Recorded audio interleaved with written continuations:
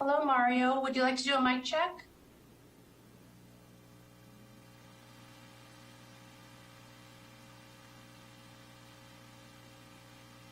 Okay, can you hear me? Yes, I can. Thank you. I'm going to go ahead. All right. I'll put you in the Spanish channel first. All right. Is Pablo with me? Pablo is also here. All right, good. Pablo, mic check for Yes, I'm here. I was just muted, so my mistake. Thank you. You're fine. Okay, great.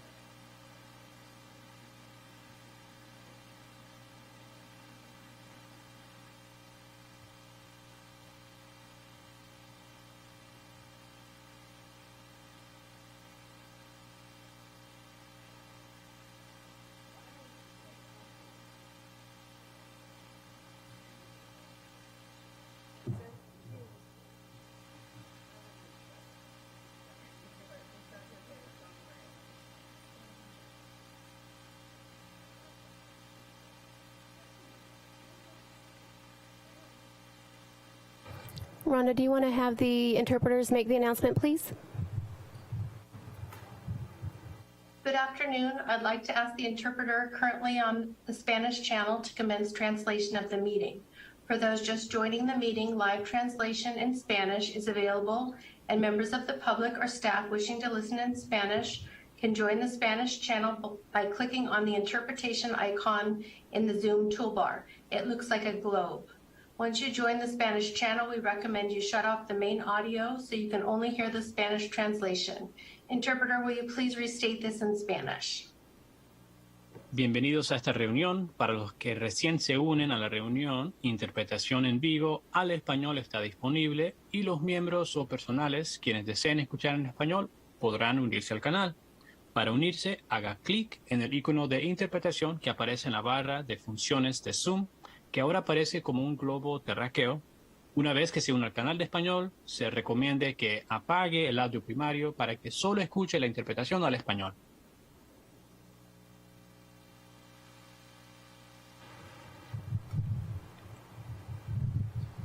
Welcome everyone to our August 8th, 2023 Santa Rosa City Council meeting. It is now 2:33 and we will begin our meeting. Welcome, Madam City Attorney. It's your first meeting, correct? It is my first meeting. Okay, Thank you. I'm so happy welcome. to be here. Thank you very much. Madam City Clerk, may you please call the roll? Councilmember Stapp? Here. Councilmember Rogers?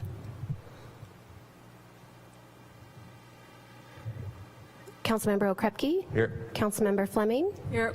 Councilmember Alvarez? Present. Mayor or Vice Mayor McDonald? Here. And Mayor Rogers. Present. Let the record show that all council members are present with the exception of Councilmember Rogers. We will continue to item 2.1. This item did not appear on the city's preliminary agenda, so as a result, prior to consideration of the item, we need the council by motion to find good cause to consider the item. Considerations for the council is making a good finding of good cause is the need for immediate action on the item came to our attention after the final agenda had been posted. We will now take public comment on item 2.1. Madam City Clerk. Thank you, Mayor. We are now taking public comment on item 2.1. If you are in the council chamber and you would like to make a comment, please make your way to the podium. If you are participating via Zoom, please dial *9 or raise your hand. You will have 3 minutes and a countdown timer will appear at the end of that period. Mayor, I'm seeing no one approach the podium for public comment and no hands being raised via Zoom. Thank you. Vice Mayor McDonald, may you please make a motion to add 2.1 to our agenda? I'd like to move that we add item 2.1 to our agenda since we are making a finding of good cause. Second. We have a motion made by Vice Mayor McDonald and a second made by Councilmember Okrepke. Madam City Clerk, can you please call the vote? Councilmember Stapp? Aye. Councilmember Rogers? Councilmember Okrepke? Aye. Councilmember Fleming? Yes. Councilmember Alvarez? Aye. Vice Mayor McDonald? Aye. Mayor Rogers? Aye. Let the record show that passes with 6 affirmative votes. Thank you. We will now proceed with item 2.1. Madam City Clerk, may you please facilitate public comment? Thank you. We are now taking public comment on item 2.1. Again, if you're in council chamber and you'd like to make a comment, please make your way to the podium. If you are making a comment from Zoom, please dial *9 or raise your hand. I see no hands being raised via Zoom and no public comments from the chamber, Mayor. Thank you very much. We will now recess into closed session.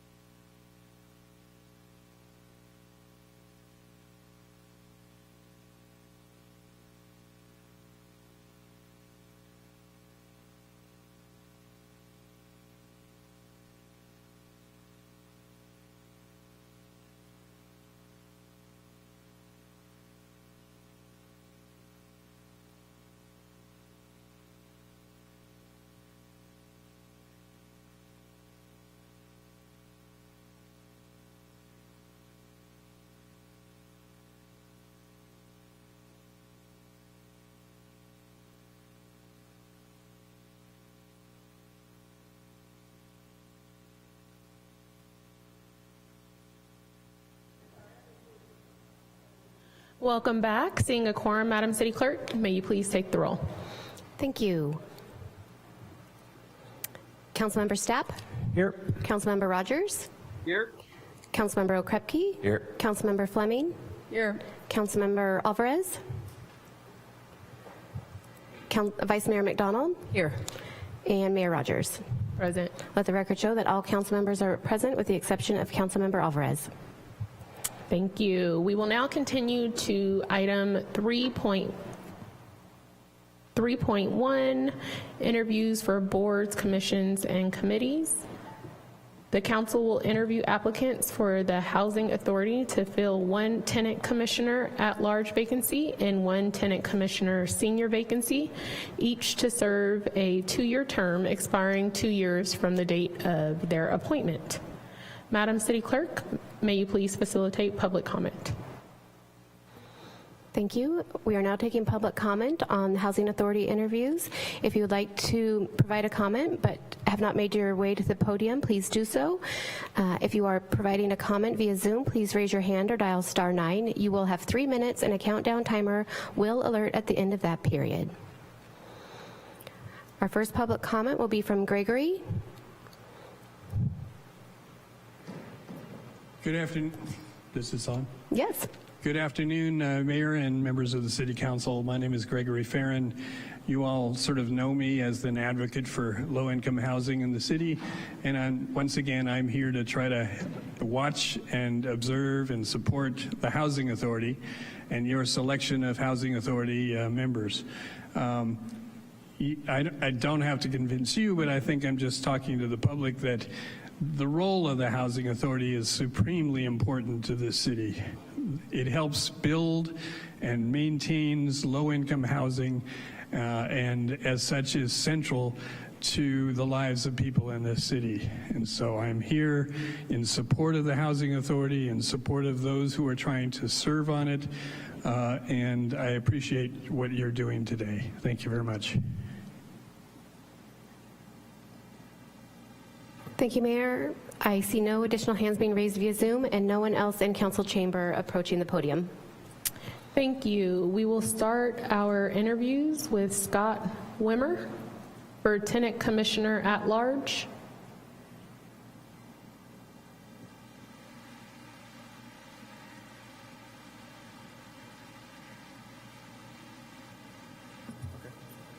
Looks easy.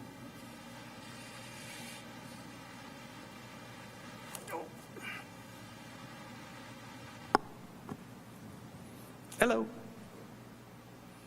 Hello, and thank you for being here today and expressing interest in serving as the Housing Authority Tenant Commissioner. I will start the questions out by asking you to tell us a little about yourself and why you're interested in the position. Oh, okay. How much time do I have? 3 minutes? Sure. Okay. Veteran, served in the Army, National Guard as well, 4 years, both. Lived in Sonoma County all of my life except for 4 months. Let's see here. Grew up mostly in, I guess, the McDonald district.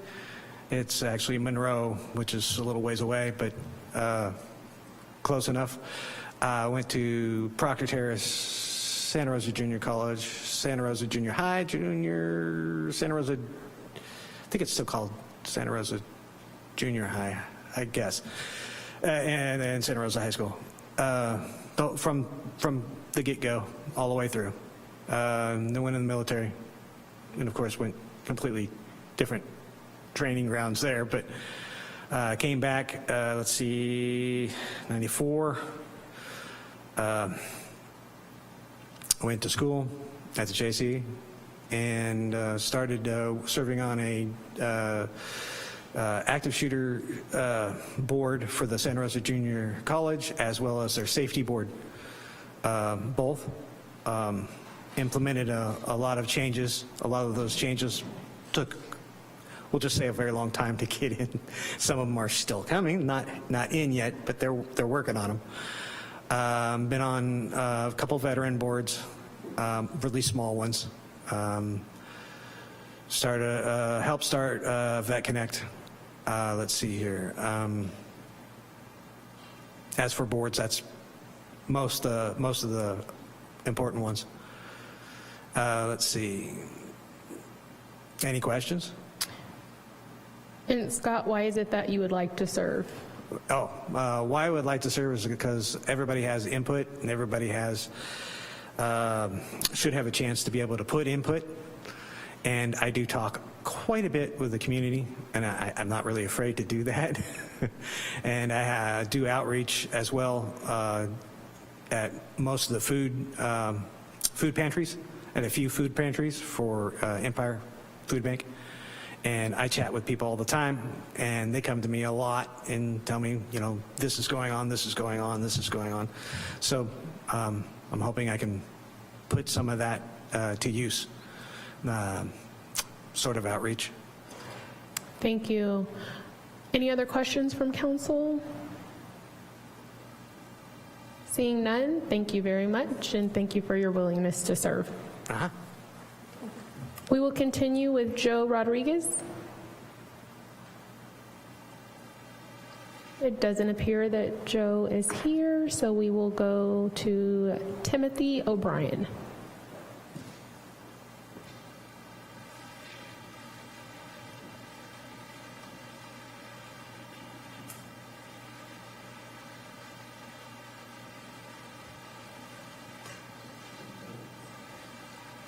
Mr. O'Brien, thank you for being here today and expressing interest in serving as the Housing Authority Tenant Commissioner. I will start the questions by asking you the same questions, and that is to tell us a little about yourself and why you're interested in the position, keeping in mind that we did review your application, so we do know a little bit. Thank you. Thank you. My name is Timothy O'Brien. I was born and raised Sacramento, California in 1955. I'm a United States Army veteran, disabled. I've lived in Sacramento and Santa Rosa. I've lived in Santa Rosa for 34 years, married a beautiful green-eyed girl here in town. I've disabled overseas, and I have a deep appreciation for being homeless as a veteran. My wife and I were homeless for 7 months. Our landlords gave us 3 months to move, took our little house off the market, and moved to Nebraska and got the hell out of California. So we ended up homeless for 7 months. So I do have a deep appreciation for what the city of Santa Rosa and HUD-VASH has done to help us homeless veterans. I worked with Chapter 223 Vietnam veterans. Also, AMVETS Post 40. I've worked with Redwood Empire Food Bank. And to all my brother veterans, thank you for your service. I'm interested in helping on the commission to say thank you back to the city of Santa Rosa and HUD-VASH for helping us veterans. Now, I've served my community and my country and its people all my life, and will continue to do so. Thank you. Thank you, ma'am. Can you quickly tell us, and I can kind of pull it out of what you already said, but why you think that you would be the best person to serve on the housing? I don't know that I would be the best person, ma'am, but I know that I'm dedicated, and I know that I'll give back to the county. Can you come closer to the mic, please? I can't hear you. I'm dedicated, ma'am, and I'll give back to the city and the county and the state that helped me and my wife. And I have a very special interest in being homeless, having been homeless. So I know how it feels, and I know the despair and the hurt. Okay. So I think I might help. It's up to you good folks to make that decision. Okay. Are there any additional questions from council members? Seeing none, again, I would like to thank you very much for coming and your willingness to serve. Well, thank you too. I'm not used to speaking like this in front of people, but it is okay. I think you did a great job. Thank you very much for being here. Is Rochelle Norton here? While Rochelle is making her way to the podium, I would like to go back a second and thank both Mr. O'Brien and Mr. Wimmer for your service. Kind of almost let that pass, but I didn't. So thank you very much for your service. Rochelle, thank you very much for being here today and your willingness to serve. We will start with the same 2 questions, and that is, please tell us a little about yourself and why you are interested in this position. Hi. I grew up in Sonoma County, and I ended up moving away in 2017. Sorry, is that better? I worked full-time, my husband worked full-time, and no matter how much we worked, it wasn't enough to afford housing. I moved to Reading, was able to go back to school. I got my bachelor's in business, graduated with a 4.0, went on to get my master's in education with a focus in counseling and a graduate certificate in restorative justice practices. The fact that I had to leave the town that I love and my family just so I could achieve my goals, people shouldn't have to do that. I ended up moving back here as a single mom with 3 kids. Having housing was the only reason I was able to do that. I came back here because my brother had terminal cancer. Sorry. And I watched him struggle with housing. I knew there has to be something better. This cannot be it. We have this beautiful, beautiful place that we live, and we are not letting people live to their full potential, to contribute, to be productive members of this society because of the housing costs. So I want to participate. I want to make changes. I want to not just be the voice for myself, but the voice for others. I currently work with people on economic assistance, helping them find employment, and almost every single one struggles with housing. So not only do I want to be the voice for me and every other single parent, but the voice for everyone that's struggling just to survive in this town. Thank you very much.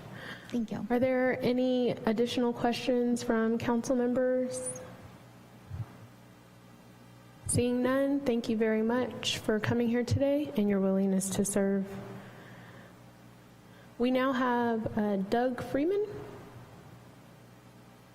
Doug is participating via Zoom. Rhonda, can you please promote Doug for the interview?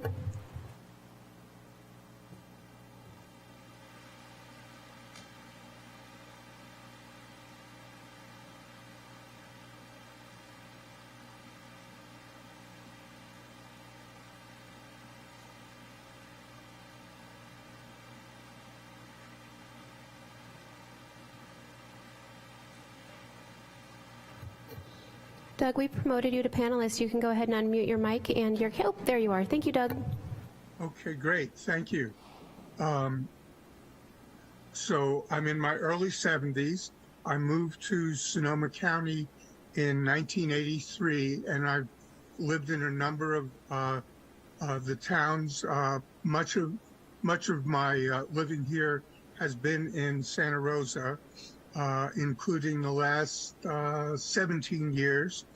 I'd like to say I have great respect for those who served in our armed forces, and also note that during the Vietnam War, I didn't accept the student deferment that I was entitled to because I felt that my being in college and university was in part a function of class privilege, and so I was drafted, and I served 2 years as a conscientious objector, and so I'm a different kind of veteran. The 2 years I worked were largely with people who were homeless or at extreme risk of becoming homeless. And at that time, there was a saying going around that if you're not part of the solution, you're part of the problem. And that's one of the things that's guided me in more than 40 years of my subsequent working, both paid work and volunteer work, of which I've done a lot.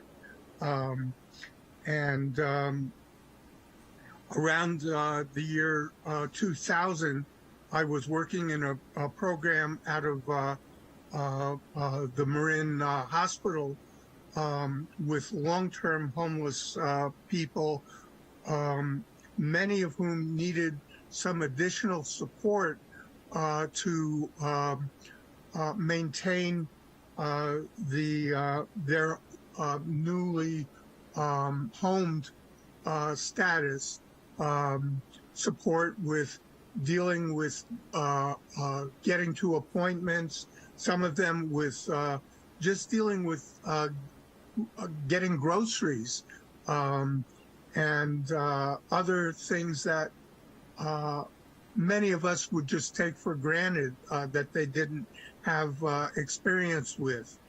And I'm wondering, I know that my experience with both the Santa Rosa Housing Authority workers, and I ported in from Sonoma County Housing Authority, as a Section 8 participant.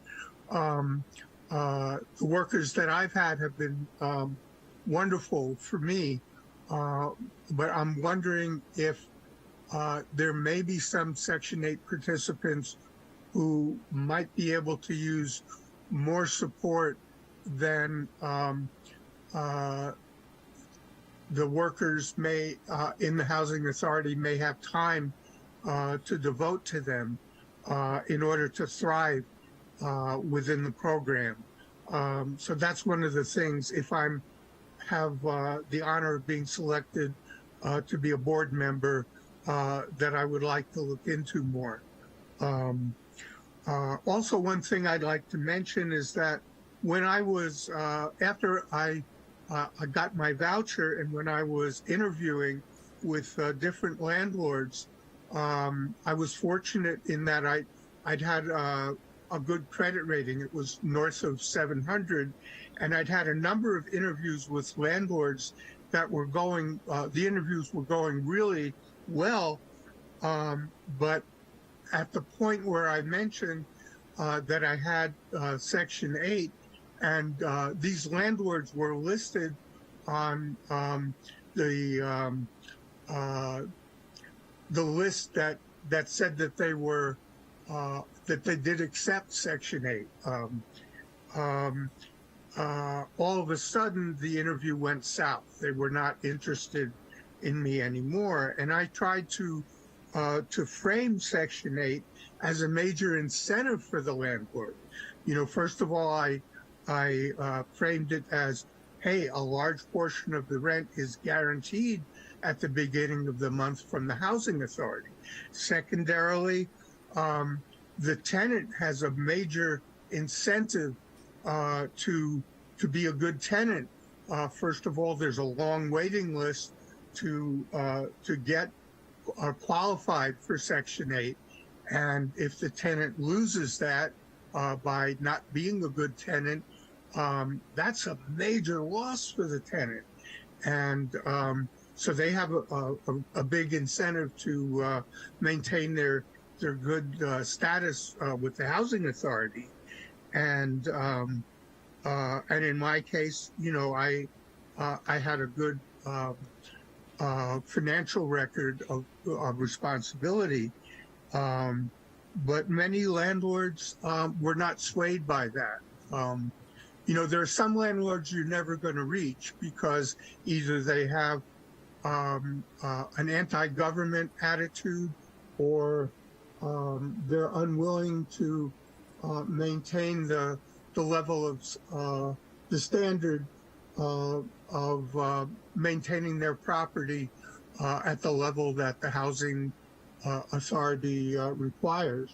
Thank you, Mr. Friedman. We can definitely hear your passion and why you would be a good choice to work with the Housing Authority.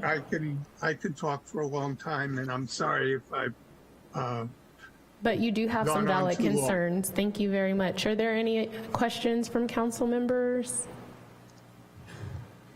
Seeing none, thank you very much for your willingness to serve, and thank you for serving our nation. Thank you for the opportunity to speak here. And I hope I get the opportunity to serve on the board. Yes, sir. Thanks. We will now continue with Angela Conte.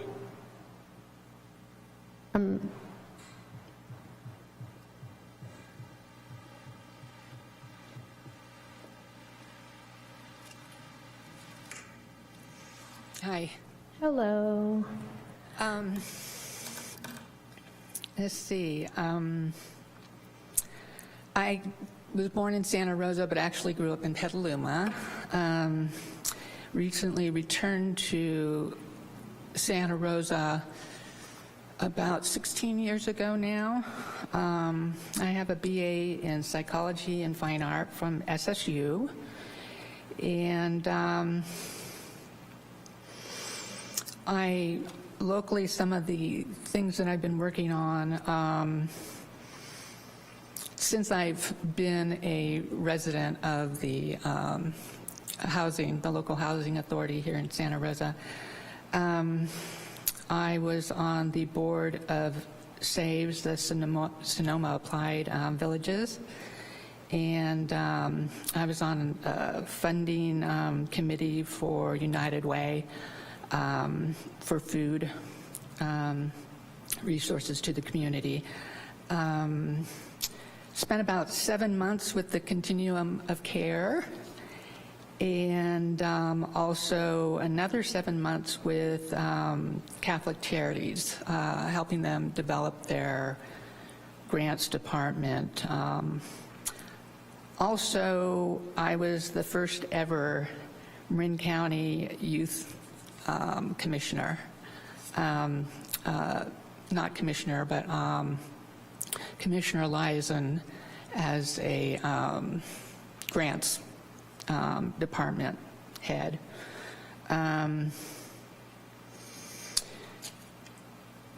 Let's see. I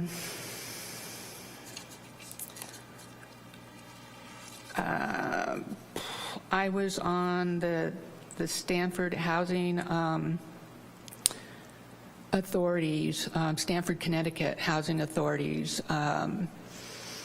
as a non-voting resident member as well, where I read their 5-year plan, but I've read the Santa Rosa 5-year plan, but that was probably about 10 years ago, so I'm probably a plan or two behind.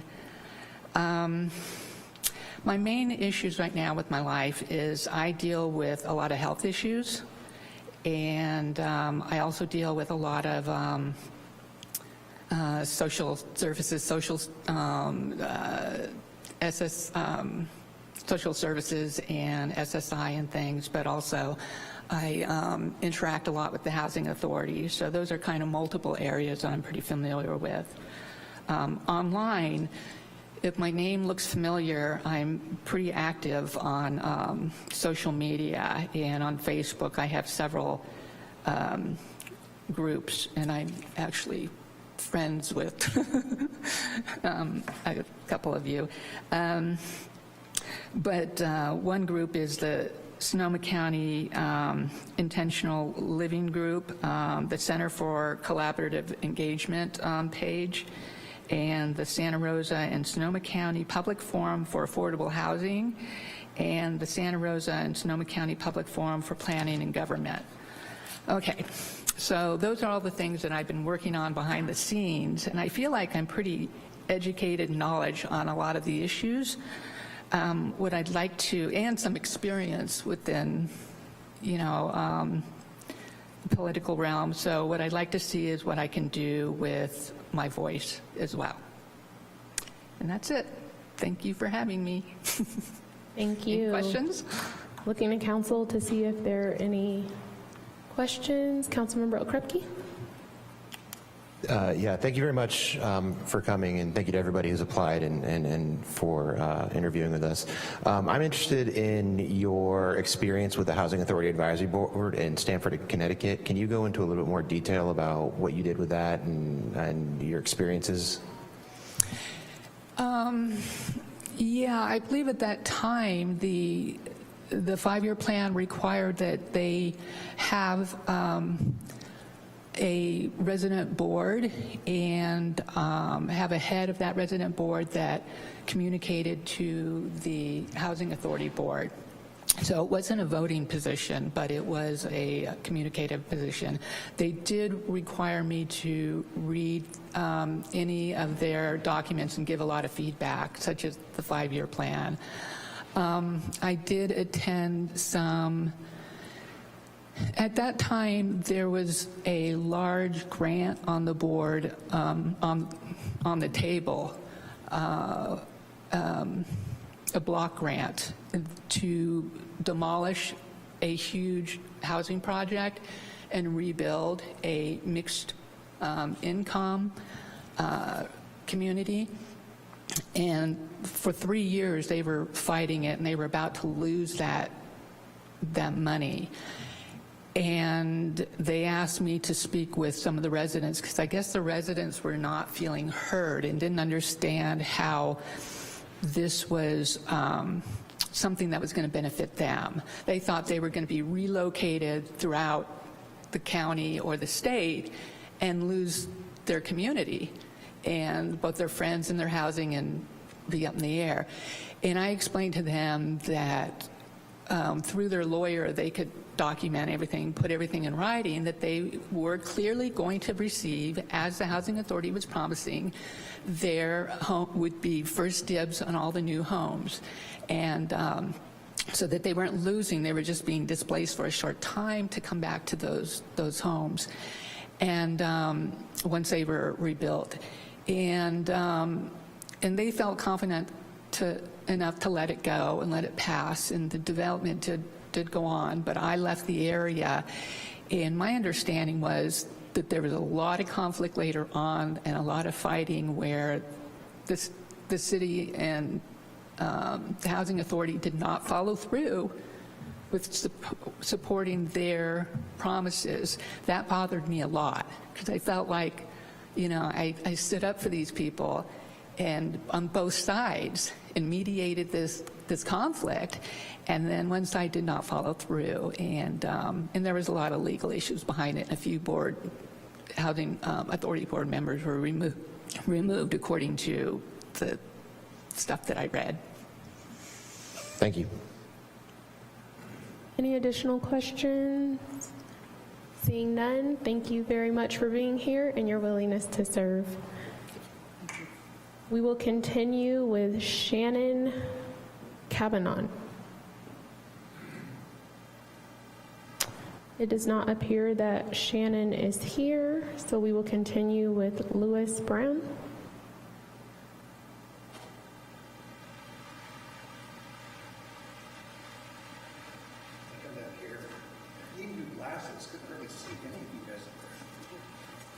Thank you very much for being here, Mr. Brown. Hi.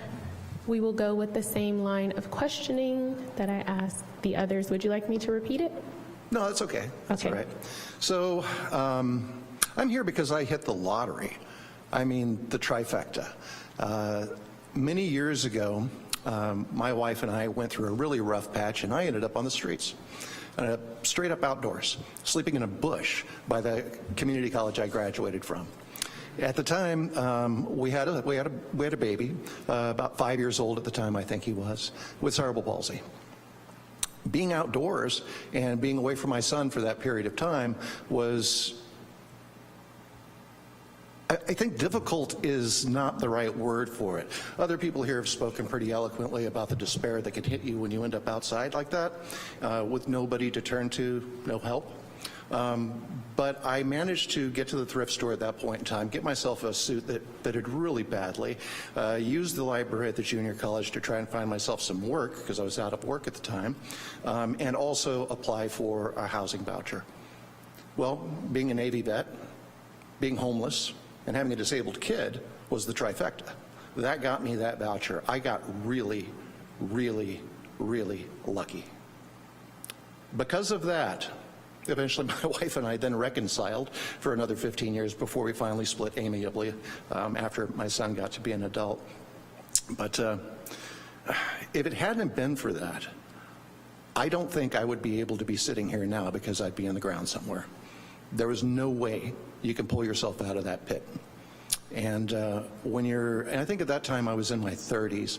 When you're in your 30s and you're a guy and you're on the streets, you don't exist. No one's going to give you a break.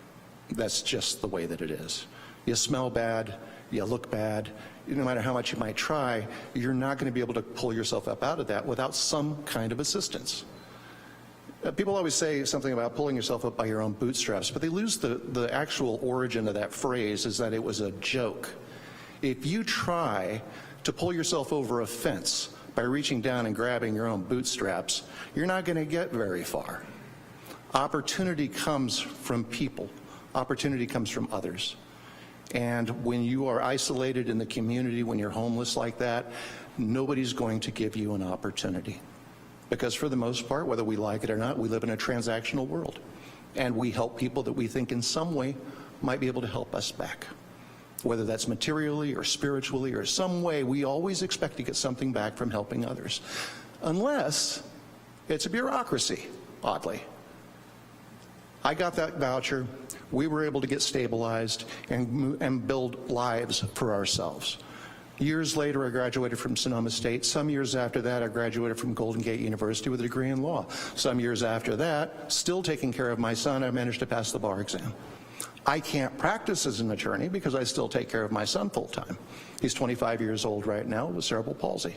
But if it wasn't for that voucher, I'd still be screwed.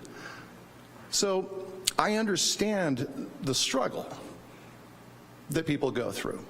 And I can understand it also from the agency side of things, the limited amount of funds. You know, how are you going to allocate these things?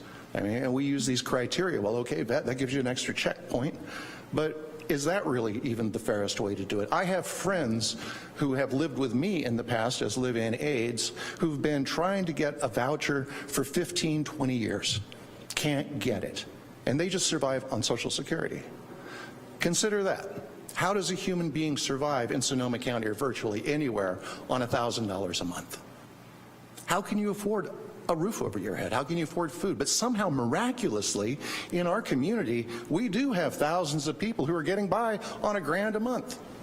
I have no idea how that works, but it works badly for us as a community and for them as individuals. So I do have some passion about this issue, and I've done what I can to help people out in the past to pay it forward, as it were, even though I have very little to throw in there. But what I do have is intelligence, what I do have is commitment and time and the willingness to actually serve my community and help make things maybe just a little bit better down the road.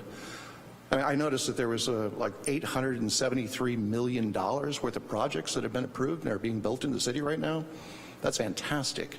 About 10% of that money is coming from, community funds in some way, shape, or form. But there's only one project that I saw that had been approved for home ownership. And if we really want to help people, I think it would be a good idea to maybe look into ways of helping people own homes rather than just rent. Anyway. Thank you very much, Mr. Brown, and thank you for your passion. Looking at the Councilmember Stapp. Thank you for your application. Could you say a little bit more about your work with Legal Aid? Oh, yeah. Well, Legal Aid's where I did my internship, and then I did a bonus internship with them afterwards when I was at Golden Gate. And I worked in the housing department there. So that was dealing with evictions. on a daily basis, day in and day out. And one of the big issues that popped up there, and boy, it's a case I really wish had gotten heard, dealt with a mental illness. So you make a reasonable accommodation for somebody when they have cerebral palsy like my son does, and it's fairly obvious what those accommodations might need to be. It has to do with mobility, with getting through a door, with getting up steps, that sort of thing. But when somebody has a mental illness, like schizophrenia, how do you accommodate a disability that's behavioral? So we had a client that came in who would sometimes go off of his meds. And when he went off of his meds, he acted crazy. Weird things. Started yelling in the middle of the night. In this instance, he stuck fish in the wall of his apartment.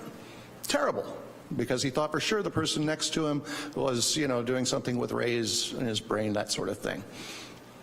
I made the argument that the landlord should have accommodated that by simply moving him to another unit where he's not sharing more than one wall with somebody, and keep him, kind of over there as an accommodation. That didn't fly, mainly because of the fact that he had a mental crisis and he wasn't able to show up at the court hearing.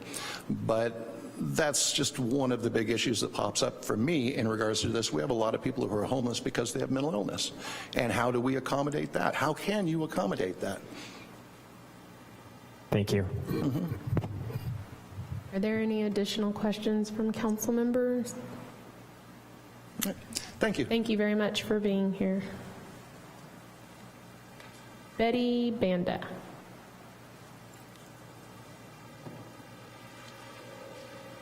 And thank you, Miss Betty, for patiently waiting. You've been here for a while. Thank you. Even though I got here very early, but that's just my excitement, I guess.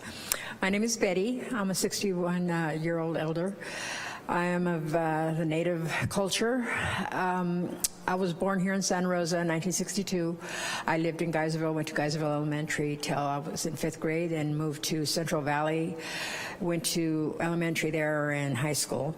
And I also attended Fresno City and got my master's in social psychology, which wasn't pertaining to the city college. I had a professor come in from out of state, from a university accredited. I also studied in behavioral economics and got my cert for alcohol and drug counseling. Right now I'm working with the IHSS and Home Supportive Services with the elders, and I help them with, their everyday duties and things that they need done. I also have worked elsewhere, and I've done a little cashiering in different parts of Santa Rosa and Hillsburg. I've worked with, I myself was homeless as well, and I've worked with the homeless, and I've helped them come out of their that state of homelessness through, helping them, go to, referring them to places like, the housing vouchers and various programs that Santa Rosa has to offer. And Petaluma, all over the county, actually.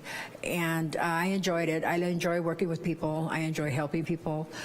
I get a lot of compliments on my, my attitude, my attribute, and, my character, because I guess I bring them some kind of joy.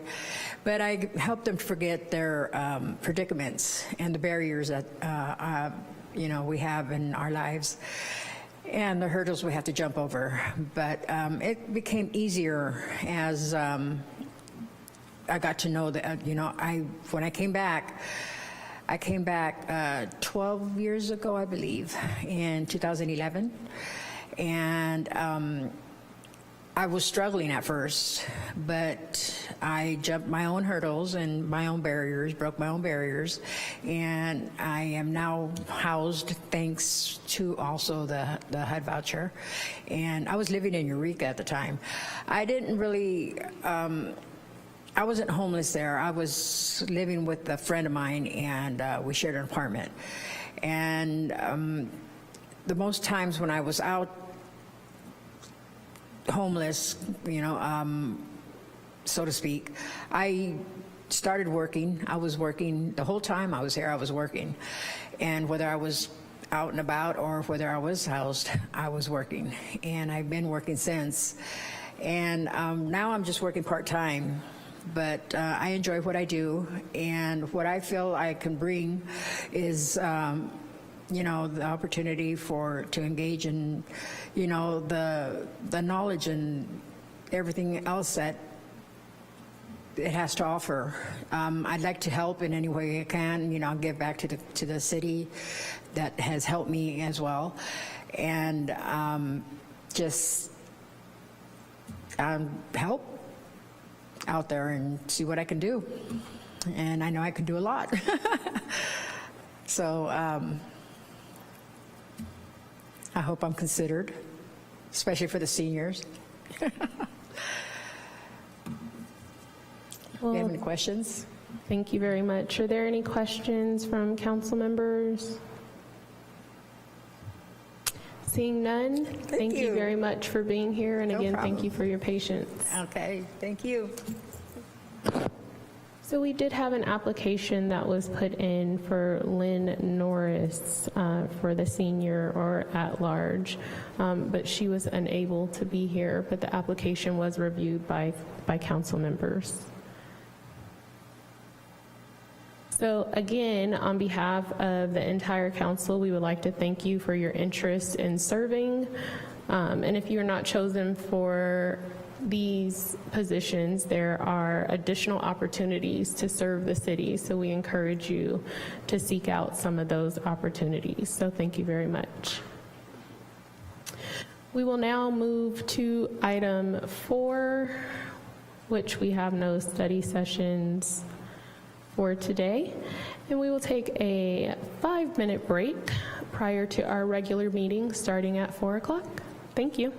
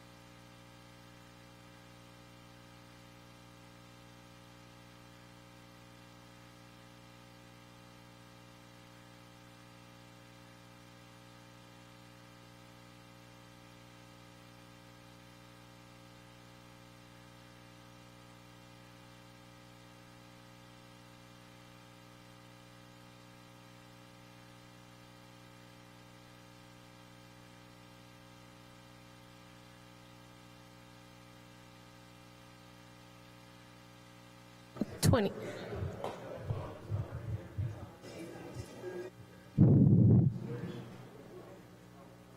Welcome everyone to our August 8th, 2023 Santa Rosa City Council meeting. It is now 4:05, now 4:06. Seeing a quorum, Madam City Clerk, may you please call the roll?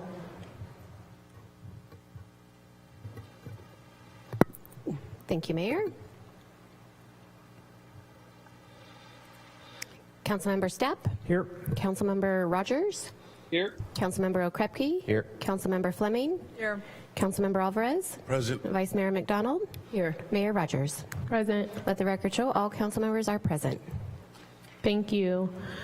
We will now go to item 6. Madam City Attorney, may you please report out on closed session? Good afternoon, council and community. We had a closed session on the item on the agenda and no reportable action was taken. Thank you. We have no proclamations on today's agenda, so we will move to item 8, our staff briefings. Madam City Manager. Thank you, Mayor. Good afternoon, Mayor and members of council. Item 8.1 is our Community Empowerment Plan update.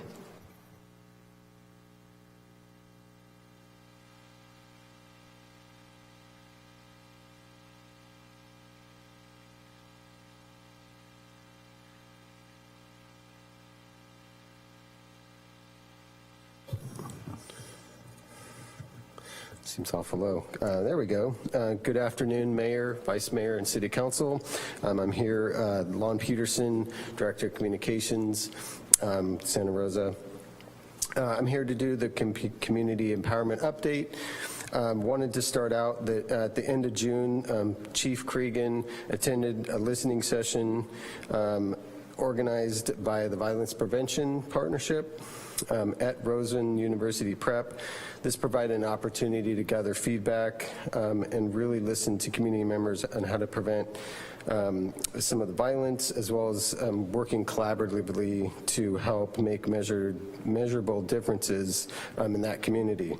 As a follow-up on that, the Mayor, Councilman Alvarez, and Chief Cregan will be hosting a town hall on September 7th, starting at 6 p.m., same place, Rosa University Prep, in collaboration with the Violence Prevention Partnership. There'll be a listening session and talk about the recent rise in violence and strategies to prevent violence in the community. Next, during the week of July 10th through the 13th, SRPD held a youth community police experience for 25 14 to 18-year-olds. It's a hand-on learning experience, teaches teens about what to expect from the police department, as well as it introduces them to the local criminal justice system. July 14th, SRPD hosted its first ever and very successful Tacos with a Cop at Matote in Roseland. So it was a great opportunity to connect with officers and talk to them about, talk to the community about important neighborhood concerns and enjoying delicious food. Who doesn't love tacos? I mean, come on, tacos, you guys. Last week, August 2nd, SRBT, the police department, and Dick's Sporting Goods hosted National Night Out with those partner agencies. That's an annual celebration enhancing the relationship between the community and local law enforcement. It was a fun evening with positive interactions with family, friends, and neighbors. August 5th, SRPD greeted and interacted with children participating in the Active 2030 Club in the Children's Shopping Spree. It's to aim to get children prepped for their first day of school, to start with confidence. Also helps parents struggling to purchase supplies and clothes for their kids. Same day on August 5th, SRBD also participated in the 8th annual backpack giveaway.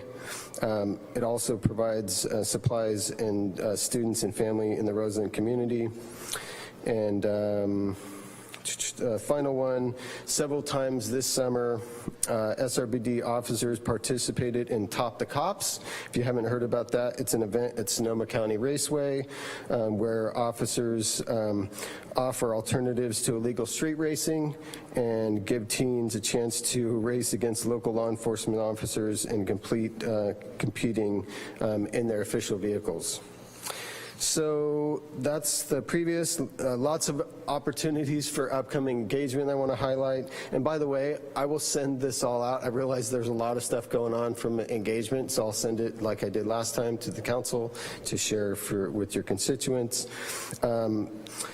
So they'll be attending the second annual Rosen Ready Rosen event Thursday, August 10th, 5 to 7, Bayer Park, West Avenue. There will be booths, emergency sign-up, evacuation routes, etc. They'll also be participating in a family community resource fair at the Leisure Mobile Home Park, Saturday, August 12th, 10 to noon, 2581 Occidental Road. Next, Wildfire Resource Fair. SRPD will be there, as well as the fire department and multiple people from the city. Saturday, August 19th. It's from 10 to 2 p.m. Finley Community Center. This is the annual event focused on preventing wildfire and getting information about building community resilience. Next, Summer in South Park. It's at Martin Luther King Jr. Park, Saturday, August 19th, 11 to 2, 12 to 3. It's a community party with live music, lawn games, prizes, raffles, lots of other stuff, free ice cream, fun for the whole family. And finally, Coffee with a Cop, Starbucks, Stony Point, and Yuba. It's at Thursday, August 31st. 3 to 5 and 4 to 6. And that concludes the community update. Let me know if anybody has any questions. Any questions from council members? Did you say Stony Point and Yuba? Yes. All right. So thank you very much for that presentation. We will now have public comment. Madam City Clerk. Thank you. We are now taking public comment on item 8.1. If you are in the chamber and would like to comment but have not provided a speaker card or your name, please make your way to the podium. If you are participating via Zoom, please raise your hand or dial *9. You will have 3 minutes and a countdown timer will alert at the end of that period.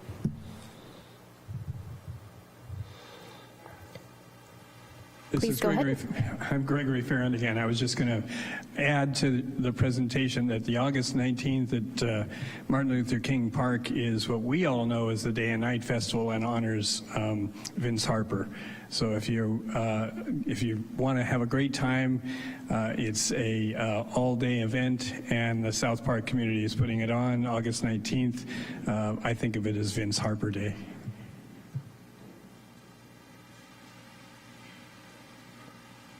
Thank you, Mayor. I see no one else approaching the podiums in chamber, and I see no hands being raised via Zoom. Thank you.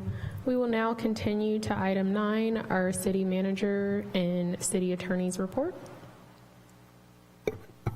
Thank you, Mayor. The city manager has no items to report this evening. Thank you.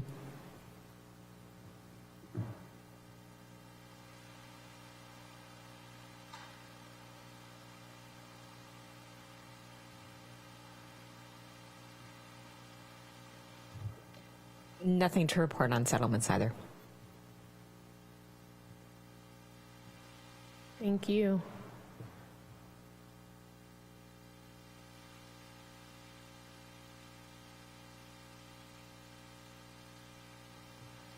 We will now continue to item 10, statements of abstention by council members. Councilmember Okrepke. Thank you very much. I'll be abstaining from item 16.3 for perceived financial conflict. Thank you. Any other abstentions from council members? Seeing none, we will move to item 11, mayor's and council members' reports. Are there any council members' reports? Councilmember Stapp. I think the only report that really needs to be made this week is the fact that we have the Sonoma County Fair going on. I've been 3 times so far. I will be going an additional 2, including, I think, with a few of us on Friday for the horse races. The Fair Week is just a fabulous week in the area. And then as a segue, a couple of weeks ago, the Sonoma County Farm Bureau held their Love of the Land event, and they must have had about 600 people out at La Crema. And a lot of the kids that were out there getting scholarships and helping with that event are showing at the fair this week, so a great tie-in. And then a final commendation to the 100 Black men who did their second annual golf tournament, and they had about 130 folks up in Windsor for a very successful event, and it was fun to be part of that as well. So that concludes my report out. Thank you. Councilman Rowe-Krepke? Thank you very much. I was able to attend the wall raising at Mahonia Glen with a few of our colleagues and staff that were celebrating this in Rincon Valley as, I believe, and staff can correct me if I'm wrong, was the first by-right housing built in the city of Santa Rosa, providing 99 affordable units to our residents, including farm workers. So it's a great project, and it was great to be there for a wall raising, and I can't wait to see that completed. This past Saturday, I did a 9-hour ride-along with Santa Rosa Fire Department. I'm happy to report that the curse of the ride-along is still alive and kicking. In 9 hours, we had 1 call. And the firefighters wanted me to know that they really are busy. It is a busy firehouse, they swear. But it was a great opportunity to see some of the behind the scenes of what our firefighters do, including the on-the-fly, pretty much algebra they do for water pressure and friction loss and stuff like that, as well as have some candid conversations. And I look forward to doing that again in the future. And then finally, last week at LAFCO, we approved the Municipal Services Review contract for the City of Santa Rosa, which will essentially break down the availability and the effectiveness of the services to the city and its sphere of influence, as well as its urban growth boundaries, and if necessary, adjust those. So that is another piece in the puzzle for us to look at South Santa Rosa in a different way. Councilmember Alvarez? Thank you, Madam Mayor. For myself, I had the great honor of attending a gala that was put on by KBBF, which was celebrating its 50th anniversary. And I'm happy to report that all expectations were exceeded with the amount of money that was raised from the community. Thanks to the community, they are now able to purchase a backup battery, really invest into infrastructure that hasn't been touched for many, many years. So I want to extend a thank you to all the volunteers of KBF for really stepping up and just keeping the first national bilingual station alive, and hopefully another 50 years here in the future. Thank you all. Would help me. All right, and I would like to make an appointment to the Cultural Heritage Board, and that will be for Janice Marzelin, and also for the Community Advisory Board, and that will be Angelina Vasquez. I would like to thank you both for your willingness to serve our community. On 7/19, I was able to visit the Disability Services and Legal Center. Thank you, Madonna Feather Cruz, for the invitation. I was also able to meet with staff from the Conservation Corps of the North Bay, and they will be opening a new location in Santa Rosa, so we're really happy about that and the services that they will bring. July 22nd, I was able to continue my fire station tours, and I was only there for less than an hour, and 2 out of 3 of the fire stations I went on calls, a VA call and a car accident, which was a little scary, but so I am enjoying myself and looking forward to the remainder of my visits. On 7/31, I was able to visit Sam Jones Hall. I met with staff. They are very wonderful people. They have great residents that are there that I was able to speak with, and I was also very pleased to see that they are implementing programming for the residents. So I cannot wait for the day that I can go play bingo. But I just wanted to say that. And then on August 1st, I met with the council members special board of directors meeting, and we appointed a clerk. August 3rd, I was also able to attend the KBBF 50th anniversary, but Councilmember Alvarez has already told you about that. And this past Saturday, I was able to attend Church Unstoppable's Back to School Drive. Participants were able to play games, get their face painted. They offered food, refreshing lemonade, and all this before being offered a haircut, and the children were able to go and shop for their own school supplies. So I just thought that that was awesome. They had a store, and the children were able to go pick out the backpack that they wanted, even the pencils and everything else. So really great.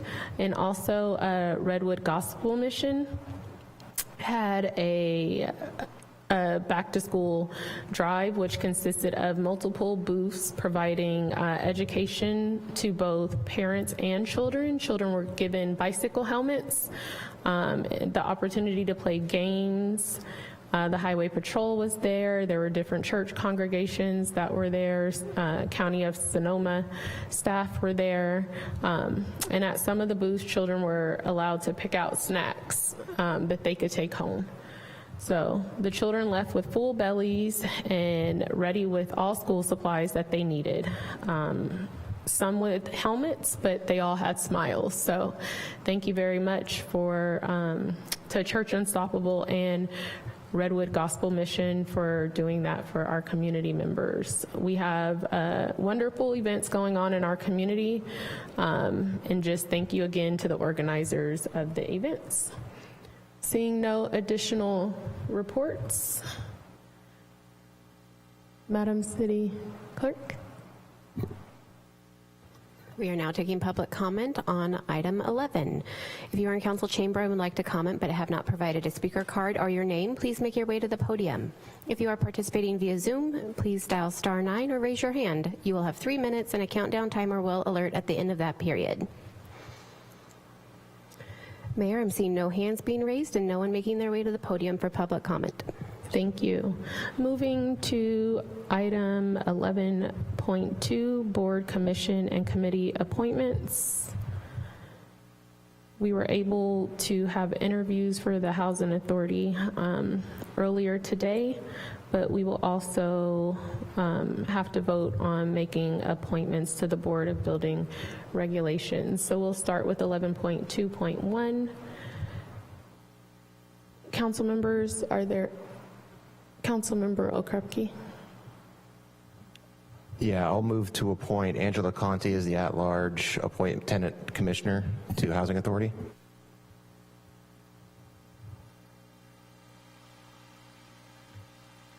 Second.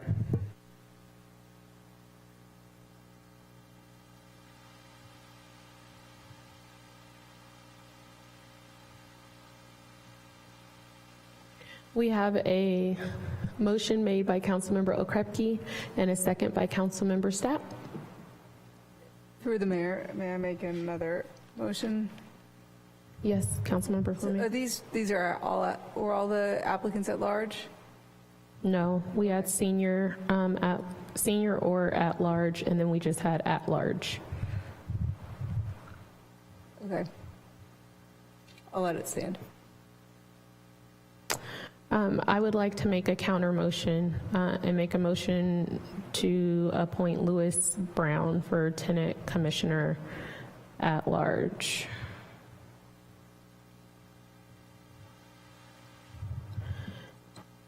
Seeing no second, Madam City Clerk, may you please call the vote on the first motion? Mayor, do we need to take public comment on the motion or on the item on the floor? Yes, please do. Thank you. We are now taking public comment on item 11.2.1, the appointments for the at-large and the senior tenant commissioners for the Housing Authority. If you're in council chamber and would like to comment but have not provided a speaker card or your name, please make your way to the podium. If you are participating via Zoom, please raise your hand or dial *9. You will have 3 minutes and a countdown timer will alert at the end of that period. Mayor, I'm seeing no hands being raised via Zoom and no one at the podium. May you please call the vote? Thank you. Thank you. Councilmember Stapp? Aye. Councilmember Rogers? Aye. Councilmember Okrepke? Aye. Councilmember Fleming? Yes. Councilmember Alvarez? Aye. Vice Mayor McDonald? Aye. Mayor Rogers? Aye. Let the record show that motion passes with 7 affirmative votes. Thank you. Do we have a motion for the senior tenant commissioner?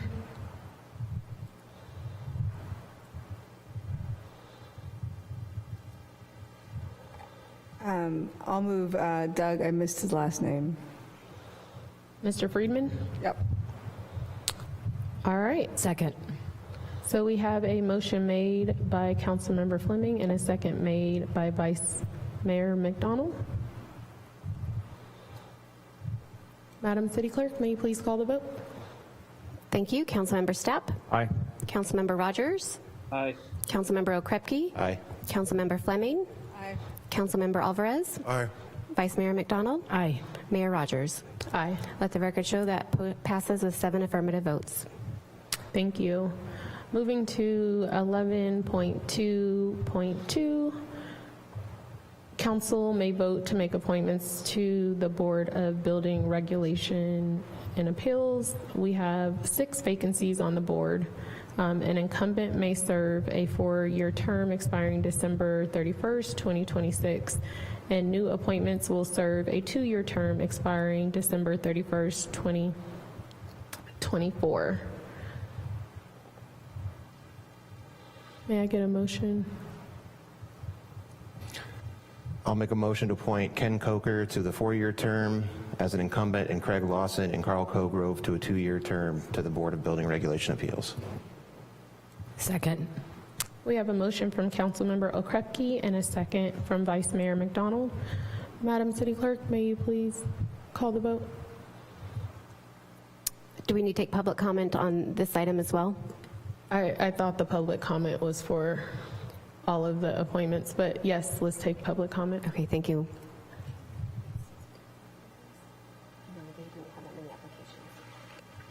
We are now taking public comment on 11.2.2. If you are in council chamber and would like to comment but have not provided a speaker card, please make your way to the podium. If you are participating via Zoom, please raise your hand or dial *9. You will have 3 minutes and a countdown timer will alert at the end of that period. No one approaching the podium, Mayor, and no hands being raised via Zoom. Thank you. May you please call the vote? Thank you. Councilmember Stapp? Aye. Councilmember Rogers? Aye. Councilmember Okrepke? Aye. Councilmember Fleming? Aye. Councilmember Alvarez? Aye. Vice Mayor McDonald? Aye. Mayor Rogers? Aye. Let the record show that passes with 7 affirmative votes. Thank you.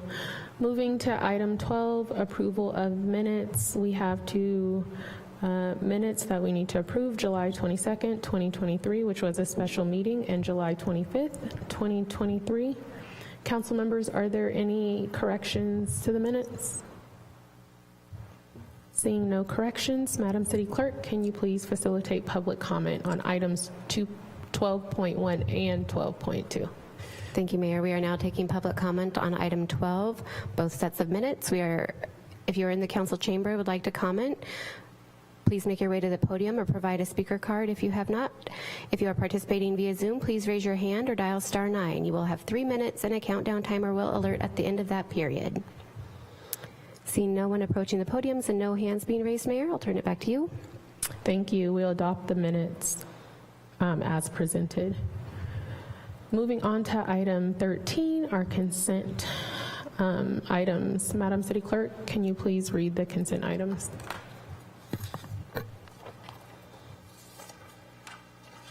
Thank you, Mayor. Item 13.1, resolution approval of grant of easement to and accept of quick claim of easement interests from PG&E and AT&T and summary vacation of a portion of public utility easement along Fountain Grove Parkway. Item 13.2, resolution, third amendment to the professional services agreement F002334 with Belinda M. Fernandez, DBA Studios. DBA Studio B. 13.3, resolution, first amendment to software subscription service agreement F002367 with Permit Rocket Software LLC, DBA E-Permit Hub. 13.4, resolution, ratification and authorization of increased compensation for continued cooperative purchase of computer and server equipment from Dell Marketing LP. Item 13.5, resolution, approval of professional services agreement with Sloan, Sakai, Young, and Wong LLP. 13.6, resolution, extension of proclamation of local homeless emergency.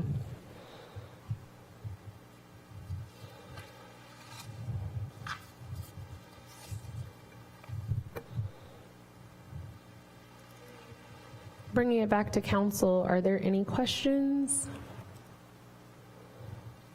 Seeing none, Madam City Clerk, may you please facilitate public comment? We are now taking public comment on item 13. If you are in council chamber and would like to comment but have not yet provided a speaker card or your name, please make your way to the podium. If you are participating via Zoom, please raise your hand or dial *9. You will have 3 minutes and a countdown timer will alert at the end of that period. Mayor, I see no hands being raised via Zoom and no one approaching the podium. Vice Mayor McDonald, can you please make a motion? Thank you, Mayor. I'd like to move items 13.1 through 13.6. Second. We have a motion made by Vice Mayor McDonald and a second made by Councilmember Stapp. Madam City Clerk, may you please call the vote? Councilmember Stapp? Aye. Councilmember Rogers? Aye. Councilmember Okrepke? Aye. Councilmember Fleming? Aye. Councilmember Alvarez? Aye. Vice Mayor McDonald? Aye. Mayor Rogers? Aye. Let the record show that passes with 7 affirmative votes. It is not yet 5 o'clock, and we have no report items either, so we're going to take a break until 5 o'clock. Thank you.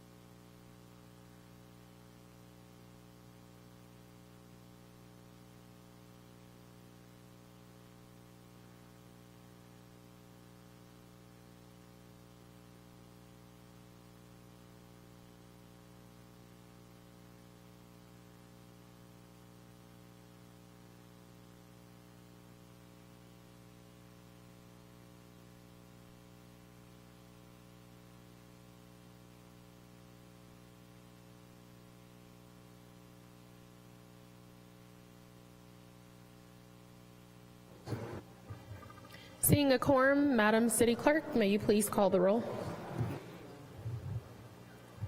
Thank you. Councilmember Stapp. Was that me? We're doing a roll call. Councilmember Stapp. Here. Councilmember Rogers. Here. Councilmember Okrepke. Here. Councilmember Fleming. Here. Councilmember Alvarez. Present. Vice Mayor McDonald. Here. Mayor Rogers. Present. Let the record show all council members are present. Thank you. We will now be moving to 16.2, which is our first public hearing of the evening. 16.1? 16.1? Oh, sorry. That's okay. 16.1. Madam City Manager?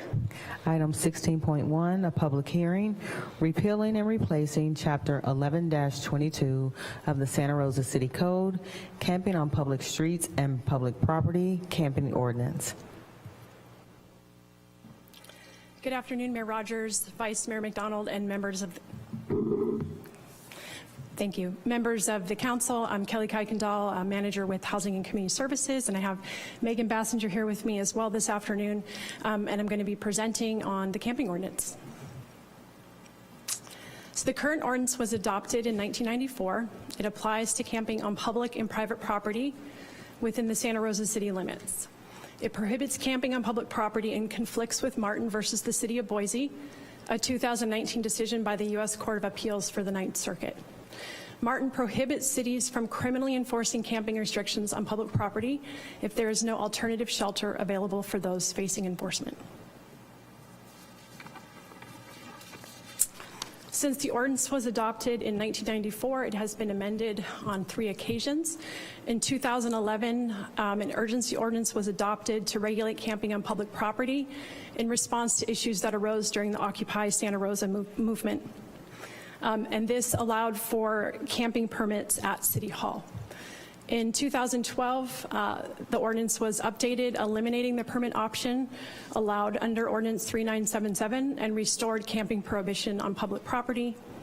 And most recently, in 2013, the ordinance was amended to repeal prohibition on habitation of vehicles. That is addressed under a separate ordinance under City Code, which restricts parking for more than 72 hours, and it is focused on a time restriction, not related to habitation of vehicles. Ordinance changes. So Martin limits versus prohibits enforcement of camping on public property, and that's an important distinction. It does place limitations, but it doesn't prohibit us entirely from enforcing camping. In response to that, many California jurisdictions have been updating their ordinances to align with Martin and to adopt time, place, and manner restrictions on camping activities.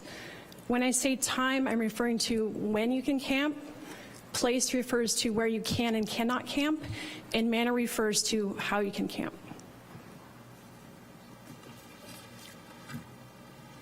Now, city practice has been to lead with services and shelter prior to any enforcement action. That aligns with the Martin case. The city also prioritized encampments that pose an immediate threat to health and safety, and those fall outside of Martin. The city also enforces violations of law, other than camping, consistently throughout the city regarding of housing status. For example, trespassing on private property or violations of the Fish and Game Code violation, such as camping along creeks and waterways. There are many health and safety impacts associated with encampments. Addressing encampments has required increased city resources. And these health and safety impacts present a threat to individuals residing in encampments and to the broader community, so our neighborhoods and businesses. Some of the impacts that we've seen in encampments include fires and fire hazards, accumulation of debris and garbage, hazardous and biohazardous waste, illegal activity, environmental harm, and rodents. And many of these impacts also violate state and federal regulations requiring water quality protection and clear paths of travel.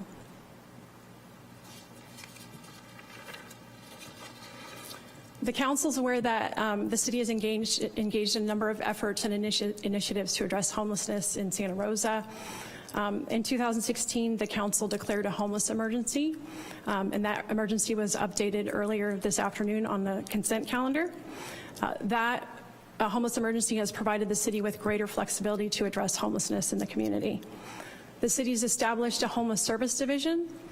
We invest approximately $5 million annually in program and administration, as well as one-time funding. An example of that is the $10 million that was invested during the COVID-19 pandemic. That provided for non-congregate shelter at the Sandman Hotel, the safe social distancing program at the Finley Community Center, and the emergency expansion at Sam Jones Hall to restore shelter bed capacity lost due to the pandemic. The council is familiar with innovative programs such as In Response and Safe Parking. We also have a city encampment team. This team was formed in response to a large encampment on private property at Old Stony Point Road. The goal of this team is to prevent the formation of large encampments. We do so by engaging individuals early and often into services and shelter, and by proactively addressing the health, safety, and environmental impacts of encampments. The team is comprised of staff from fire, police, housing and community services, transportation and public works, and code enforcement. And lastly, on this slide, we also invest one-time funding to address homelessness in the community. Most recently, the city was awarded $3.8 million from the State Encampment Resolution Funding Program, and that came before council on July 11th. In the next few slides, I will provide a summary of recent ordinances that have been updated in Sonoma County, so Rohnert Park and the County of Sonoma, excuse me. I want to say that the ordinance before you this afternoon is based very closely after Rohnert Park. And Rohnert Park's ordinance focuses on location, so where you can and cannot camp, as well as the secondary behaviors that occur in encampments. Rohnert Park's ordinance was updated in August and then again in September 2022. It's two-part. It focuses on prohibiting camping and storage of personal property in specific areas. I'll provide you a few of those areas, but there's a detailed summary provided in the staff report, and that includes parks, wellhead and creek protection zones, near facilities, near city facilities to protect ingress and egress, and within the right-of-way. And the second part of their ordinance establishes conduct regulations prohibiting certain activities. That's really the secondary behaviors that we find in encampments.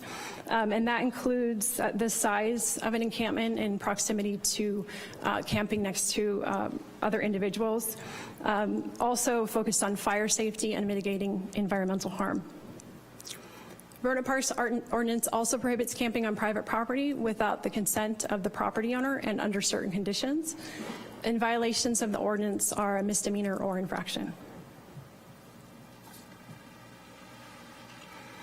Moving on to the County of Sonoma, their ordinance is focused on location, so where you can and cannot camp, and then time, so when you can camp. Their ordinance was updated in April of 2023. Prohibits camping in specific areas. I'll list a few here, but there's a detailed summary provided in the staff report. That includes in parks, in high fire risk areas, and in the public right-of-way, and prohibits camping in remaining areas between 7 a.m. and 9 p.m. Similar to Rohnert Park, it also prohibits camping on private property without the consent or permission of the property owner, and violations may be treated as a misdemeanor. So moving on to the proposed city ordinance before you this afternoon, before I jump into that, I want to talk briefly about why we're doing this. So our current ordinance conflicts with federal law. That's really one of the main reasons why we're updating the ordinance. Also, we want to update our ordinance to align with our current practice of our city encampment team, and I just spoke briefly about that, and to make sure that we're complying with Martin, and you'll hear me say that over and over again throughout the presentation. Our ordinance is two-part. It prohibits specific areas where individuals can and cannot camp, and then it also prohibits activities, certain activities in encampments. Those are the behaviors that I just mentioned when I was covering Rohnert Park's ordinance. So let me jump in here with the specific areas where camping is prohibited. And this is city specific, so all city owned or leased property. That includes city parks, the public right-of-way that impedes passage by pedestrians, cyclists, or vehicles. So that includes streets, bike lanes, sidewalks, and roadway.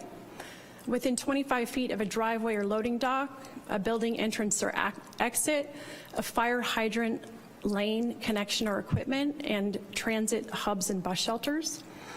Within 150 feet of a high water mark, that complies with the Fish and Game Code, and within 100 feet of a school. I do want to mention that this ordinance before you this afternoon applies to camping, so that's tents or other structures, it's not vehicles. Moving on to the part of the ordinance which addresses the behaviors or how you can camp, this is for areas not prohibited in the ordinance, so the areas that I just covered in the previous slide.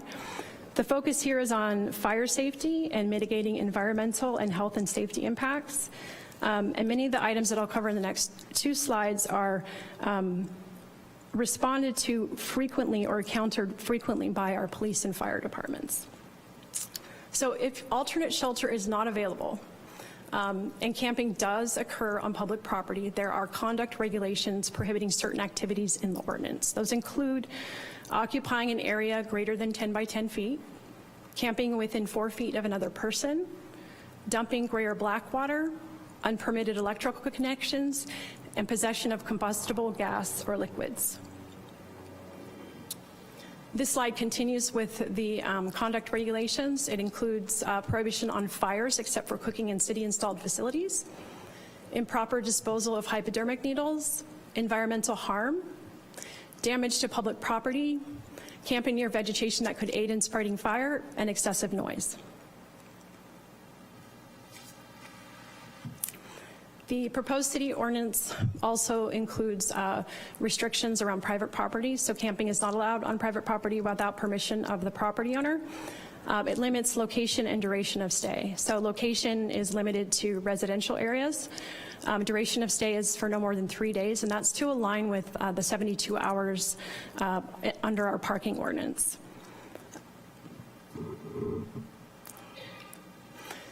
And then access to facilities, the property owner must provide access to running water, cooking facilities, and bathroom facilities, unless otherwise allowed under our Community Homeless Assistance Program. That's the CHAP program, and that allows for the provision of homeless services on private property that's zoned commercial or meeting facility. And violations of the ordinance may be treated as a misdemeanor or public nuisance subject to enforcement. I want to emphasize here that not all violations of the ordinance will be treated as a misdemeanor. The police department will follow its progressive enforcement model, which starts with a warning and proceeds to a citation and arrest only if necessary. So this slide, I will provide a brief comparison of the three ordinances that I just covered. So Rohnert Park, the County of Sonoma, and Santa Rosa. Santa Rosa and Rohnert Park are most closely aligned or most similar. So we both have we don't have time restrictions. We both have place restrictions and manner restrictions. And just as a reminder to the council, place is where you can and cannot camp, and manner is like how you can camp or the activities and behaviors that are not allowed within camps. So let's see, I covered Santa Rosa, Rohnert Park. The county has the time restriction between 7 a.m. and 9 p.m. You will not find that in Santa Rosa's proposed ordinance or Rohnert Park's adopted ordinance. They do have restrictions on where you can and cannot camp, and they do not have the manner restrictions that you'll find in our proposed ordinance or Rohnert Park's ordinance.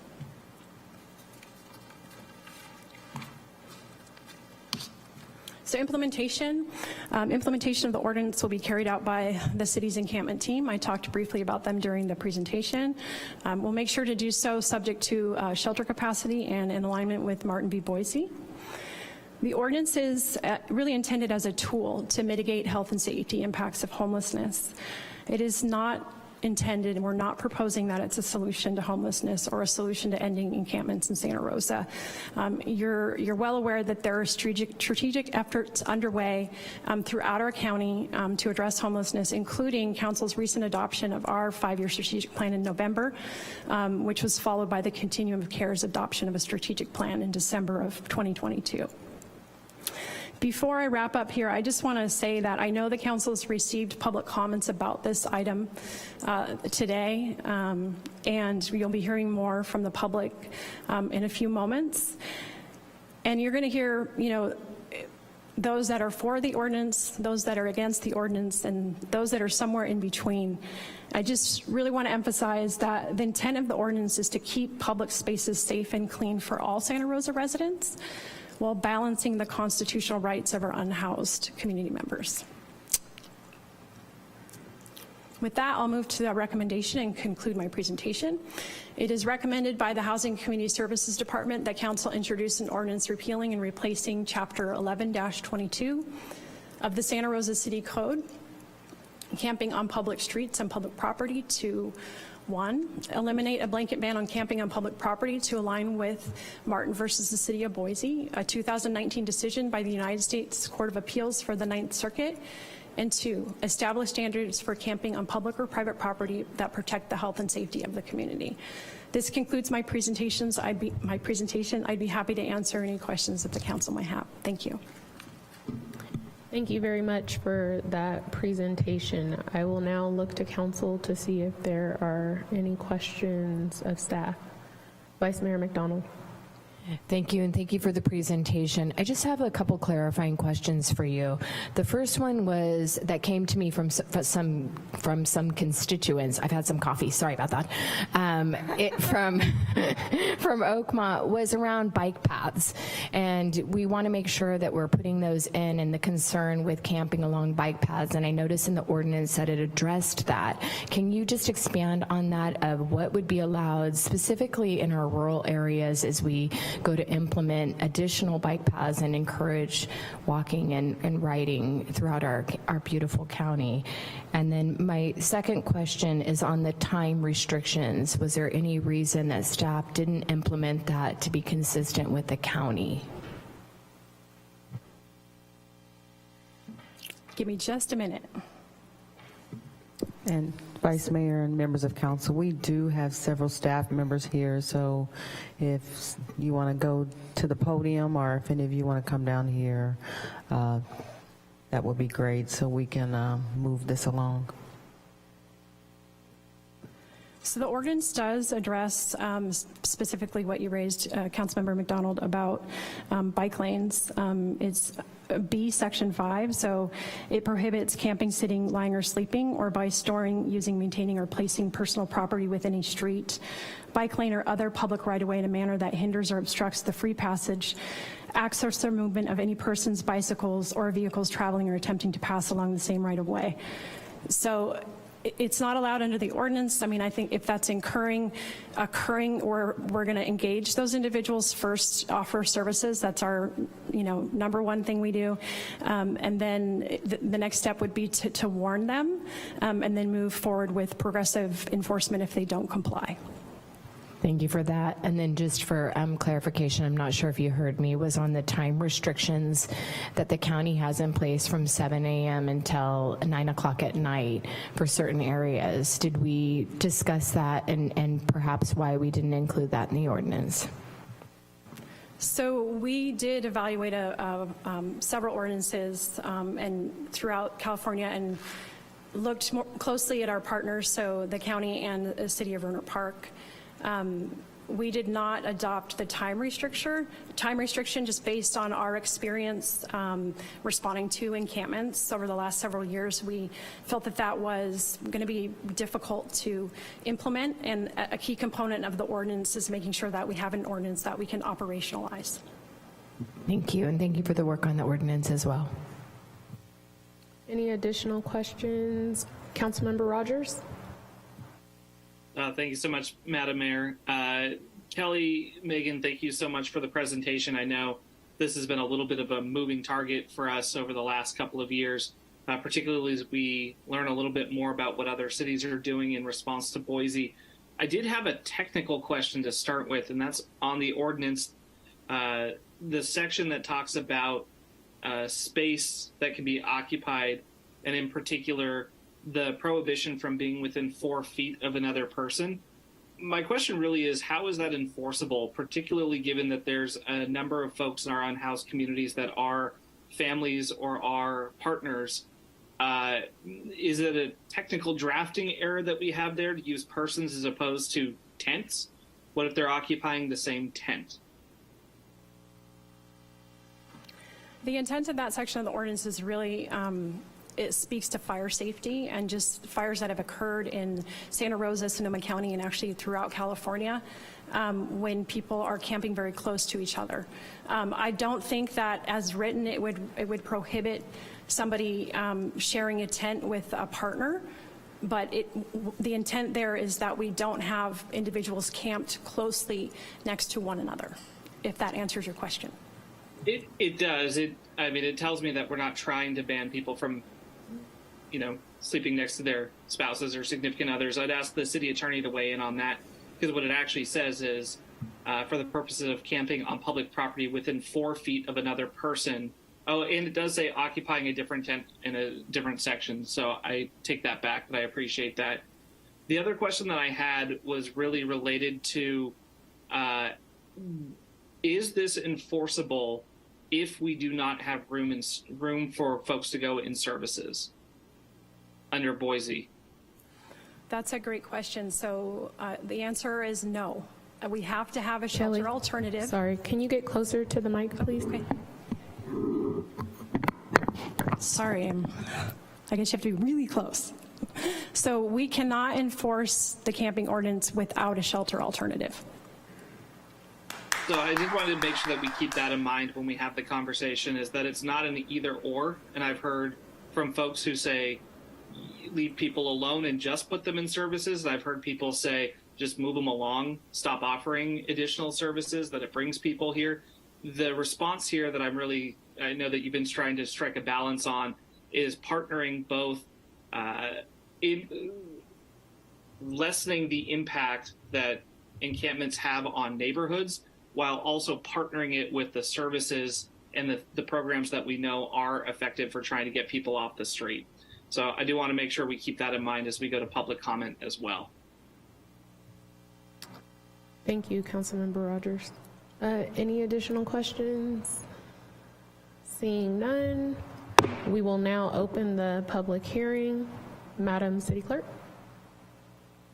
We are now taking public comment on item 16.1. If you are in the chamber and would like to comment but have not yet provided a speaker card or your name, please make your way to the podium. If you are participating via Zoom, please raise your hand or dial *9.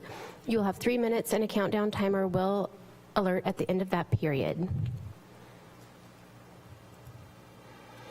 The first speaker will be Jerry, followed by Jack. Either podium should be working, so you can line up at either one. Please go ahead, Jerry. Good afternoon. My name is Jerry LaLoneberg. I'm a resident of Petaluma, but I've been a resident and social worker in Santa Rosa for at least 25 out of the 40 years that I was a social worker. I would hope that each member of the council has read the document that I sent to you concerning this, and I wanted to remind you and point out the irony that exactly 5 years ago today, on August 8th of 2017, the folks in your chairs had this same conversation, and yet we're still here. I want to also say what I usually say, which is I'm honored to be part of this aspect of democracy where I get to talk to leaders who can make decisions and apply the wisdom that you're gathering.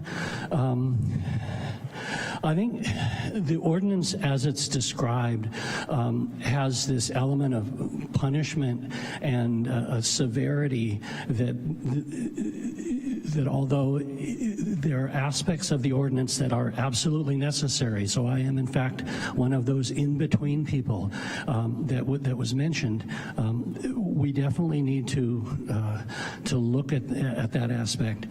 The other key thing, having worked in homelessness, one of the key problems in all of what we're doing is the silos that we live in. So the silos between the enforcement part and the service part.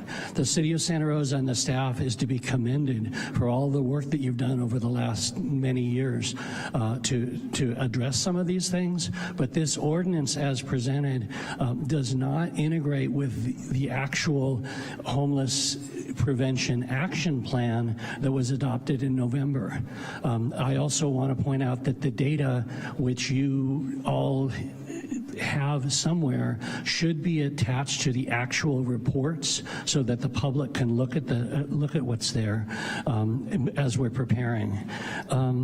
Doing something but also using threats against people is counterproductive in my opinion. The way that you do outreach and the way that you work with your public-facing staff has a lot to do with having places where sanctioned encampments are allowed. And the biggest flaw of the current ordinance as you have it before you is you do not tell anyone where it is permitted under Martin versus Boise to be able to reside if there is no place else to go. So there's, I would appreciate there being a map to show where it is permitted. And as I say, I sincerely appreciate what you all are trying to do, but I also want you to be kind and compassionate to the people who are without a home, which I know that you try to be, but remember that, hold that foremost in what you do.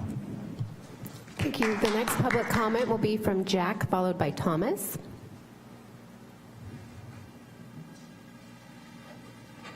Madam Mayor, council members, my name is Jack Cabot. I heartily support this ordinance. A bit of background about me. I've been in the Juilliard Park district for 33 years. I've owned 8 buildings there and done much work in improving the neighborhood along with my neighbors. And so this ordinance will be much improvement and make our lives much better over there. Thank you. Thank you. The next public comment will be from Thomas, followed by Gig. Well, thank you very much for the opportunity to speak. And I want to point out a few things. The Ninth Circuit, it's the Federal Court of Appeals, ruled on the preliminary injunction from the federal court of Martin versus Boise over 13 years ago. So that put in place the authority by which you could not take property or arrest these people. You were supposed to follow that 13 years ago, not 4 years ago, not this year. Your ordinance does not appear to address Martin versus Boise's private property takings. Much of the Martin versus Boise's ruling is directed at takings and the threats of taking private property. The Supreme Court did not take up the issue when Boise and the City of Los Angeles and others actually appealed to the Supreme Court. They did not, the U.S. Supreme Court, they did not take up certiorari. They did not even put it on what's called the dark calendar or whatever. Not one person on this Supreme Court accepted a review of the Ninth Circuit's ruling on the private property issue. That's the center of the case, was the taking of their properties because they could not sleep in the Boise area without sleeping bags, without tents, without any of that. Was the thing that prompted the case, is the private property, and that's the thing that the Supreme Court would not touch with a 10-foot pole. They don't want any agencies, any state governments, any local governments taking anyone's private property, whether it's a tax or a taking. They consider them all the same. Do forgive me. I believe you, the city, and the Santa Rosa Police Department are enforcing your no camping ordinances without offering services to RV residents currently. So you're currently in violation of Martin versus Boise, separate from creating an ordinance that tells people what you really want to do. And I know you want to do it. It's how can we be like Jerry said 5 years ago, 13 years ago? There's some obfuscation here. So please develop the resolve, come up with what you're going to accept as a solution, but also take into consideration private property. Thank you very much. All right, the next public comment will be from Gig, followed by Terrence. Thank you, Mayor Rogers, members of City Council. I'm Gig Hideout, resident of Santa Rosa, homeowner, business owner, and also part-time city staff. I'm not working right now. These are my own opinions. I thoroughly support this ordinance and urge you to adopt it. However, I read the entire thing carefully, and I found a little loophole, which I think is a big problem, which can very easily be fixed by adding a few words, and I would suggest that the person who makes the resolution just add these few words to solve this problem. And the issue is under on page 4, under section 11.22.020, and section C, in the event alternate shelter is not available.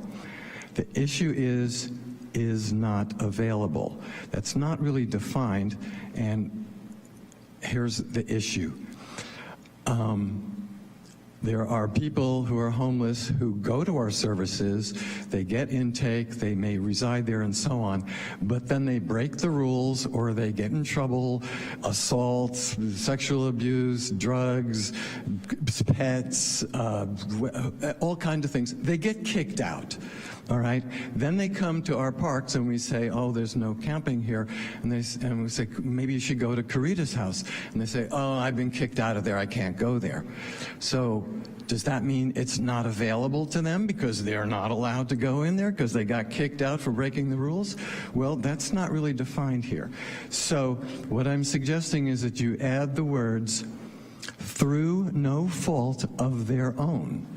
So it should read, in the event alternate shelter is not available through no fault of their own.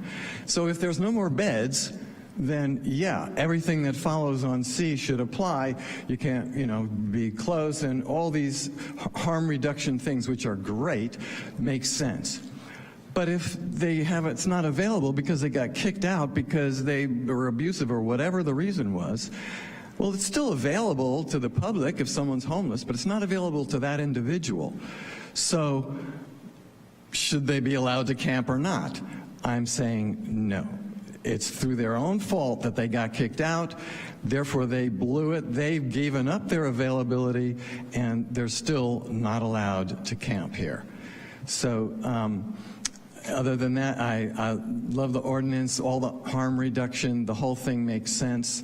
Please approve it, but please add those 6 words, which actually my wife came up with, through no fault of their own. Thank you very much. Thank you. The next public comment will be from Terrence, followed by Joe. I want to first thank staff for the fantastic work they did on this ordinance. You guys always do a fantastic job. Thank you so much. Council, I really am hoping that you will adopt this ordinance. It's extremely important just for the health and safety of everyone who calls Santa Rosa home.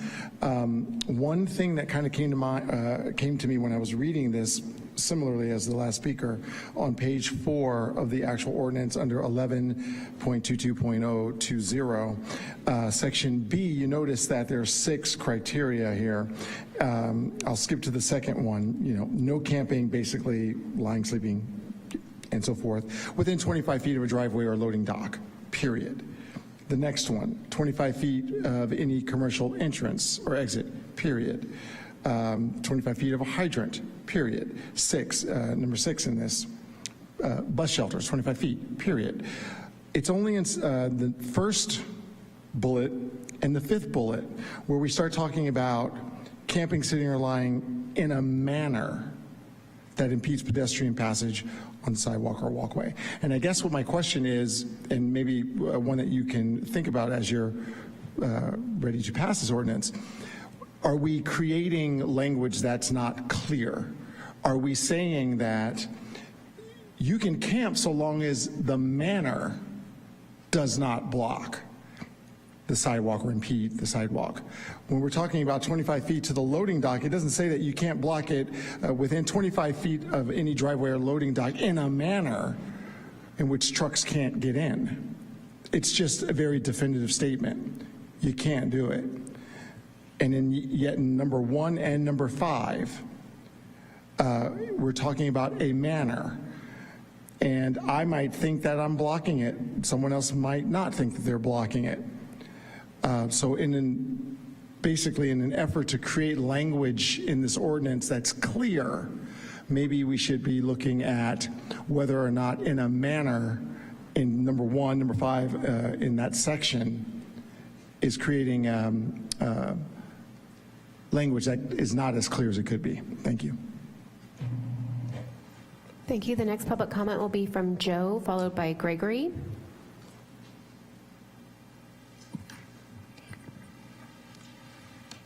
Thank you, Mayor Rogers and City Council. I am Joe Dietzen, and I'm currently the treasurer of the Downtown Action Organization. And I first want to thank staff for the time and effort in the preparation of this ordinance. I support the ordinance, and I urge the council to support it as well. And let me tell you why. Now, I have lived and worked downtown here in Santa Rosa for 35 years. And I've experienced these camping sites within a few blocks of my home in the St. Rose area when they were under 6th Street and the 9th Street underpasses. I've also experienced them when the camping took over Fremont Park between 4th and 5th Streets. And I see campsites regularly in my walks up and down the Prince Walkway along Santa Rosa Creek. And let me talk on a business level. I've seen tenants relocate out of downtown because staff and customers feel unsafe in the downtown related to camping. My wife and I have had visitors tell us that they no longer want to come to town due to these freeway campouts. And what's the impact? Well, there are fewer retail sales in Santa Rosa, and there's an increased hotel vacancy. Well, that's lower sales tax and TOT to the city of Santa Rosa. So I realize we're talking about safety and soundness, but this has a business impact on the city of Santa Rosa, has a financial impact. Last, I'd like to say that we want to get our city under control again. So please support this ordinance. Thank you. Thank you. The next public comment will be from Gregory, followed by Victoria. Good afternoon, Mayor and members of the City Council. My name is Gregory Farron. I hope that you all know me well enough to know that this doesn't surprise you that I'm here to talk to this ordinance, but I think it might surprise you to know that, as Kelly indicated, I'm on the fence. I'm in between. I support the aspects of this ordinance that bring it into compliance with the Martin versus Boise. As some of you know, I was one of the original plaintiffs for this lawsuit against the city and the county.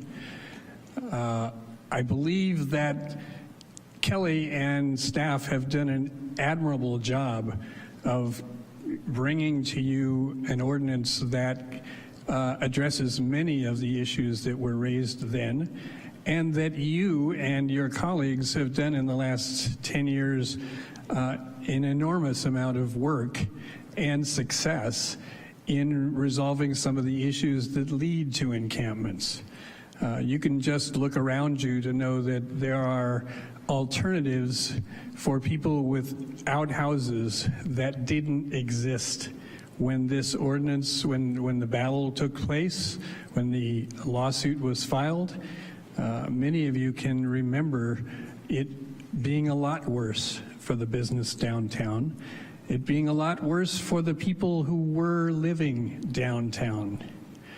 So I guess what I'm here to say is that, sure, I have real issues with some of the aspects of this ordinance. Nothing is perfect. I've served in legislative advocacy and legislative positions like you have, and understand that the tweaks that you've just been offered by the last couple of speakers are the kinds of tweaks that really deserve to be in court. Whether a person who has been kicked out of some place has fully exhausted their rights is an issue for the courts, not for you to write in an ordinance.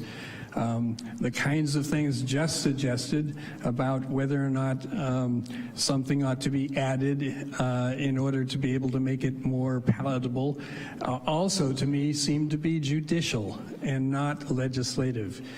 Your staff have presented something that you can defend and that I can't heavily attack. That's what, as I just discussed with the police chief, is probably the best of both worlds from a legislative point of view. A lot of people dislike this, a lot of people like it. You're probably doing something right by being right in between. And I would urge you not to mess with it. There's still going to be things that we're still going to be working on. The retention of private property, as you remember, a lot of people lost a lot of stuff. And we're still working on trying to make sure that if it ever happens again, no one does. But you have every right to be able to dictate what this ordinance says, and I think your staff has presented something to you that, like I said, I can't oppose. Thank you. The next public comment will be from Victoria.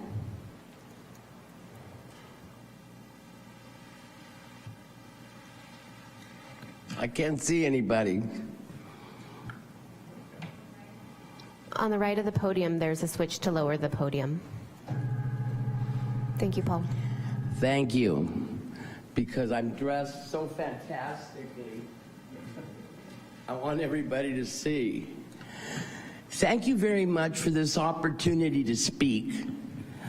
My name is Victoria Yanez, and I don't believe I've spoken very much before this city council.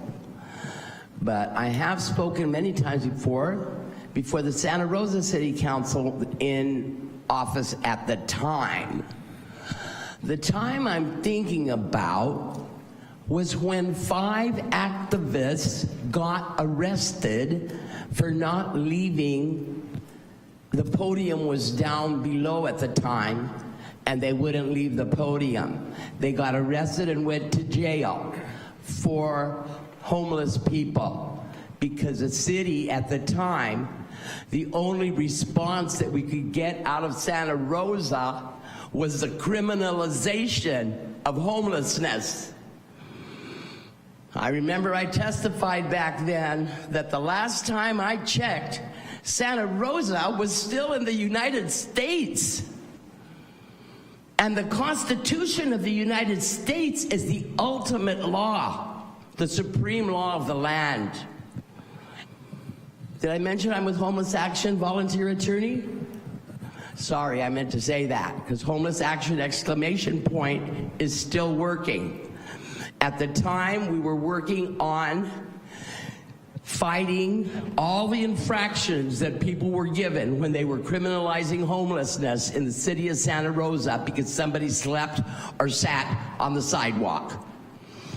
This is horrendous for the city to always be looking for a way around the constitutional law that has established rights for homeless persons or for persons experiencing homelessness, if we want to be politically correct. Now, we've got Sam Jones, and yes, I'm sorry, but that cannot be taken out of the law, that there has to be an alternative, and that is shelter, housing. Why have we not discussed the new shelter that will be put in place to cover all these people that are rejected from Sam Jones, thrown out of Sam Jones? I'm on the LEAP board, the Lived Expertise Advisory Panel to the COC on how to spend the money that HUD sends over here for the homeless. And we have been looking at the lack of viable grievance procedures in the various places that provide services to people experiencing homelessness. We need to buckle down on that. The city council needs to make sure everything is working fine before they criminalize homelessness again. I'm ashamed to be in the city of Santa Rosa. Que viva la revolución!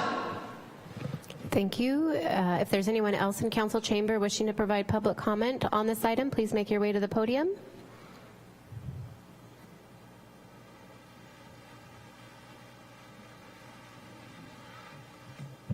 Thank you. Please go ahead. For the record, Hugh Futrell, here as chair of the Downtown Action Organization. We want to thank staff for its hard work on this very much. The position of the DAO, which represents, as you know, several hundred businesses and property owners, is that it is appropriate that the public spaces of the community be safe, secure, and available to the public, subject to the requirements of law, including Boise, including if shelter is not available, for camping on some appropriate, regulated, restrictive basis to be available. All this seems to be common sense, quite honestly. And to the degree this ordinance accomplishes that, we certainly support it. Time will tell, but we do support it, and we urge your approval of these changes. Thank you. Thank you. Seeing no additional public comments from council chamber, I'm going to turn it over to our Zoom host. Thank you. First up will be Michael O'Toole, followed by Cadence. Michael, I'm allowing you permission to talk. Please go ahead when you're ready. Can you hear me? Yes, we can. Hello, my name is Michael O'Toole. I'm the ghost of homeless past. I am amazed that we're at a point where we're trying to find ways to criminalize homelessness again. It harkens back to Mayor Sawyer's 9 ordinances he wanted implemented downtown with the Downtown Business Association. When are we going to stop criminalizing homelessness and start finding resolutions to address it? I'm currently doing a petition that I'm forwarding to the state of California where they're auditing where homeless funds are going, because the state of California is kind of upset that so much money has been spent and so little's been done. And I think Santa Rosa and Sonoma County is someplace that needs to be looked at. When you spend $2 million for a parking lot with 75 tents, when Sacramento County get 100 tiny homes for a fraction of that price, how can you justify $2 million? Then we talk about how homeless people are unsanitary. No, what's unsanitary is when the city permits an encampment to get to the point that these encampments get to. Stony Point, I live a half a block from the Stony Point site.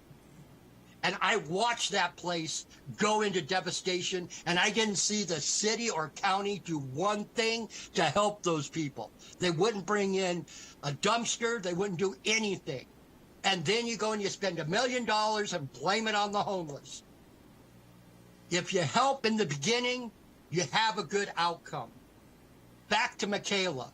I created Michaela. With Michaela, we had support. We were clean. People respected us. Why, for the life of me, I don't understand why you can't do that. Why you can't find areas where you say you can camp here, it has to be less than 30 people, and we will help you. But you don't do that. You chase people around, you beat trees. Like somebody said, police are still attacking the homeless. You're not rectifying the problem. And sure, the Downtown Business Administration and down property owners, they want this ordinance to pass because they don't care. And I'm pretty sure the city council is going to pass it because that's where your donations come from. That's where your campaign funding comes from. You need to do something. You need to do something realistic. Thank you. Thank you. Next up is Cadence. followed by Maria. Cadence, please go ahead once you're ready. Thank you. Good evening, Mayor Rogers and Vice Mayor McDonald and members of council. This is Cadence Hingle-Allenson with the Downtown Action Organization. I'd like to start just by acknowledging and thanking staff for their time and the effort they put into thoughtfully drafting the update to this ordinance. The DAO and our downtown street team dedicate many hours each week to working closely with Catholic Charities and with host and city staff to support the unsheltered population in the downtown, help them get enrolled in services and find access to housing. And we're incredibly grateful for all that the city has done to support our unsheltered neighbors over the last few years. And we're eager to remain partners in doing so, which is why we're asking you to support this ordinance today. While we dedicate time to outreach, our team also spends hundreds of hours a month addressing health and safety concerns as a result of camping at downtown park sites and in front of businesses, cleaning up human waste, abandoned belongings, drug paraphernalia, dispersed trash. Even though our street team and our business owners work daily to mitigate these concerns, the public perception of downtown has definitely become negative as a result. And our goal is to ensure that downtown remains a viable place for new investment, for businesses to operate, and for the community to want to spend time. So we urge you to adopt this ordinance today, as it will be an important step toward that goal. Thank you all for your time. Thank you. Maria is up next, followed by Sonoma County Tenants Union. Maria, go ahead when you're ready. Good evening, everyone. My name is Maria Barakat. I am a Sonoma County resident and have worked with the UCSF Benioff Homelessness and Housing Initiative. First, I want to say I oppose the ordinance, and second, why is the city not addressing the root cause of homelessness, which is lack of affordable housing, and wasting time and resources to criminalize poverty? I have several points I'll make. First, the unhoused folks in this community should be included in the planning and discussions of this issue. Second, I raise issue with the language of the camping. Folks are not camping, they are living unsheltered. As we know from study after study, and most recently from the UCSF homelessness landscape that has just been unrolled, people are unhoused because they cannot afford housing, and the number of units available does not meet the needs of California communities. Third, we know from study after study that criminalization, law, and ordinances only further the economic and emotional hardship experienced by unhoused people and make it more difficult to attain financial and social stability and attain long-term housing. Fourth, there cannot be logically punishment for living unsheltered when no shelter is available. It is a grave disappointment to me and to others in this community that the city and county continue to invest resources and energy in punishing poverty and disability when what is needed is affordable housing. And last, police should not be involved in the outreach and especially the unconstitutional displacement of people with nowhere to go. The city can do better. This is a policy choice, and policies like these perpetuate the status quo. That's all.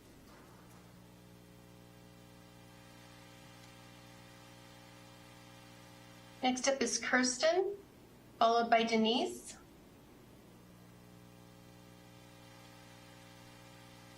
Kirsten, go ahead when you're ready. Good evening. My name is Kirsten Land. I'm president of the Santa Rosa Sonoma County branch of the NAACP. I want to first start by saying how disheartened I am to hear community members speak about other community members in such a way. The root cause, as mentioned by the speaker prior to me, is poverty, the lack of affordable housing, access to mental health resources and supports, and the unavailability of shelter in this community. As a leader of this branch, I have fielded numerous calls, walked streets, sat in focus groups, and held conversations with a number of our community members who are facing chronic unshelteredness. And when you look at the data even further, you can see that the overrepresentation of Black, Brown, and Indigenous community members is alarming. And in that alarm, as it was noted earlier, to just those are those people's faults. Well, if you're being racially discriminated against in a shelter and banned from returning, you cannot help that. And from staff putting this ordinance together, failed attempts at communication and conversation to impart onto that empathy that is lacking from that. And for the downtown districts resonating around health and safety and businesses leaving, it is quite a privilege, and you have to have the resources and economic sustainability to be able to pick up and move your business out of the district. But let me tell you, as a member of the Sonoma County Tourism Board, the data shows that the numbers are not dropping because of concerns around safety downtown. They are dropping because people are finding that there's nothing to do. You cannot go dance anywhere. There's no social activity. So blaming folks who are experiencing unshelteredness is not the way to go. This ordinance criminalizes folks who do not have a place to lay their heads at night. And I think all of us who've spoken in some capacity have an option and a comfortable place to do so. The shelter availability is not there. The waiting lists are long. We advocated for 5 Black men last summer who in turn never received shelter. So while the outreach and the work is happening, the turnaround and the disproportionate treatment that folks are facing are not allowing them to move through systems and have a safe place to lay their head. One gentleman had his paperwork tossed and thrown out by a Santa Rosa Police Department officer several weeks ago. And after reaching out to the chief, those folks should not be engaging with some of the most vulnerable in our population.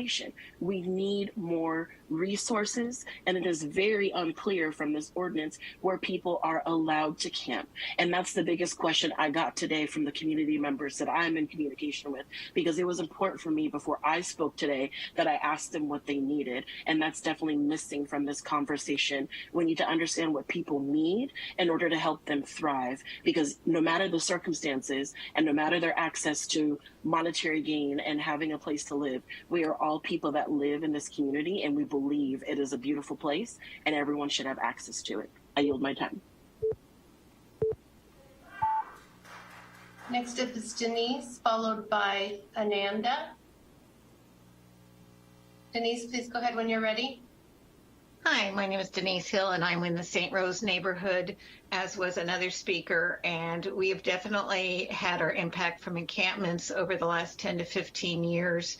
And while it's better, it's not, it's still happening. And I feel like I'm listening to speakers who are really lashing out at the city, and I want the city staff, the city council members and mayor to know, as far as I'm concerned, the city has done an incredible job. I've stood next to police in homeless encampments, and they are more compassionate than I would be capable of, honestly, in the situations they have to deal with.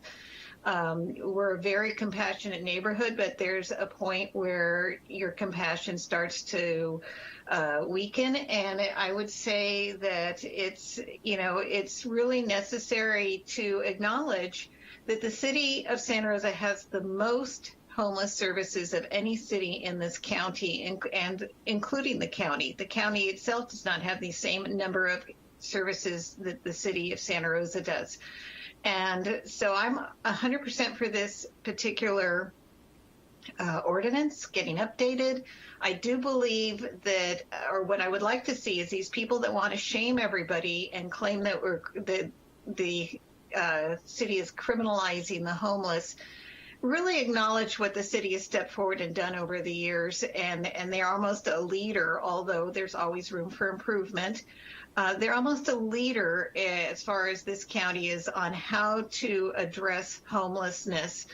And if you want to rail against something, I would say you really should put your energies behind the lack of mental health and addiction beds that are in this community, and that's the county and all the cities in the county. That is where we fall short and why we still see people on the streets. But you cannot look at Santa Rosa to deal with the entire county's homeless situation, and we probably have more homeless residing in our county or in our city because we offer the most services. If it was spread out across the other cities, it would definitely drop here, I think, as far as the number of homeless in our city.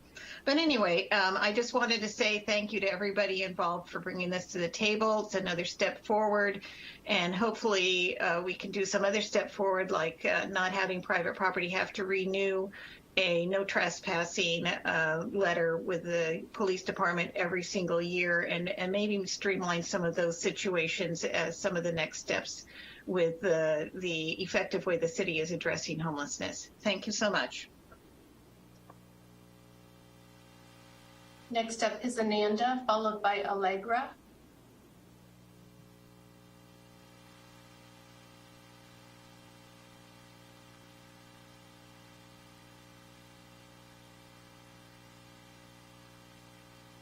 Hi, it looks like I'm being asked to unmute, but I'm Allegra. Sorry, not go ahead, Ananda. Allegra, and then Ananda will be next. Okay, thank you. Hi, thank you for giving me this opportunity to speak up tonight.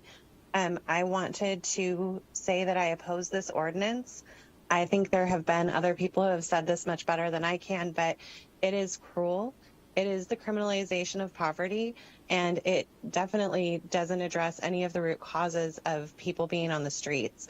The previous commenter said how great Santa Rosa has been as far as homeless services go, but yet she's calling because she wants more ordinances against homeless people. So I don't really understand, if it's not a problem, why we are ordinancing more around it.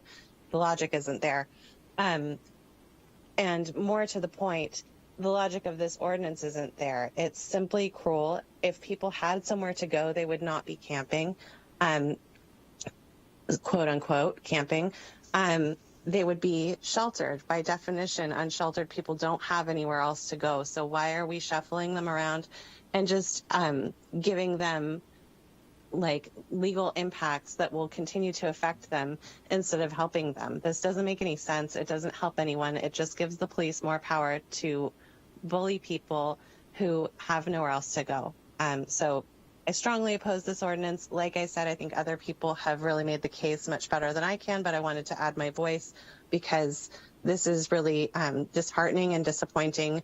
And I hope that the City Council does not pass this ordinance. Thank you. Ananda, go ahead, followed by Michael.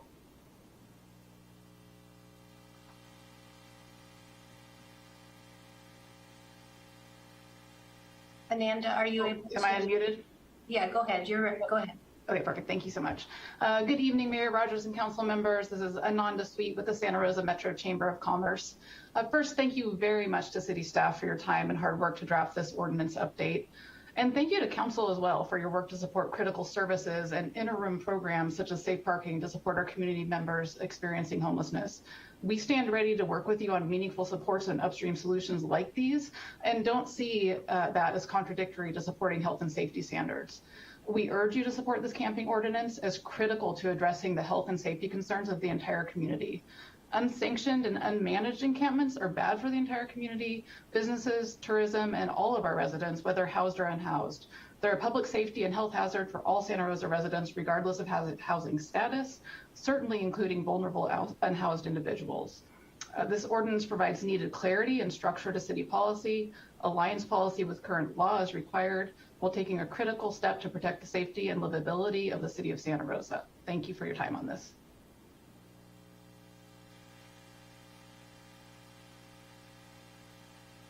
Next up will be Michael, followed by Pauline.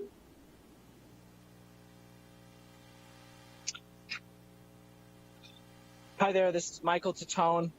I spend a lot of time outreaching to homeless encampments around Santa Rosa, and I'm here to tell you that this ordinance is completely shameful.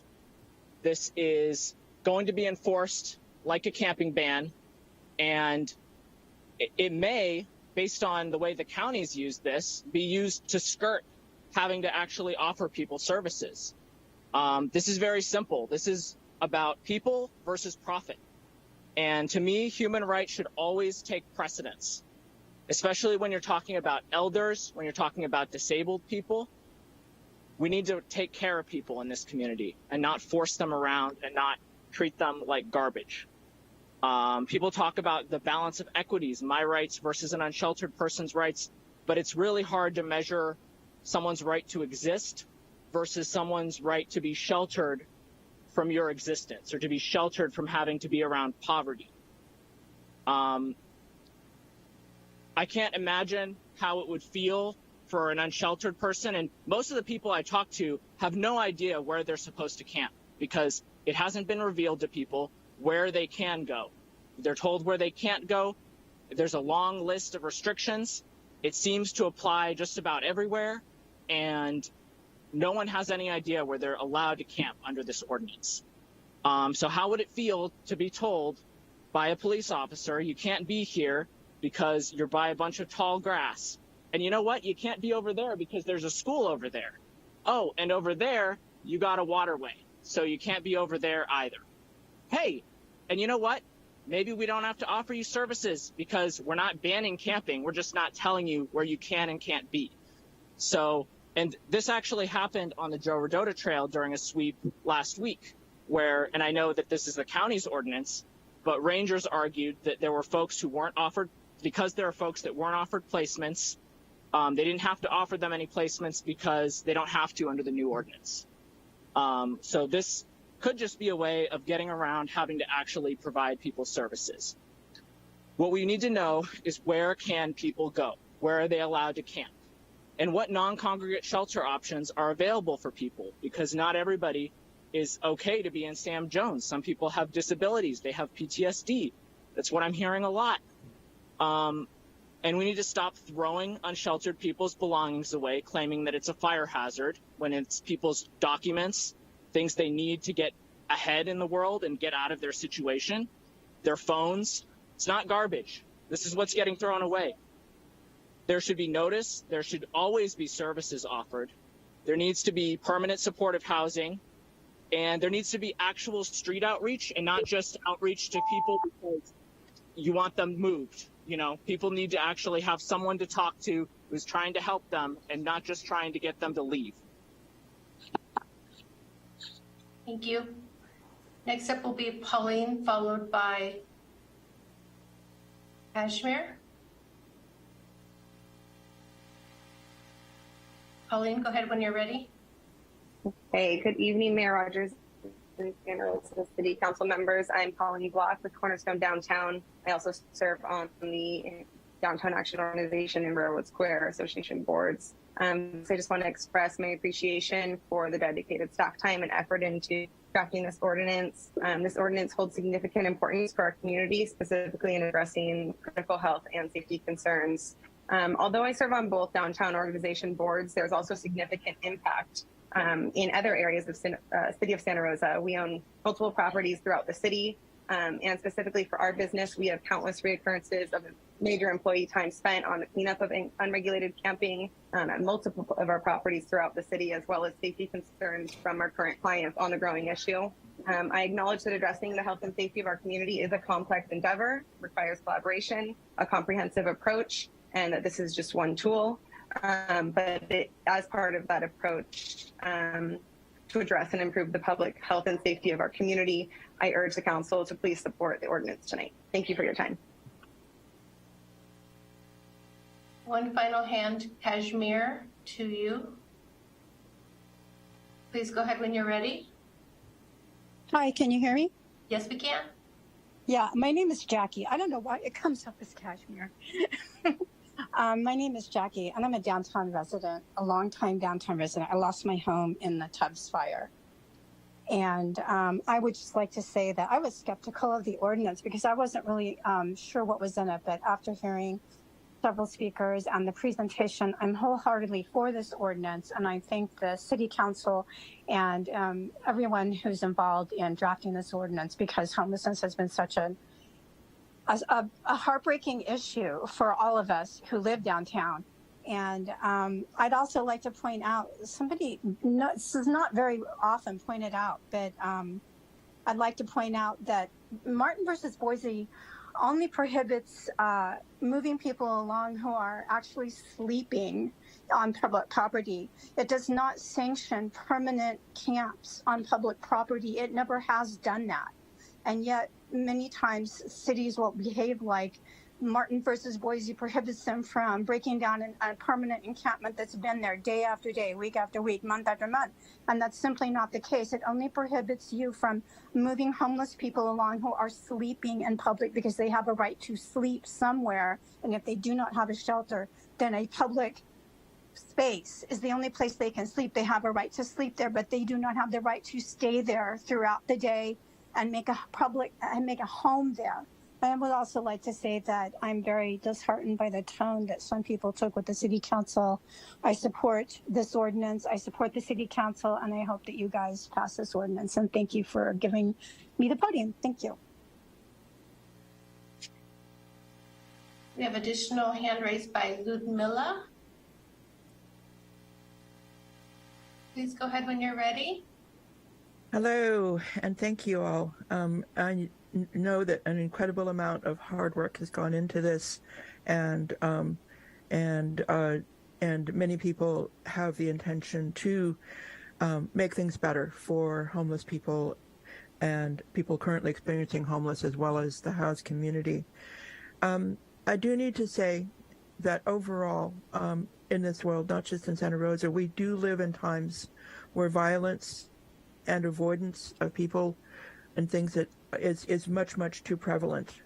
I'm deeply concerned by the undertones of stereotyping, of blaming, of really putting homeless people who are experiencing homelessness in the same category as the people like the yellow peril, the attitudes about the Irish, the attitudes about the Chinese, the various other things about that othering that really are very difficult. There is an increasing amount in many, many communities of hatred, dislike, rejection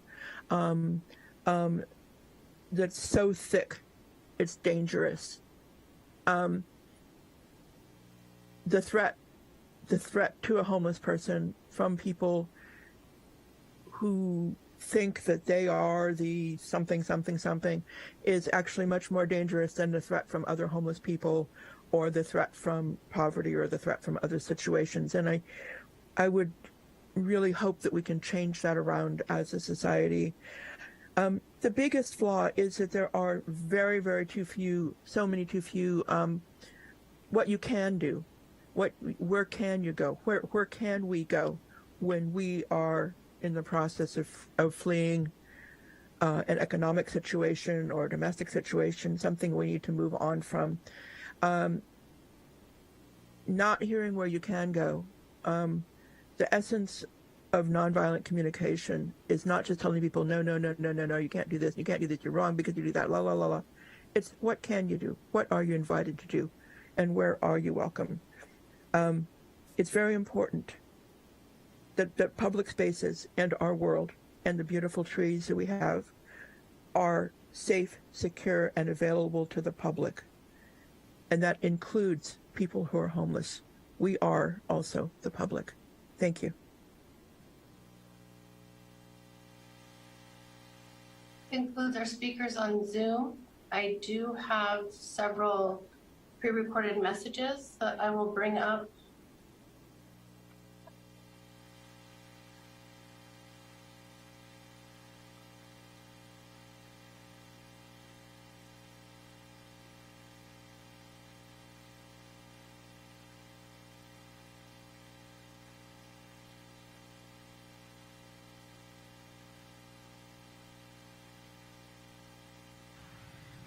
Hi, everyone. My name is Tracy Ayag, and I'm calling in reference to the camping ordinance being presented in the Santa Rosa market.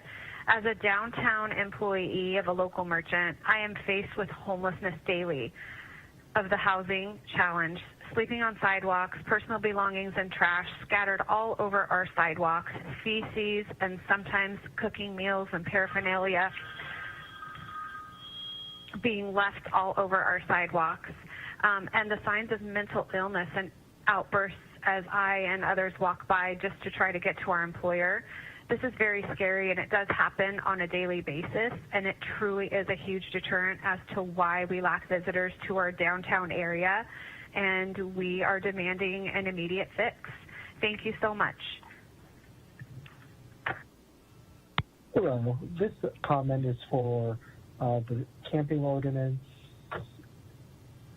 that the city is reviewing.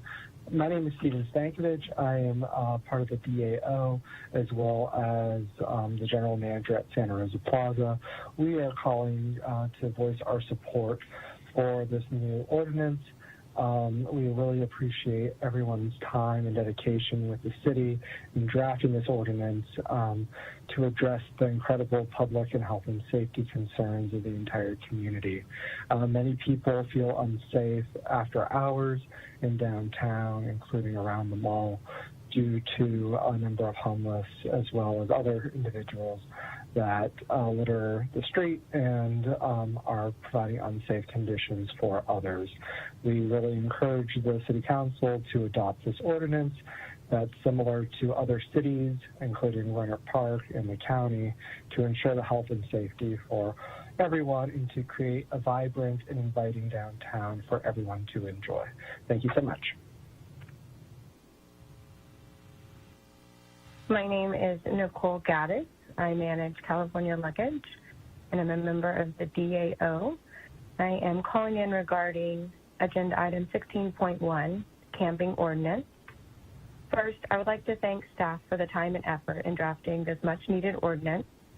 I ask the Council to support this ordinance as it's a good step towards creating safe, sanitary, shared public spaces and also protects private property. Council's done so much good work towards supporting persons experiencing homelessness and reducing the impact on the community. This ordinance is the next step towards those goals. I know this is important to us all. This ordinance does not limit support for those experiencing homelessness. What it does is create a path to protect the health and safety of our entire community. Camping in the downtown core has greatly impacted our community's ability to enjoy the beautiful spaces we have created. I have customers who don't want to come downtown, but it is not safe or sanitary. Daily, you will find great amounts of debris and garbage strewn throughout downtown. This even includes human biohazardous waste, a huge health concern. There have been times when I myself have avoided my store early in the morning because someone has chosen to sleep in front of my doors, and I don't want to risk the possible confrontation. We're not only losing potential customers, but the loss of enjoyment of our public spaces due to unregulated camping and to the many safety and health concerns that it brings. I ask that you support our entire community by supporting this camping ordinance. Thank you. This is Chris Wilson with the Historic Railroad Square Association as Executive Director. I'm commenting on the camping ordinance, the City Code Camping Public Streets and Public Property Ordinance. And first of all, really appreciate staff's time in drafting the ordinance, and I'm urging the council to support it. I'm very concerned about the health and safety in our whole community, and we can't ignore or allow to continue the fire hazards, the trash along our streets, parks, and public areas, the pollution to our creeks and drains. Our public spaces have to be kept clean and safe, and I believe we can show compassion by keeping our homeless safe and protecting their health.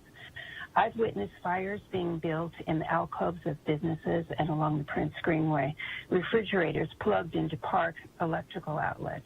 It's simply not safe. We need these regulations in order to address the negative impacts of these encampments throughout our community.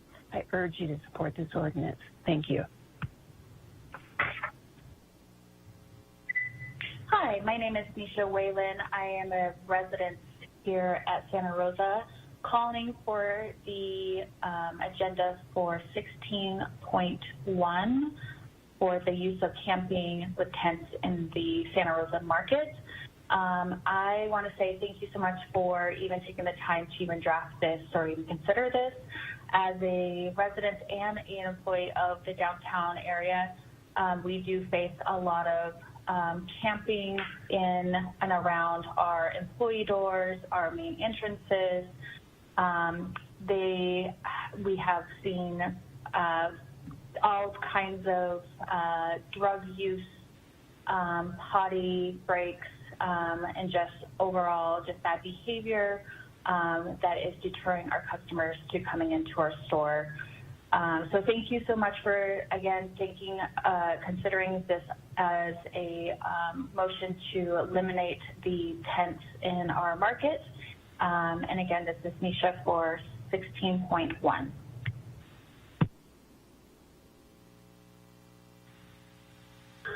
Hi, this is Mike Cook. I'm a resident of Santa Rosa, and I'm calling regarding item 16.1, camping on public streets and public property ordinance. I wanted to just say thank you very much for the staff that worked on this, and wanted to appreciate the city for taking steps towards addressing this issue, and also making sure that we're compliant, and want to just congratulate the city and support the ordinance, and as a business owner in Santa Rosa, appreciate the ordinance and also the efforts of staff. Please vote to approve this. Thank you. Hi, good evening, council members, community, and staff. My name is Leanna Kane. My family owns Ossieo's 5th Street Grill downtown, and I serve on the DAO board as well. I first want to express gratitude for the staff in drafting this ordinance. I understand the changes presented is not a solution for homelessness, but a starting point in addressing the health and safety of our residents. Speaking as a business owner for over 20 years downtown, I could add to the redundancy and overload you with the time and money spent to keep our property, as well as the surrounding areas, clean from debris and feces, like a broken record on the daily. I can only stress this: these changes are overdue. There is no misunderstanding here. The need to address unregulated camping on public property and establishing standards when conditions change is imperative to making progress in cleaning up and revitalizing our downtown. I ask the council to support this ordinance. Please make the steps forward. Thank you. Hello, my name is Don Tomasi. I'm a Santa Rosa resident and principal of TLC Architecture in downtown Santa Rosa. I'm also a member of the Downtown Action Organization. I would like to address item 16.1, repealing and replacing the camping ordinance. First, I'd like to express my appreciation to staff for its efforts to draft the ordinance. I strongly urge council to support this new ordinance. It addresses important health and safety concerns in our community without being overly restrictive. On multiple occasions, unregulated camping has caused major problems along the Joe Rodota Trail, depriving others of their ability to safely use the trail. Unregulated camping has also negatively impacted businesses and has fostered a negative perception of downtown and other areas of Santa Rosa. Although I am committed to keeping my business downtown, I know many other business owners who have chosen not to locate downtown, and in some cases to relocate out of downtown. Thank you. Hi, my name is Craig Whalen. I am a resident and employee in Santa Rosa, California. I'm calling on agenda item 16.1, again at 16.1. I am calling to ask that the council support this ordinance. I do have to walk through downtown. I do support, I do business in downtown, and I do have some health and safety concerns with the encampments. I often find paraphernalia around that I have to walk through, and I don't really feel safe walking through the kind of like the tent cities that are building up. Plus, overall, it's kind of makes for a disgusting place to live. So.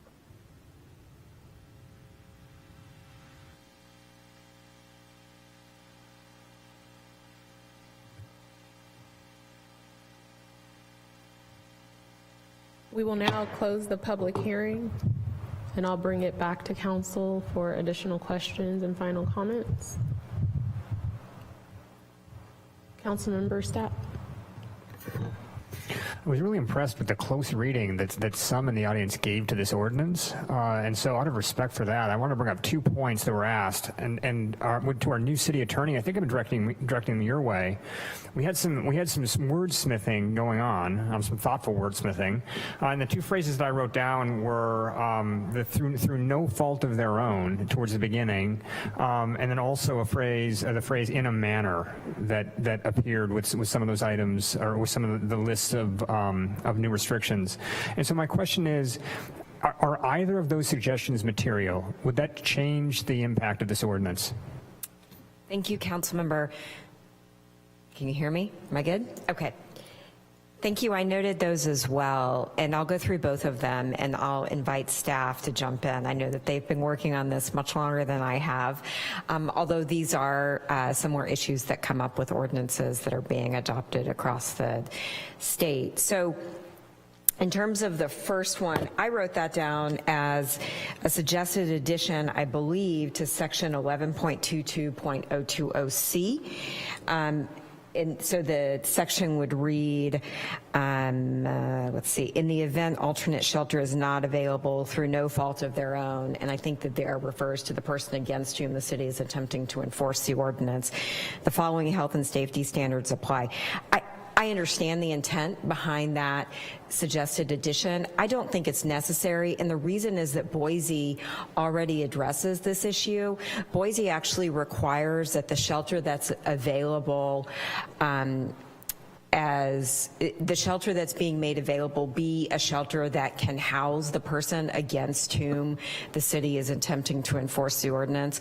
So for instance, if it's a shelter that only allows men, or vice versa, a shelter they only allow, well, let's take that one, the shelter that only allows men, and that is the only shelter space available, the ordinance could not be enforced against a person who could not go into a shelter that only allowed men. I think the example they actually used in Boise was religion, that there were some shelters that the city of Boise was saying were available to people experiencing homelessness, but those shelters enforce strict compliance with religious requirements, and the people against whom Boise was attempting to enforce didn't adhere to those requirements, and so the court said that that shelter could not be considered appropriately available. So I actually think Boise addresses the issue already, and so that is baked into the ordinance. So I would not recommend that we include that language. Again, I'd like to hear from staff as well. And let me go ahead and address the other one, and then I'll turn it over to staff. In a manner, I did not write this ordinance, but I suspect that is a nod to the time, place, and manner restrictions that are permitted. That's a legal term of art, and it's written throughout that section. So I would suggest that we keep that as well.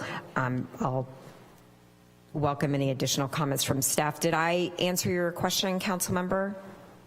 You did, thank you. Thank you. Vice Mayor McDonald? Do we want to allow staff to answer these before I ask next question? Thank you.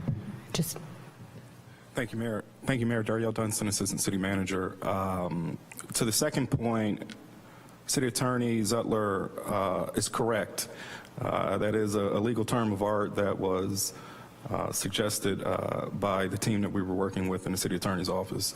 And to the first question, it's an excellent point, and you see other jurisdictions addressing this differently. The City of Oakland, for example, has similar language, but theirs reads, in the event alternate shelter is not accepted. And so again, it's really a matter of getting at when a shelter provision is offered and declined, then the previous sections of this ordinance applies. Those are top-notch and thorough answers for being put on the spot. Thanks to you both.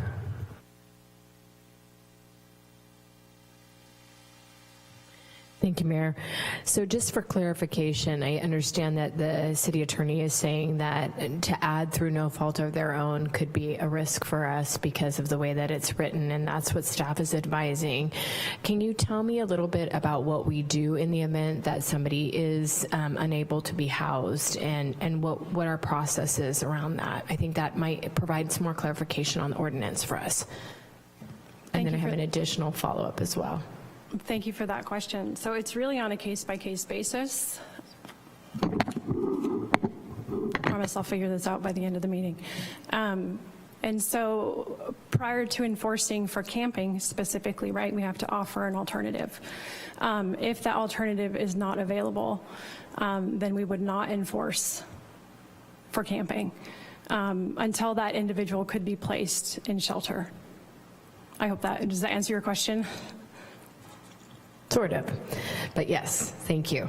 And so my second question was exactly what Councilmember Stapp actually brought up around, is there any will for council to actually edit number 5 in 11.22.020 around clarifying in a manner that hinders. And the reason that I look for maybe clarification is not just for enforcement, but actually for our unhoused community. Because if it's not clear to us or enforcement, how is it clear to those that are unhoused about what the manner is? It seems like that could be interpretive, and maybe that is perhaps how we want it to be. So I'm just looking for maybe some more clarification around that, if there's any will to provide more clarification on that bullet number 5, or not bullet, but actually number 5. Yeah. So again, this language is the language that was workshopped with the city attorney's office. If it is the will of this body to amend that language, that is your prerogative. City Attorney? I think that you could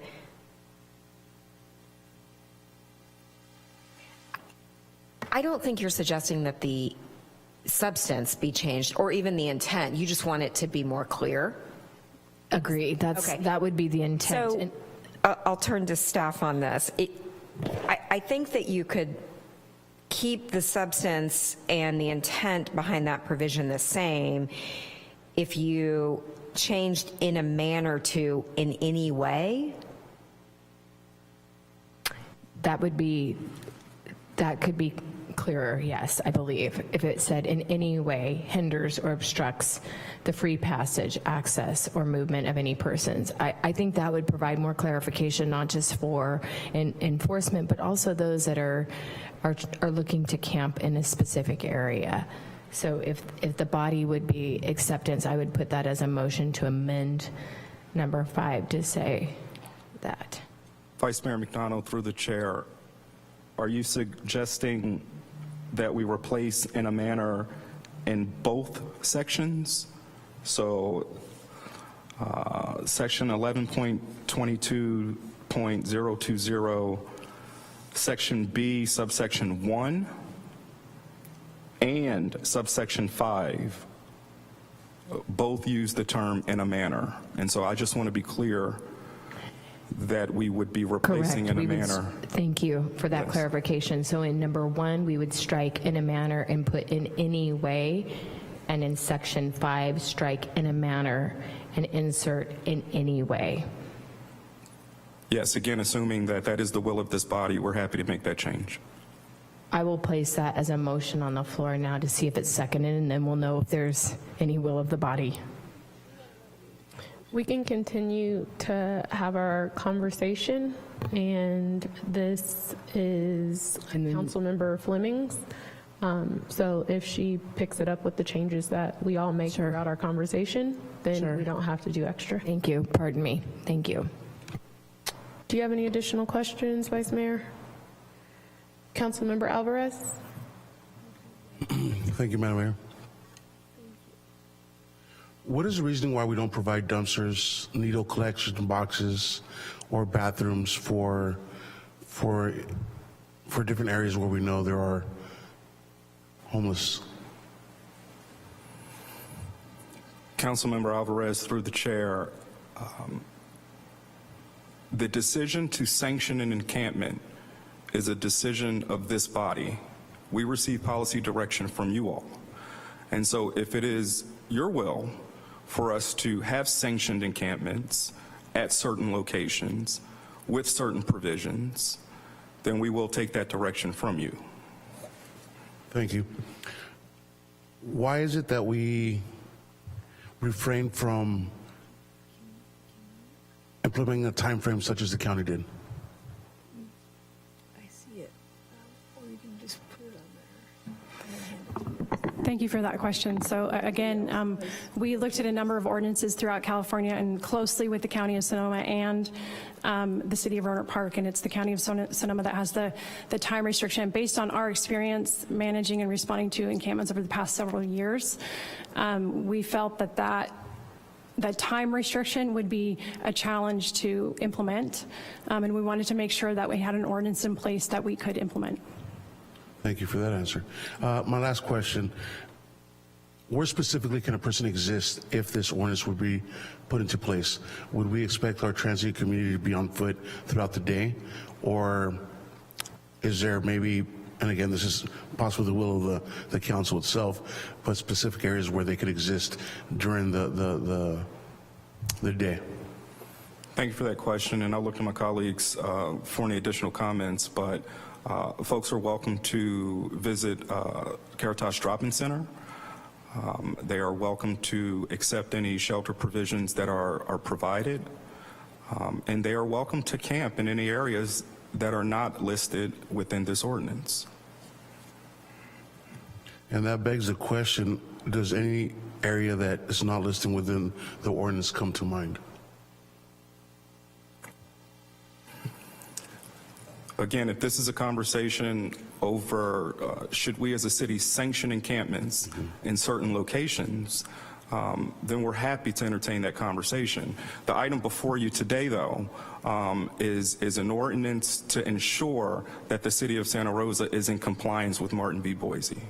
As we've actually maintained the compliance throughout our ordinance since it was implemented. So this, if I'm understanding correctly, is simply to stay within compliance of that ordinance with the modifications that we've seen and that we've learned since its implementation, if not mistaken. That is correct. And to make the point that the previous ordinance, as it was written, was not in compliance with federal law. That's a great point to make. Thank you, sir. Councilmember Rogers. Thank you, Mayor. And I'm going to follow back up a little bit on what my colleague was just asking about. What I heard a lot from the comments from the community is that part of what's unpalatable about the ordinance or difficult with the ordinance is how do we explain to people where they can be? Just to clarify, and I hear the assistant city manager saying that's a policy question. The policy of the city of Santa Rosa actually was decided a few years ago when we agreed that what we would do is find a place for people to be able to camp in each district. And that hasn't happened. The only limitation seems to have been funding and perhaps political will, but mostly the funding. We agreed instead to do a pilot project that was on Stony Point Road that's been very successful for safe place for people to go when they have a car. But we've never actually followed back up and let people know where can they go if they need a place to stay that isn't an indoor shelter, that isn't in your car.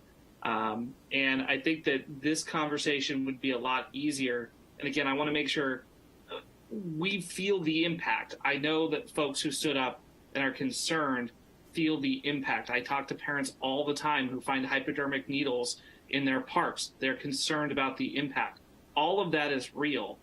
And that can both be real and also we need to do a better job of providing a place for people to go. So I'm not trying to get too far into comments, and I apologize, Mayor, but my question really is, how do we tell people where they can go and how do we actually do what we agreed to do, which is to establish safe, managed, sanctioned places for people to be, because that's what works, even if unsanctioned doesn't.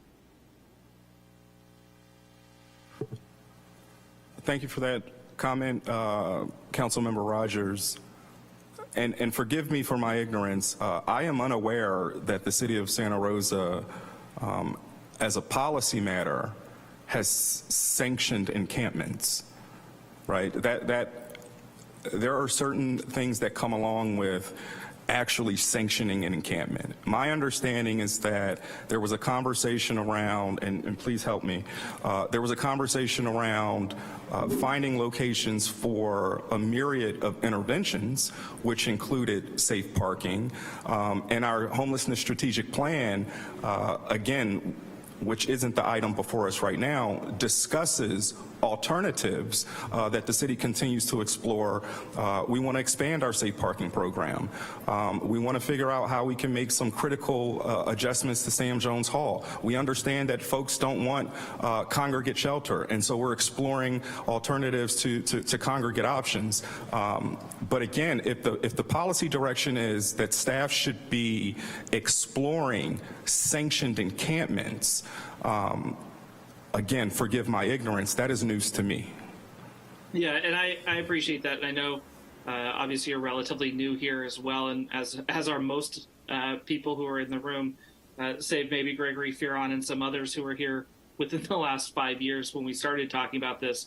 But the council did begrudgingly finally agree a couple of years ago that not only would we do sanctioned encampments, but that we would look at it through a lens of equity in terms of impact, where we know the downtown area is by far the most impacted in the city. And so the agreement was not just to do sanctioned encampments, but it was to do them equitably with some in each district so that we were better managing and distributing not just homeless services, but the impact of those encampments on the community. So I'm happy to forward you the council meeting from a couple of years ago where we did agree to that.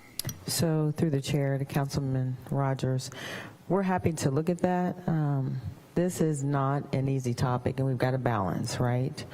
But what we have before us today is to talk about a camping ordinance for various reasons. We're going to have individuals who are not happy with it. We're going to have individuals who are happy with it. But there's a lot of things we need to look at when we receive calls from the public who often criticize our team when we have to deal with quality of life issues. So this actually helps our public safety officers. It protects them because it gives them a guideline on when we need to enforce the rules. So that's one of the reasons why we want to have a camping ordinance in front of us. Another reason is we balance. We all have to coexist. So we didn't create the unsheltered situation, but we have to find a balance to that. We do have to think about economic vibrancy in the community. So there are a lot of things that we have to think about that's before us, but most importantly, it gives direction to our team on how to handle quality of life issues. If you would want us to look at other alternatives to sanction encampments, we're happy to do that, but that also takes a funding arm. We can't be everything for everyone. We have to balance the funding that we have, and we can continue to look for additional funding. Staff just received the encampment management with the encampment resolution funding. Yes, ma'am. We can continue to look for funding to implement these programs. So we're happy to come back with you with a solution or some recommendations for that. But really what's before us today, we want to provide some guidance for staff to deal with these quality of life issues, because that's what we continue to hear. I'm not saying one is right. I'm not saying one's right, one's wrong, but at least we have some guidance to move this forward. The community knows who to call. They have a guidance on when we do remove the individuals, or when we deal with the lawlessness, when we deal with the trash and the vermin.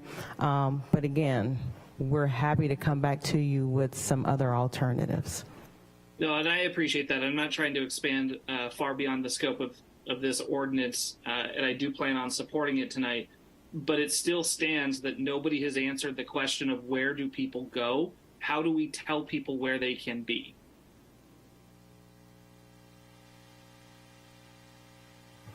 So when our team go, and I'll punt this off to Kelly because she could probably answer it better than I. So when host goes out, they have alternative, they have options.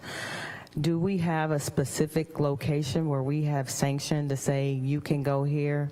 No, we have not done that, and we've not been given direction to do that.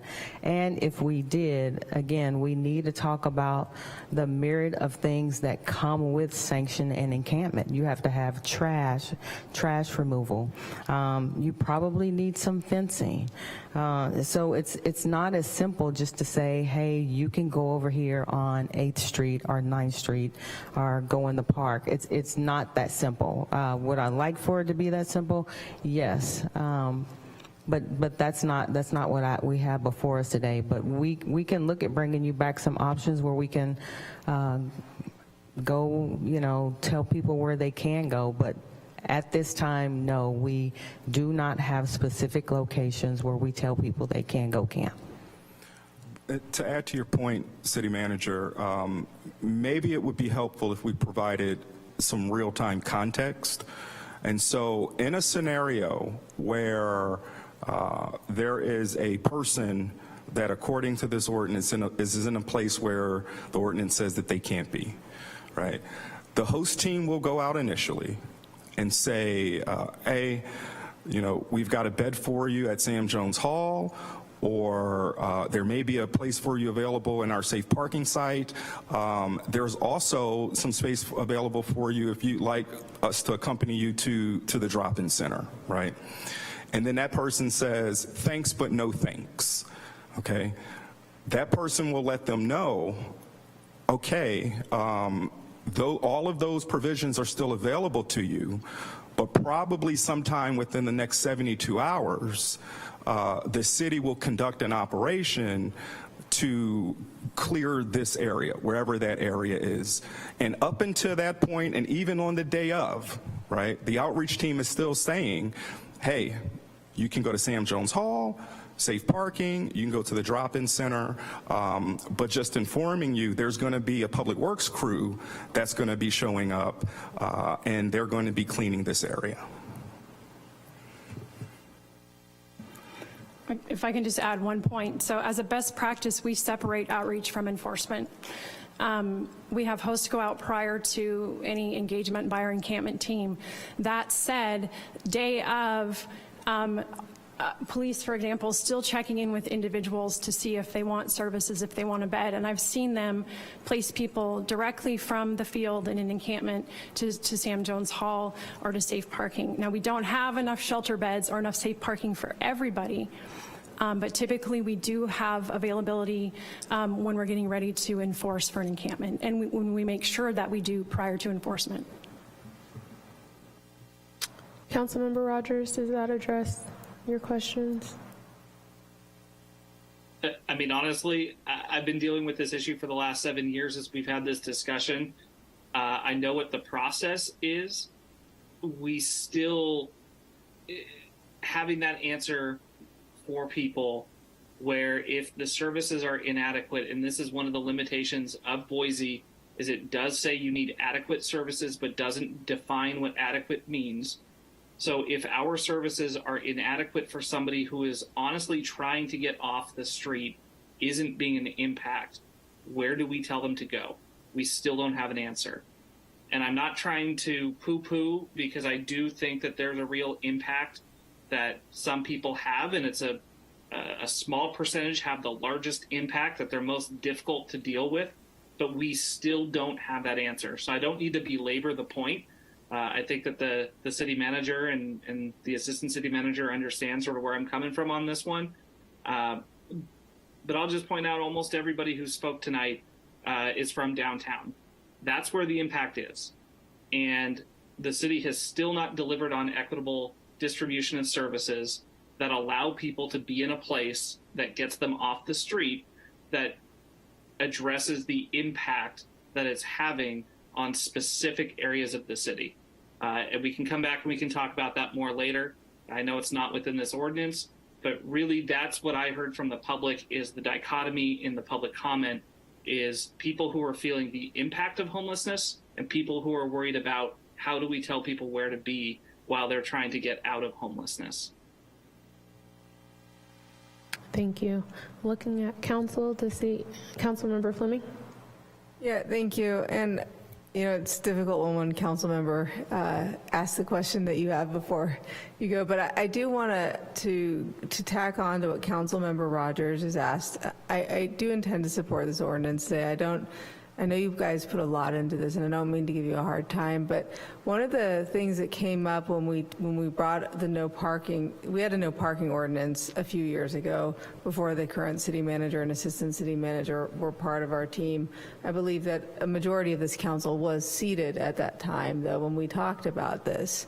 And the real linchpin for us was working in a regional way to locate places where people could be rather than places where people couldn't be. And I do think that to have an ordinance where we say all the places that people cannot be without the reverse and say, well, it's not within the scope of it, is almost a little bit of like an emperor without, the emperor's clothes type of situation, and pretending that, one happens without the other, right? And we know that we need to do this. We know that it makes sense, and that for the basic, health, safety, and welfare of our folks in our downtown who need to do business, who need to live safely, and for our environmental reasons, we need to hold a line.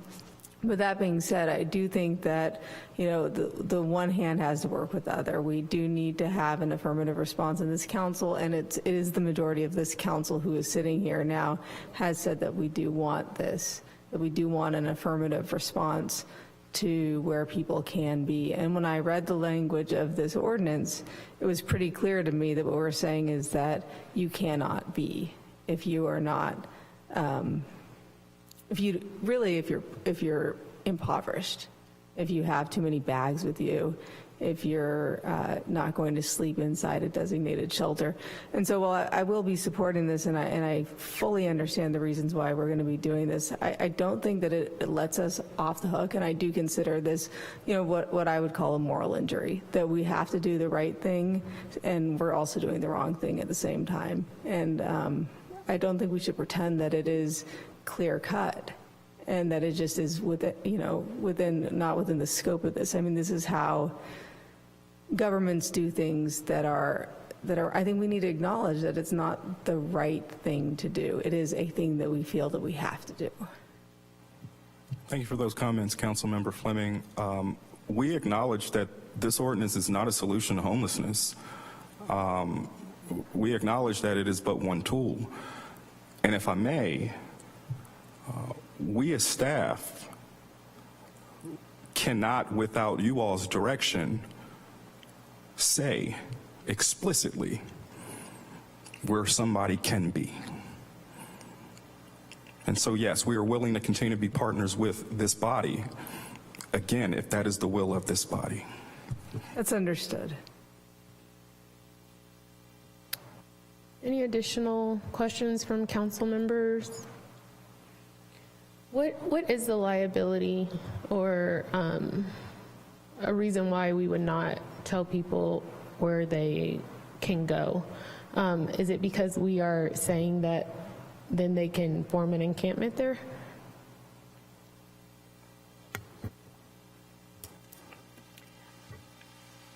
I don't think there's an easy answer to that. There are all sorts of different ordinances in communities. And I didn't draft this one. I can't speak to that. Like I said, I've seen different communities adopt what works for them. So, Mayor Rogers, if I might add, so I've done this a couple of times. I will tell you, so if we say you can go to 7th Street, who's now going to pick up the trash? Are you now going to establish porta potties? We want people to have services, so are we going to make certain that there are bus routes to take people to their appointments? Are we then going to partner with host Catholic Charities, Kaiser, maybe Providence, to make certain their health services are provided? It's not an easy answer just to say you can go to space B. As Assistant City Manager Dunstan stated, we're happy to come back with some solutions. I will say, having done this quite a few times, you have one of the most compassionate staff from SRPD to Housing and Community Service. Everybody is involved in this process, and I've not seen a better team address this. While some are not happy, and are there things we could do better? Why, of course. But we have mental health issues. We have substance abuse issues. We have people who don't have IDs. They don't have their paperwork. So all of this is a process. So it's not just as simple to say, yeah, you can go to B, because we have to think about the services that we need to provide, and we have to think about the services that need to be provided to the individuals. None of us up here knows what it's like to be out there. So I'm not going to sit here and say, I know, or I have the answer, because I don't. But I am going to tell you, we're going to try our hardest to get to the solution. If we knew what that was, no city would be dealing with this right now. So it's going to take us some time to get there. We need to be pragmatic about it. And we also need to work with our providers as well, because we also have to remember our providers are resource constrained as well. So again, we're happy to provide that. We're happy to come back with a myriad of services that need to be provided, some locations, but it's a tough situation. It's a balancing act. We all have to figure out how to coexist together. Because it's a tough solution, and it's just a tough situation. Madam Mayor, City Manager Smith's response pointed out to me that I could have given you a better response, which is that this is more of a policy question than a legal question, whether to include specific locations in the ordinance. And I think so legally, sure, you could do either, but I think the real consideration here are the policy points that the city manager laid out. I have one more question, and that is, what is the responsibility of a human service department? Because I realize that we don't have a human service department, which means we don't have funding as a human service department would. So we can do a lot, right? And we can have the ambition to do a lot. But what is the responsibility of us being a city that has no human service department and the actual human service department that we have within our county? Thank you, Mayor Rogers. And certainly, Dario, jump in if you would like to add on to it. But the County Human Services Department receives additional funding from the state to provide services that cities don't generally provide. So they do provide health services, they have mental health services and other treatment aspects that the city does not receive the funding nor has the staffing to provide to residents. So I think that's one of the main components that sets us apart. The city of Santa Rosa does provide shelter in terms of we have the largest homeless shelter that's city owned. We contract for services to people in the field. As Kelly mentioned, we've set up safe parking. So we have very robust services for a local jurisdiction, but again, we don't have the scope of funding or the operational capacity to provide the human services component that a county would traditionally provide to residents.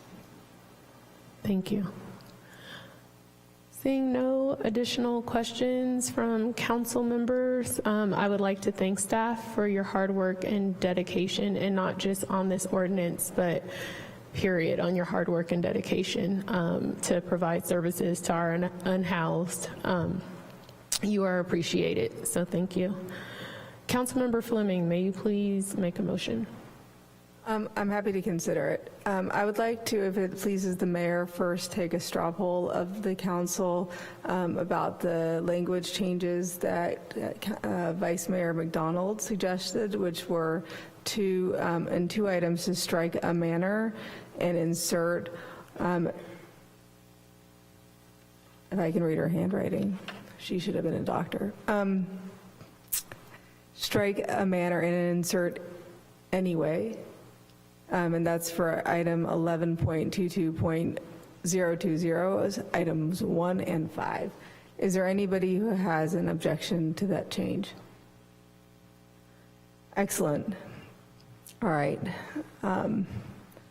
Without further ado, I'll bring forward an ordinance of the Council of the City of Santa Rosa repealing and replacing Chapter 11.22 of the Santa Rosa Municipal Code, Section 11-22, camping on public streets and public property, with the changes as noted above or previously, which include changes to item 11.22.020 with a strike through of a manner and inserting anyway on item 1, and on item 5, the same change, striking a manner and inserting anyway, and waive any further reading of the text. Second. Motion made by Councilmember Fleming and seconded by Vice Mayor McDonald. Madam City Clerk, can you please call the vote?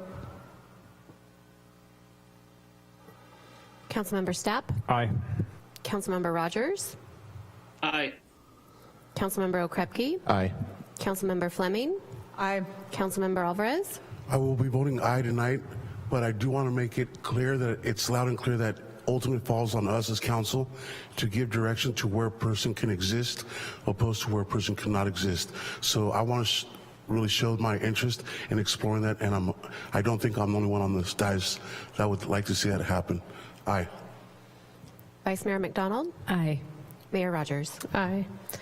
Let the record show that motion to introduce the ordinance passed with 7 affirmative votes. Thank you. Moving to item 16.2, Madam City Manager.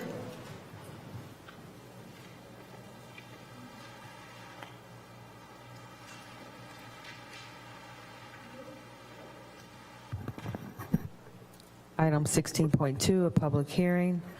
Resolution authorizing a grant application for FTA Section 5310 funds for purchase or replacement ADA paratransit vehicles. Good afternoon, Mayor, Vice Mayor, and members of the Council. I'm Rachel E., Deputy Director of Transportation and Public Works for the Transit Division. With me tonight is Sean Sosa, our Administrative Analyst, and we're pleased to bring forward this public hearing and a request for a resolution to authorize us to file a grant application for these funds to replace ADA paratransit vehicles. While the presentation's getting up, I'll go ahead and, here we go. Start on some background. Just real briefly, the 5310 program is a Federal Transit Administration program that is focused on providing funding to support transportation for seniors and persons with disabilities. In California, Caltrans is the recipient and runs the grant solicitation process. So the 5310 program has 2 project types. The traditional program allows entities such as Santa Rosa City Bus to apply for ADA accessible vehicles, equipment, and other capital equipment such as radios. The second project type is the expanded program, which actually provides operating funds to support paratransit services that go beyond the minimums requirements of the ADA. And I'll just note that, this specifically, this request relates to the traditional program, which City Bus is looking to apply to. But here in Sonoma County, the Council on Aging typically applies to the expanded program to provide funding to support some really valuable volunteer driver programs and voucher programs that are a very important complement to ADA paratransit in the county. So we are looking to apply for the traditional program for funds to support replacement of 4 paratransit vehicles that have exceeded their useful life. And we would be looking for about $75,000 per vehicle, which is the maximum that we can request. That will only cover about 45% of the cost of those vehicles. To be eligible to apply for the traditional program, a public agency must hold a public hearing, hence our presence here tonight, to be able to certify that there are no nonprofit entities in the service area that are, quote, readily available to provide ADA paratransit services. And by readily available, it means the agency or the nonprofit is willing, interested, and capable of providing ADA paratransit services on behalf of the City of Santa Rosa with the same service levels and parameters that we currently offer. So in this case, it would mean that a nonprofit would be able to step forward and have the resources and capacity to take over ADA paratransit for the city, which of course is a very tall order as it's an expensive program. But we do need to offer the opportunity. As you know, Santa Rosa Paratransit operates within 3/4 mile of city bus routes, currently provided by the city through a contract with MV Transportation. I do want to note that nonprofits are very welcome to apply for funding in the traditional program, even if they're not replacing the city's ADA paratransit service. And agencies like Becoming Independent are typical applicants. They run a lot of programs for people with disabilities. They have their own transportation fleet to bring people to and from those programs.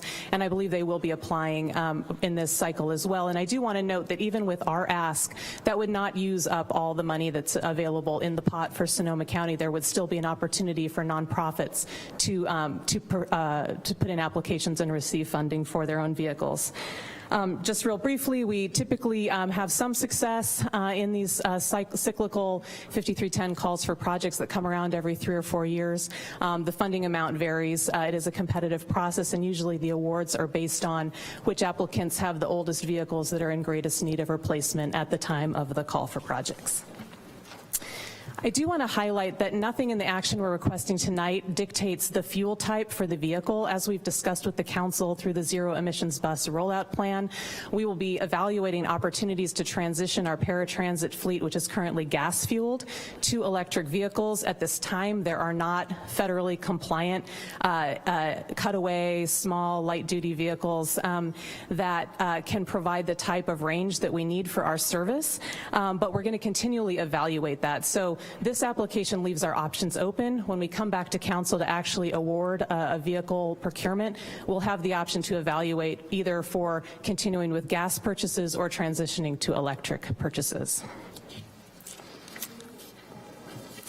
So tonight we're asking to hold this public hearing to meet the federal requirement to determine if any private nonprofit is able to provide paratransit services on behalf of the city of Santa Rosa. I also want to note that we reached out to over 30 nonprofit organizations in the area to make sure they were aware of this opportunity to comment. We did not receive any comment back through that outreach process.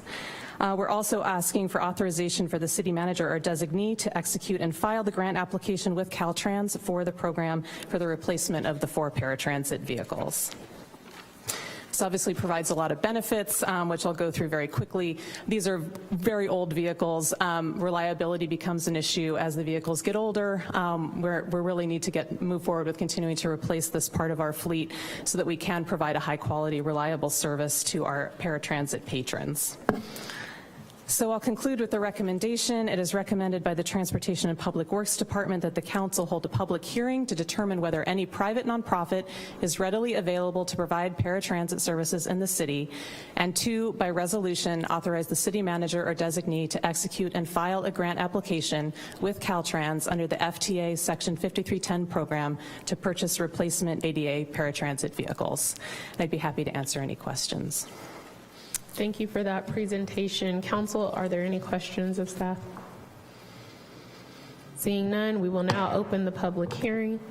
Madam City Clerk, can you please facilitate public comment? Thank you. We are now taking public comment on item 16.2. If you are in chamber and would like to comment but have not provided a speaker card or your name, please make your way to the podium. If you are participating via Zoom, please raise your hand or dial *9. You will have 3 minutes, and a countdown timer will alert at the end of that period. Mayor, I'm seeing no hands being raised via Zoom and no one approaching the podium to provide public comment.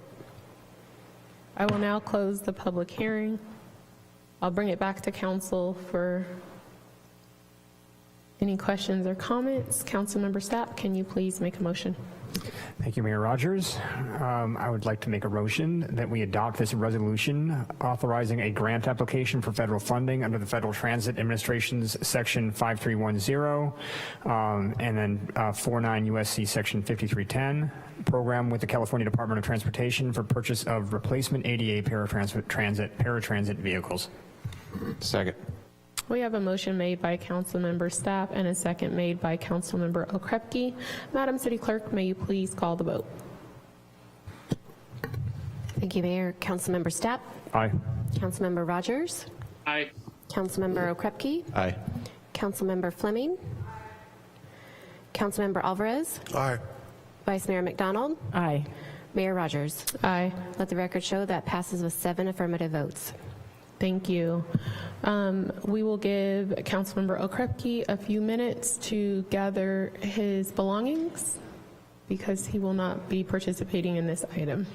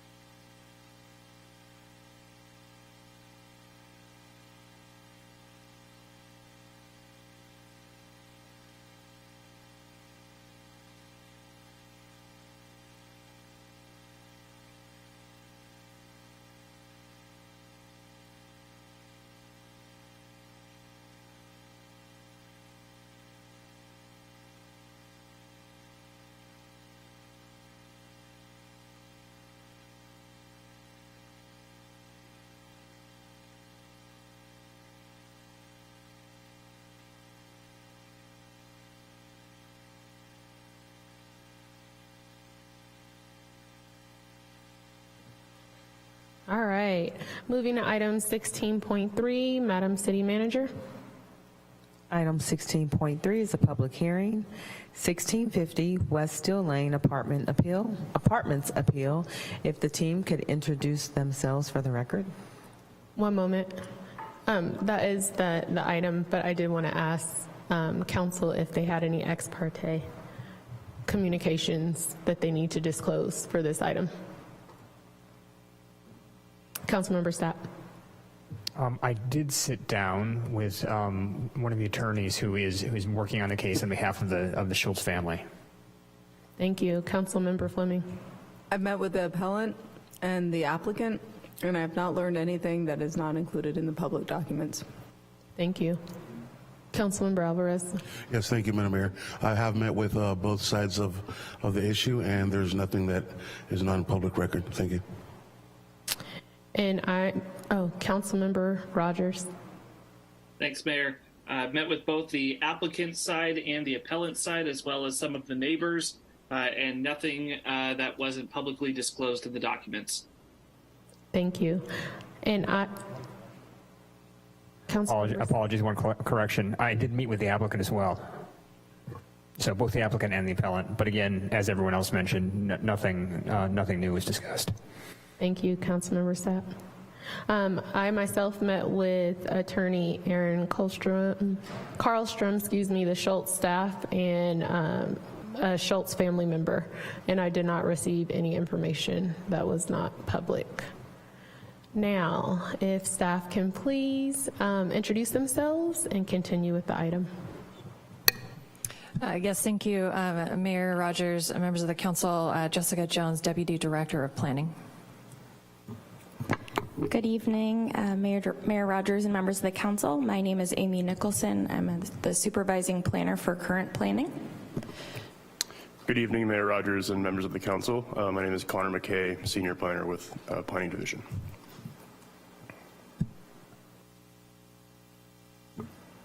And Connor will be making the presentation this evening.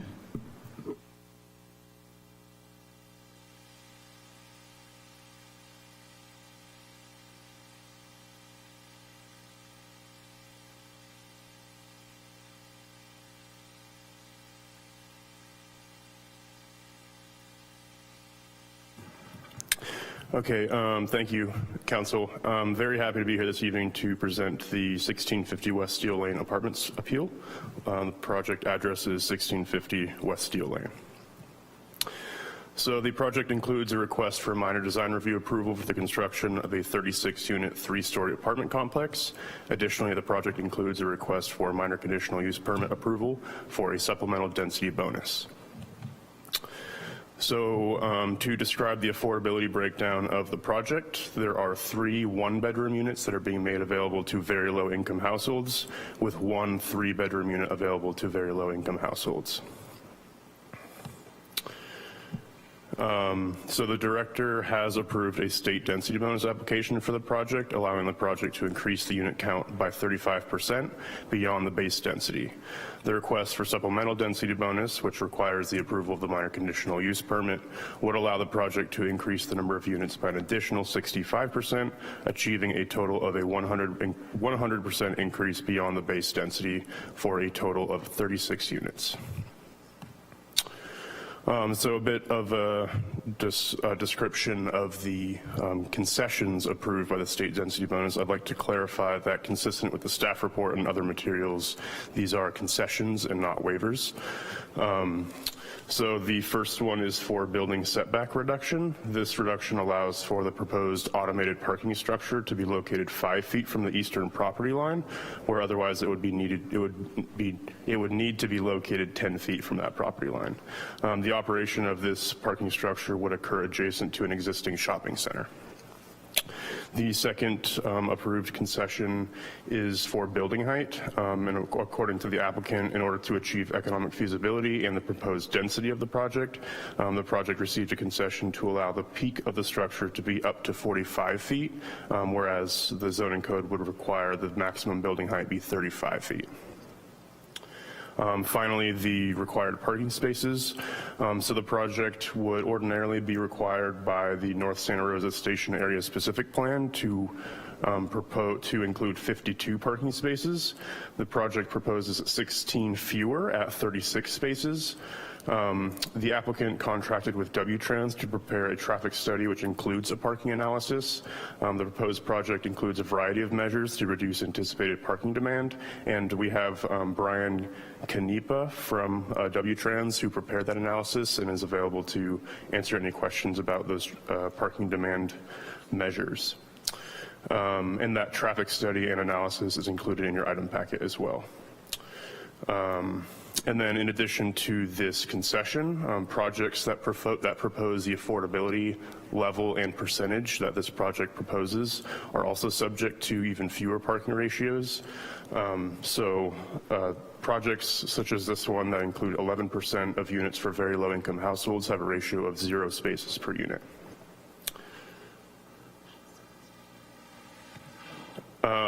And then the project history. So in January of 2020, this project had a neighborhood meeting. This meeting had 10 attendees who mainly expressed their concerns about parking and traffic and dense residential development in an area that is seen to be compacted already. In March of 2020, the project received concept design review by the Design Review Board. The Design Review Board provided comments about the design concept at that time, and those are bulleted in your item packet as well. Attachment 7 of your packet summarizes those comments and the applicant's consideration and incorporation of those comments. The zoning administrator approved the project at a special meeting in January of 2023 and is available after my presentation to respond to any questions about that meeting or that approval. And then we received the appeal within the required 10 business days timeframe on February 6th of 2023. And then in May, this project was continued by the council to a date uncertain, and here we are discussing this project. So here is a zoom in of the project site. The site is currently vacant on West Steel Lane and Meadowbrook Court. And then zooming out a bit, there's a shopping center, like I mentioned, immediately east of the project. There's multifamily residential to the south and the west. The project is located across from Snoopy's Home Ice, in addition to the Charles Schultz Museum and the Children's Museum. As you'll note on the bottom right of this graphic, the project is located in very close proximity, walking distance to Cottingtown Mall and some other commercial office services to the south.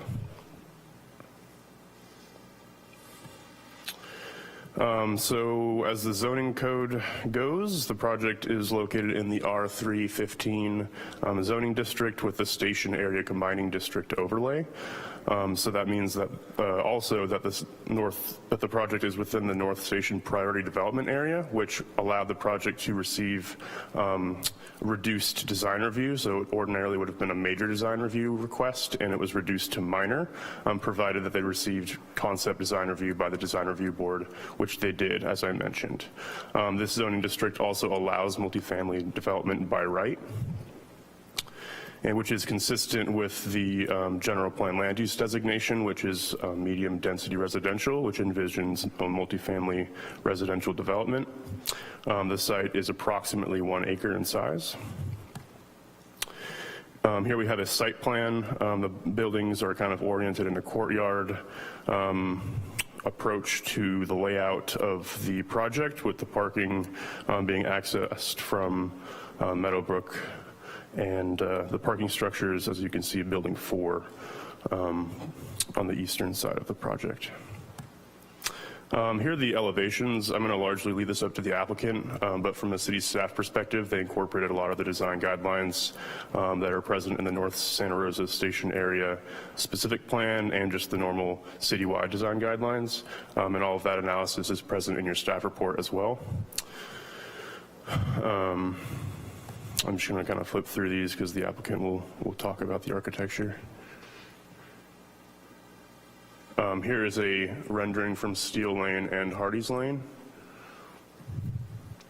from Meadowbrook Court. And here's an internal view of that courtyard that I mentioned earlier.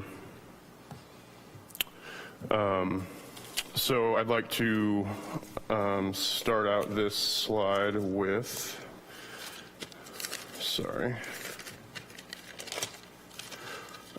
the project is statutorily exempt from the California Environmental Quality Act due to the project's consistency with the North Santa Rosa Station Area Specific Plan. So just for background, a project that is statutorily exempt from the California Environmental Quality Act is not subject to environmental review. However, given that the project proposes increased units as a result of the density bonuses that are included with the project proposal, an addendum to the North Santa Rosa Station Area Specific Plan EIR was prepared, and that was supported by these technical studies that you'll find on the slide here. I would also at this point like to mention that parking is not considered an environmental impact in pursuant to the California Environmental Quality Act. So, as I mentioned, on February 6th, the Charles M. Schultz Creative Associates submitted an appeal application for the project, stating the basis for the appeal as the city's approval of much reduced parking for the project. And then here are the required findings for the minor conditional use permit that also include the special findings that review authorities need to make to approve supplemental density bonus requests. In summary, the project would provide 36 high-quality residential units served by a neighborhood shopping center directly to the east of the project, and Cottingtown Mall a short walk away. The project is also within 1/2 mile of the North Santa Rosa Smart Station, which provides transportation for future residents to the Santa Rosa Airport, downtown Santa Rosa, and the North Bay area. Here we also have findings related to the minor design review application, and these are all also summarized in greater detail and responded to in your packets as well. So this type of development encourages cluster development rather than scattered, spread out development patterns. The project promotes use of alternative transportation modes and discourages reliance on travel by automobile. The project provides housing that meets the needs of Santa Rosa residents and is consistent with City Council priorities related to provide housing for all, reduce homelessness and its impacts, and climate.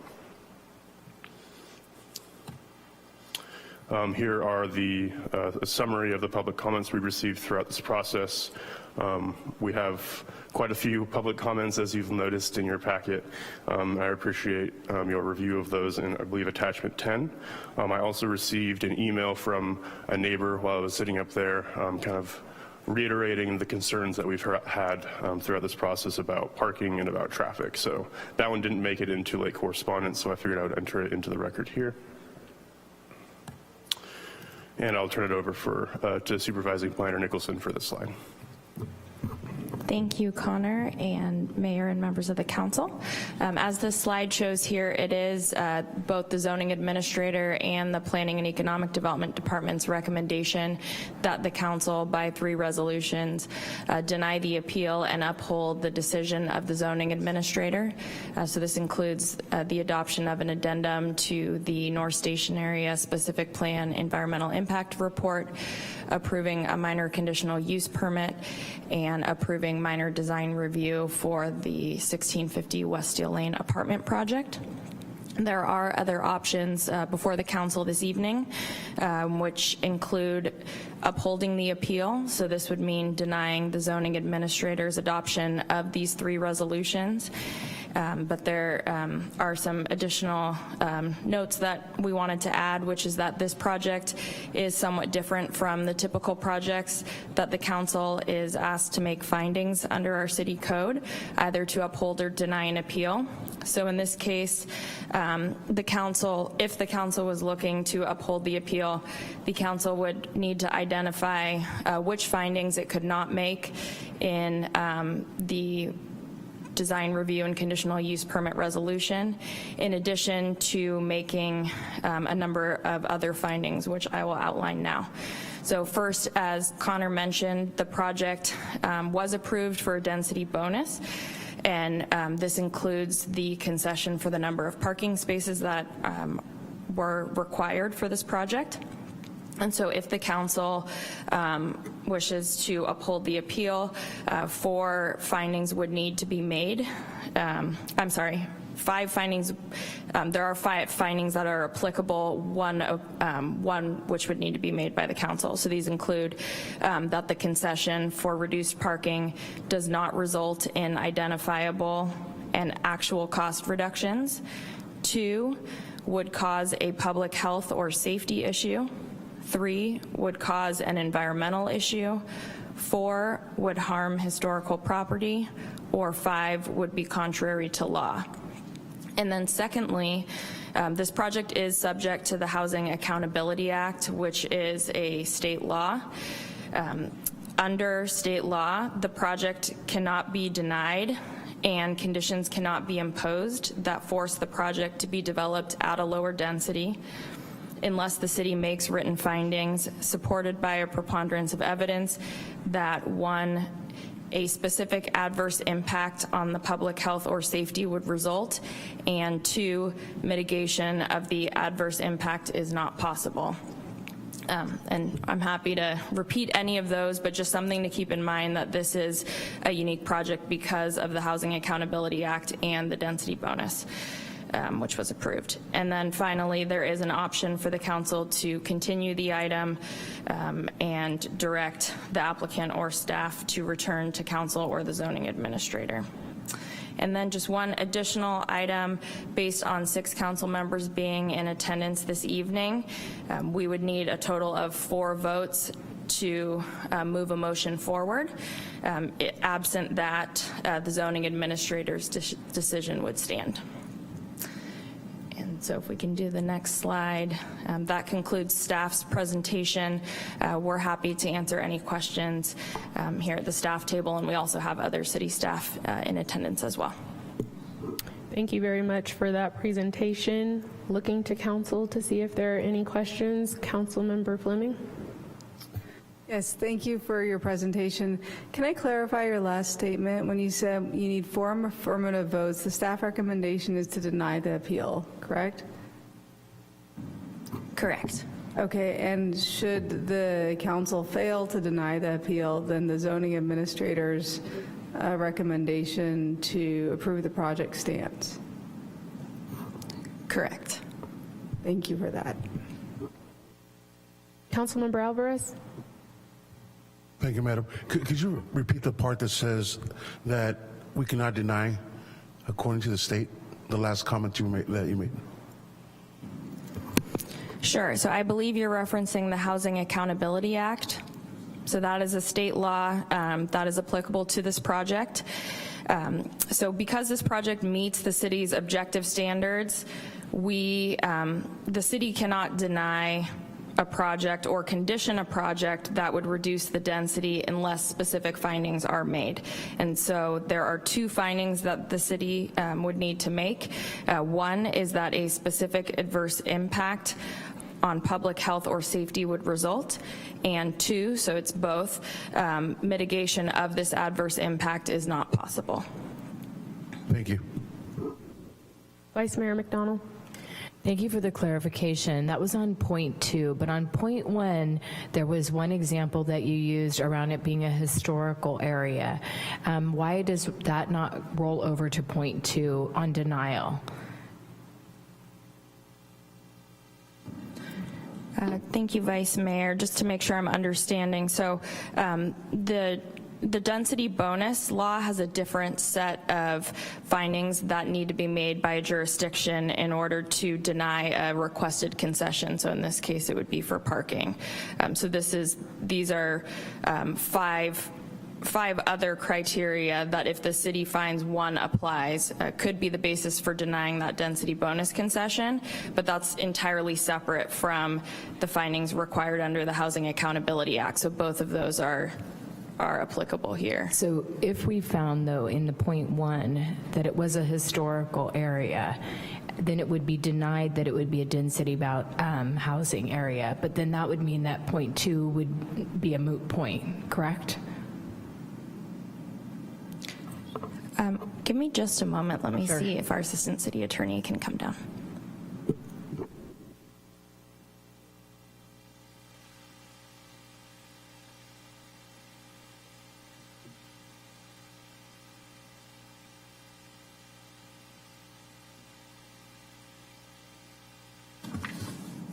Good evening. Ashley Crocker, Assistant City Attorney. I believe the question has to do with the concessions granted under the density bonus, and you cannot grant the concession or incentive that would have a specific adverse impact on any real property that's listed in the California Register of Historic Resources and for which there is no feasible method to mitigate or avoid the impact. And we do not have any properties here that are listed on the California Register of Historic Resources.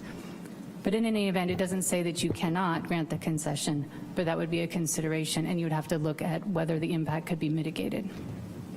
Vice Mayor, I'm not sure that I'm not sure if this answers your question or not, but to add to what Ashley pointed out and what staff has pointed out, I believe the answer to your question is that there are, if the council wishes to grant the appeal, essentially denying the project, there are different bodies of law under which the council needs to make findings that are totally separate. One is the Housing Accountability Act. Separate from that, completely separate from that, is the density bonus law. And then in addition to that is the city's Muni Code.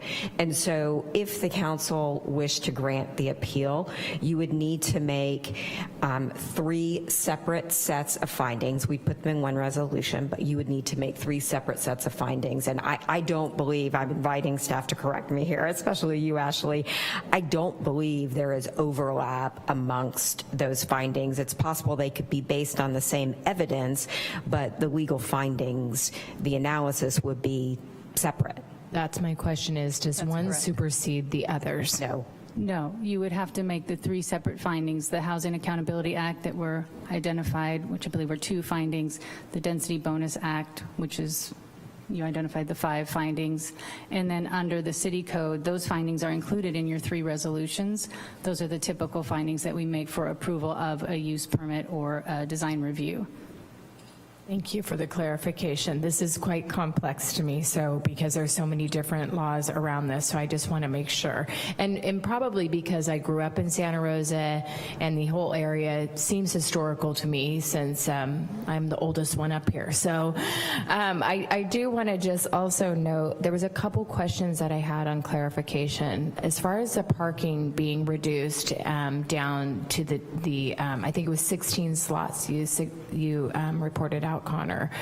Was that right? 16? Reduced by 16 from what the code would require to a total of 36. Okay.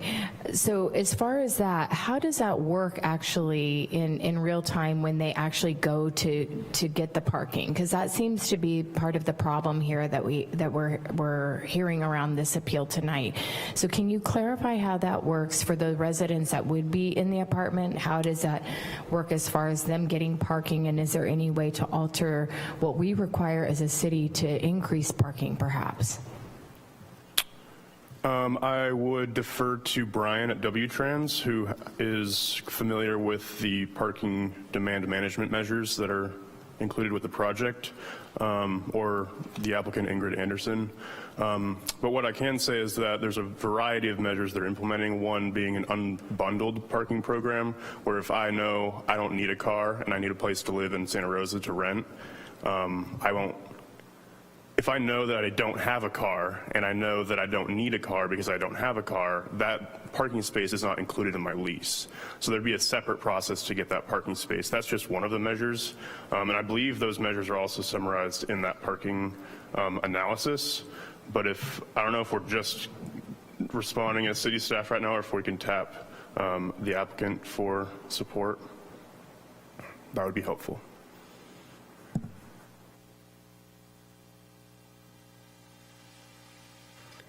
Connor, is the applicant in the room or on Zoom? On Zoom, sorry.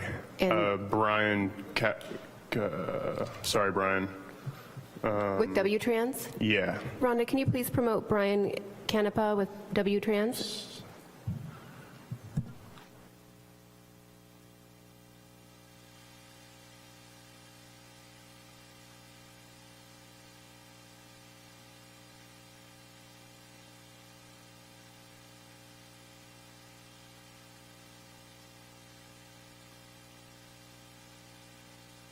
All right.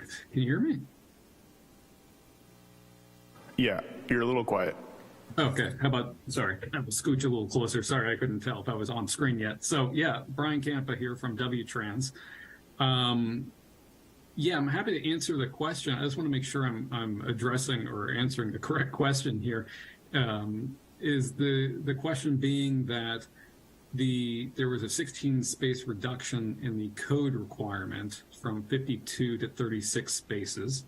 And the question is, how does the leasing or sale of those 36 spaces then apply to the units? I think what Vice Mayor McDonald is after is how is the parking system going to work on the ground? And this may be a question that's better suited for the applicant, Ingrid, but I just maybe if you could shed some light on those factors that were incorporated into your parking analysis for this project, I think that would be helpful.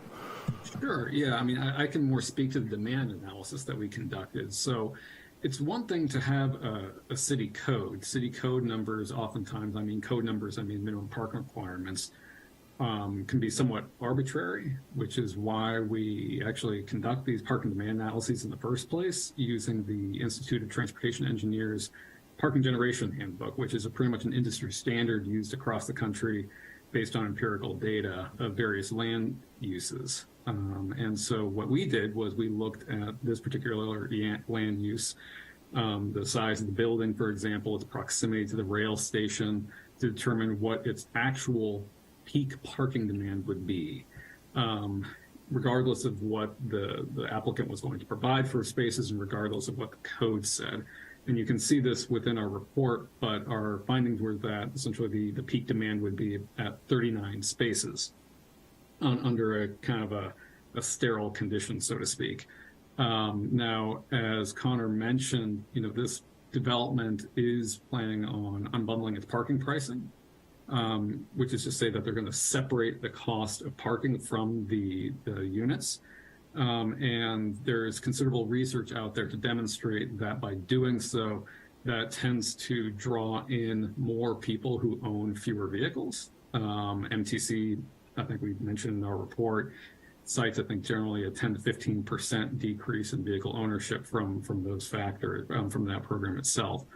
So looking at the peak demand of 39 spaces compared to the supply of 36, we made the determination that, with unbundled parking, with the proximity to transit and the bicycle parking and other multimodal amenities that are offered here, that the peak demand would actually be less than 36 spaces. So the on-site spaces should be sufficient to be able to accommodate peak demand. Now, I know it's common thinking to think that, well, every household has one or two cars, and those cars, what happens when all those cars are there at the same time?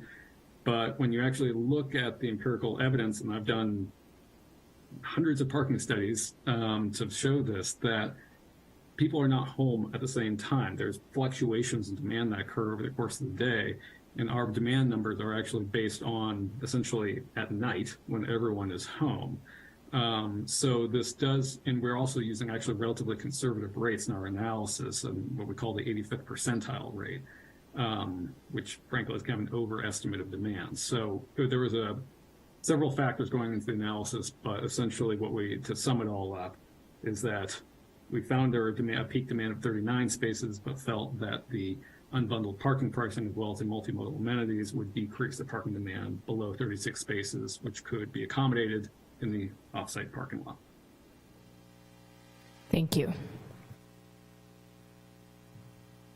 Are there any more questions for staff from council members?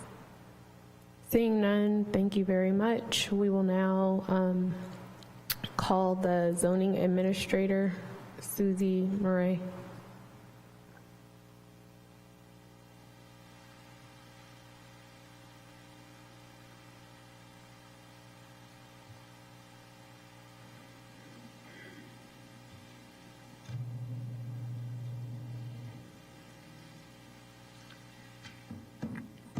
Good evening, Mayor Rogers and members of the council. It's nerve-wracking being up here on this side of the podium. I want to thank you for letting me say a few things and explain to you why I approved this project with such a high level of confidence. Not only is the site within one of our station plan areas, which are targeted for this type of development, residential development, but it's in the North Station area plan. It's probably one of the most ideal places in the city for this type of development. Excuse me.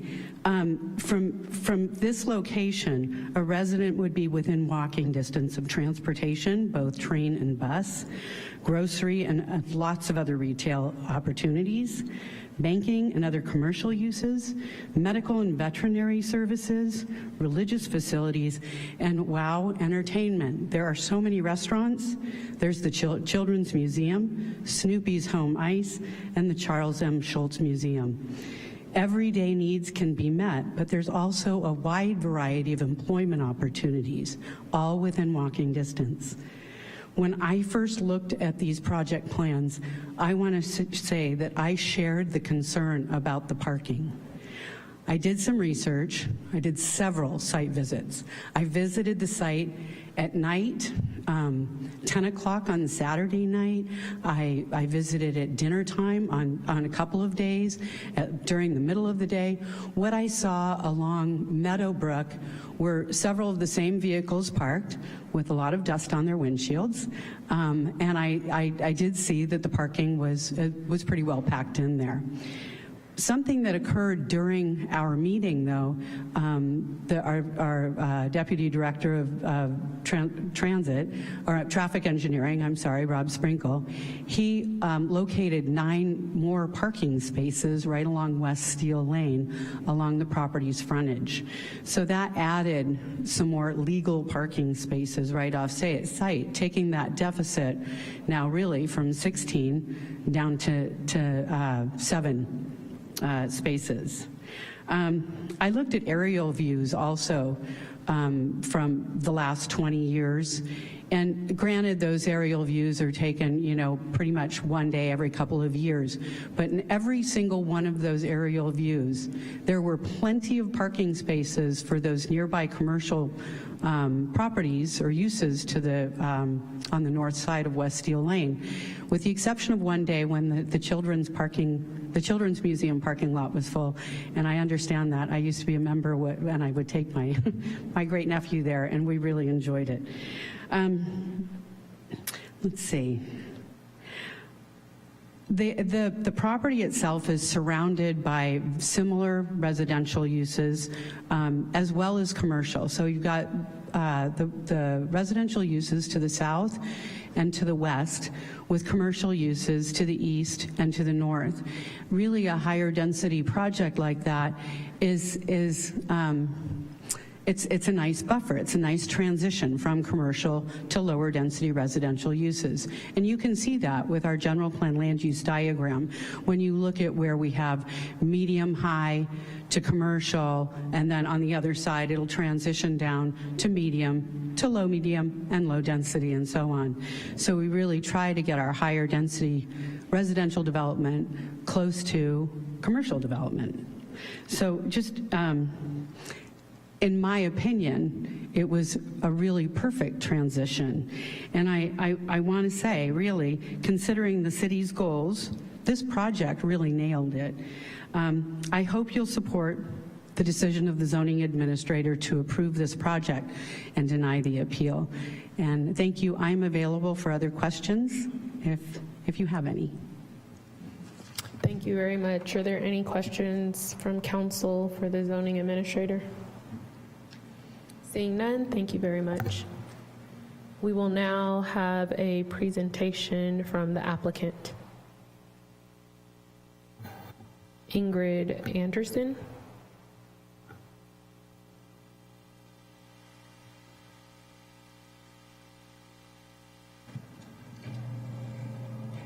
Mayor Rogers and council members, thank you for taking on this project. My name is Patrick O'Neill.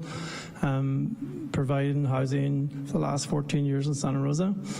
and I looked upon this lot very favorably because it's only like 3 or 4 blocks from my other housing that I provide the city, and it sort of coordinates with the first topic that came up with low-income housing and the homeless and stuff. So I am bringing 36 units to Santa Rosa, to the residents, and 4 is very low income. And when I first looked at this project, I thought, you know, let's build something that's different. Let's not go for the traditional package, and let's look at a different way of apartment living. So I thought, basically more of a European vibe. It was close to Coddington Mall, it's close to the transit, and to advocate that people get on their bikes and ride share programs. And the smart train, they can go to Marin, they can go to San Francisco, they can go to the North Bay, and they can walk 2 minutes to Coddington Mall, surrounded by many restaurants from different ethnic backgrounds, religious groups, etc. So we came up with a plan not to be worried about the parking. Let's try and do something completely different. Let's get on the train like the Europeans and get to a point where we provide housing for the next generation that are more in keep with the environment. They don't need cars, they don't need to, there's no impact there, and to do the bikes and the walking, etc. And 7 years ago, San Francisco adopted a no parking policy with any project that went through the city. They went down into South of Market, Soma, down by the ballpark, and as crazy as it sounds, such an impact city with no parking of any application whatsoever actually worked. And now they're all on the bicycles and the little scooters, and they walk and they run.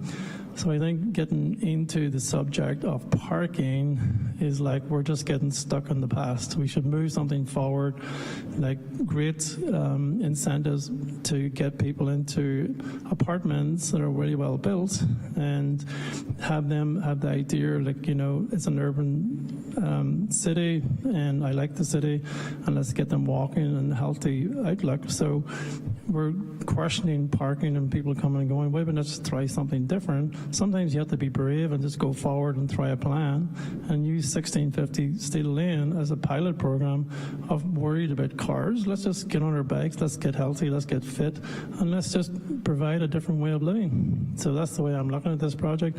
I've been doing it, providing housing for Santa Rosa the last 14 years. It's going to be the next 40 years. This building is going to stay in my portfolio. I'm from Ireland, you know, the American dream, the whole thing. So forget about the car. Thank you. Council, do you have any questions of the applicant? Seeing none, we will now have a presentation from the appellant. Excuse me, Madam Mayor, if I may. My name is Peter Spurl. I'm an attorney with the applicant. I'd like to make a brief presentation, if I may, as well. My name is Peter. I'm an attorney with Ragini Freitas in San Rafael. And I've submitted a letter on behalf of my client. I'm sorry that it was my understanding that I'd have some time. I have a PowerPoint presentation I prepared. I'll be very brief. It's not a very long presentation. You have an additional 7 minutes. I had started the timer at 10 when the gentleman before you spoke, so you have 7 more minutes. Okay. Like I said, I'll be very quick. So again, my name is Peter Spurl. I'm an attorney with Ragini Freitas in San Rafael. Our office represents Patrick and McBride Apartments Lane LLC, who are the subject of the application before you this evening. I think really this is a very straightforward issue, despite some of the intricacies of state law that have already been outlined by your city attorney staff and your planning staff. At the end of the day, this is a really very simple issue. The city has no legitimate legal justification for denying this application on the basis of insufficient parking, period.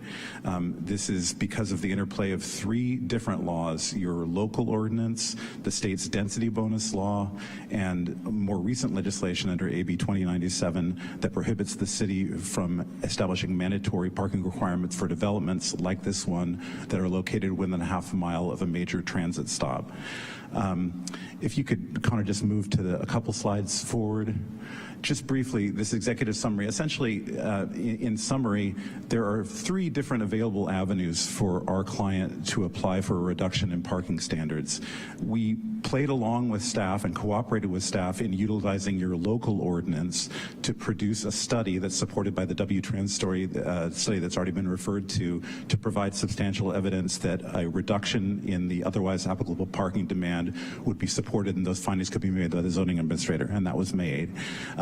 But in addition to that, because of the number of units, affordable units, there are 4 that will be deed restricted to very low-income houses. Because of that number of units, our applicant, our client, would actually have been entitled to provide at a much lower ratio of 0.5 spaces per unit, which would have resulted in 18 units.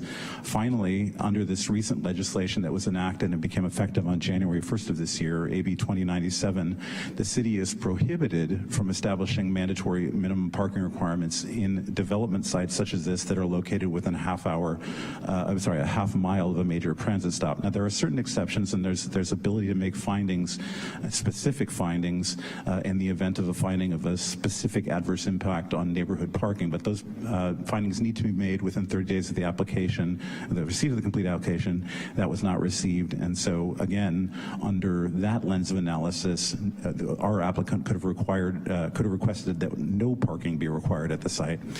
I think the point we're trying to make is that we think that our client has requested a very reasonable and voluntary accommodation that recognizes the potential impact on neighborhood parking and tries to reconcile it with these important state law objectives that promote the production of affordable housing and also reducing reliance on automotive transport. Connor, maybe you could just skip forward. I know our time is short, I'll skip the project overview. Essentially, the appeal argues that this project will have a negative impact on neighborhood parking. They've also made an 11th hour appeal on secret grounds that was included in the appeal, but the basis for that appeal was outlined in a letter that we received very late yesterday. I'll briefly address that at the end. Maybe, Connor, you can just skip forward to the conclusion, because I think I've already kind of run through the 3 different lenses of analysis. But again, we urge you to deny this appeal completely as without merit and to uphold the zoning administrator's findings. Again, this is accommodation and a compromise that we think is really, really generous. By providing 36 parking spaces at a ratio of 1-to-1, we are at the very least doubling what the city could require under the density bonus law, and arguably, and again, I believe it clearly applies under the letter of the law that was enacted on January 1st, we could request to provide absolutely no parking. But in recognition of the site and some of the unique challenges of the site, our applicant has voluntarily agreed to provide 36 parking spaces, which we think is more than enough to accommodate the local parking needs. I'm available and to answer any questions you have. I appreciate your time, and I'm sorry if I went any over tonight. Thank you very much. Thank you. Are there any questions? Okay. Seeing none, we will now call the appellant up for their presentation.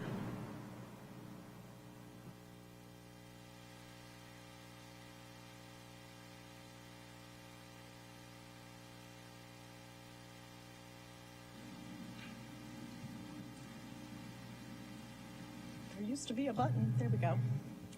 And I'm going to beg Madam Clerk's indulgence as I'm going to work with Connor to click through the slides. So I will go as quickly as I can, but we all know how this is going to work. Good evening, Mayor Rogers and Council. My name is Erin Carlstrom. I'm a shareholder with Clement Fitzpatrick and Kenworthy. I'm glad to be with you this evening, though of course we wish we didn't have to. I represent the reluctant appellants who are here tonight to ask for what they've been asking for of the applicant since 2019, more parking for their new neighbors. In 2019, the applicant approached my clients with his project. My clients had several concerns, including the lack of parking. After that initial meeting, and for nearly 3.5 years, my clients heard nothing from either the city or the applicant.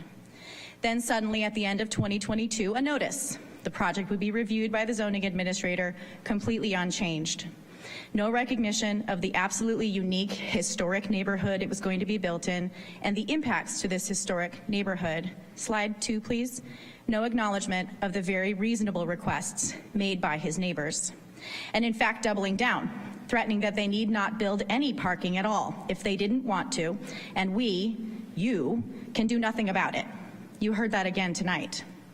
If the absurdity of that position isn't immediately clear, I'd like to take a few minutes to educate the applicant on his neighbors, which will hopefully remind the council of just how special the home of Charlie Brown is.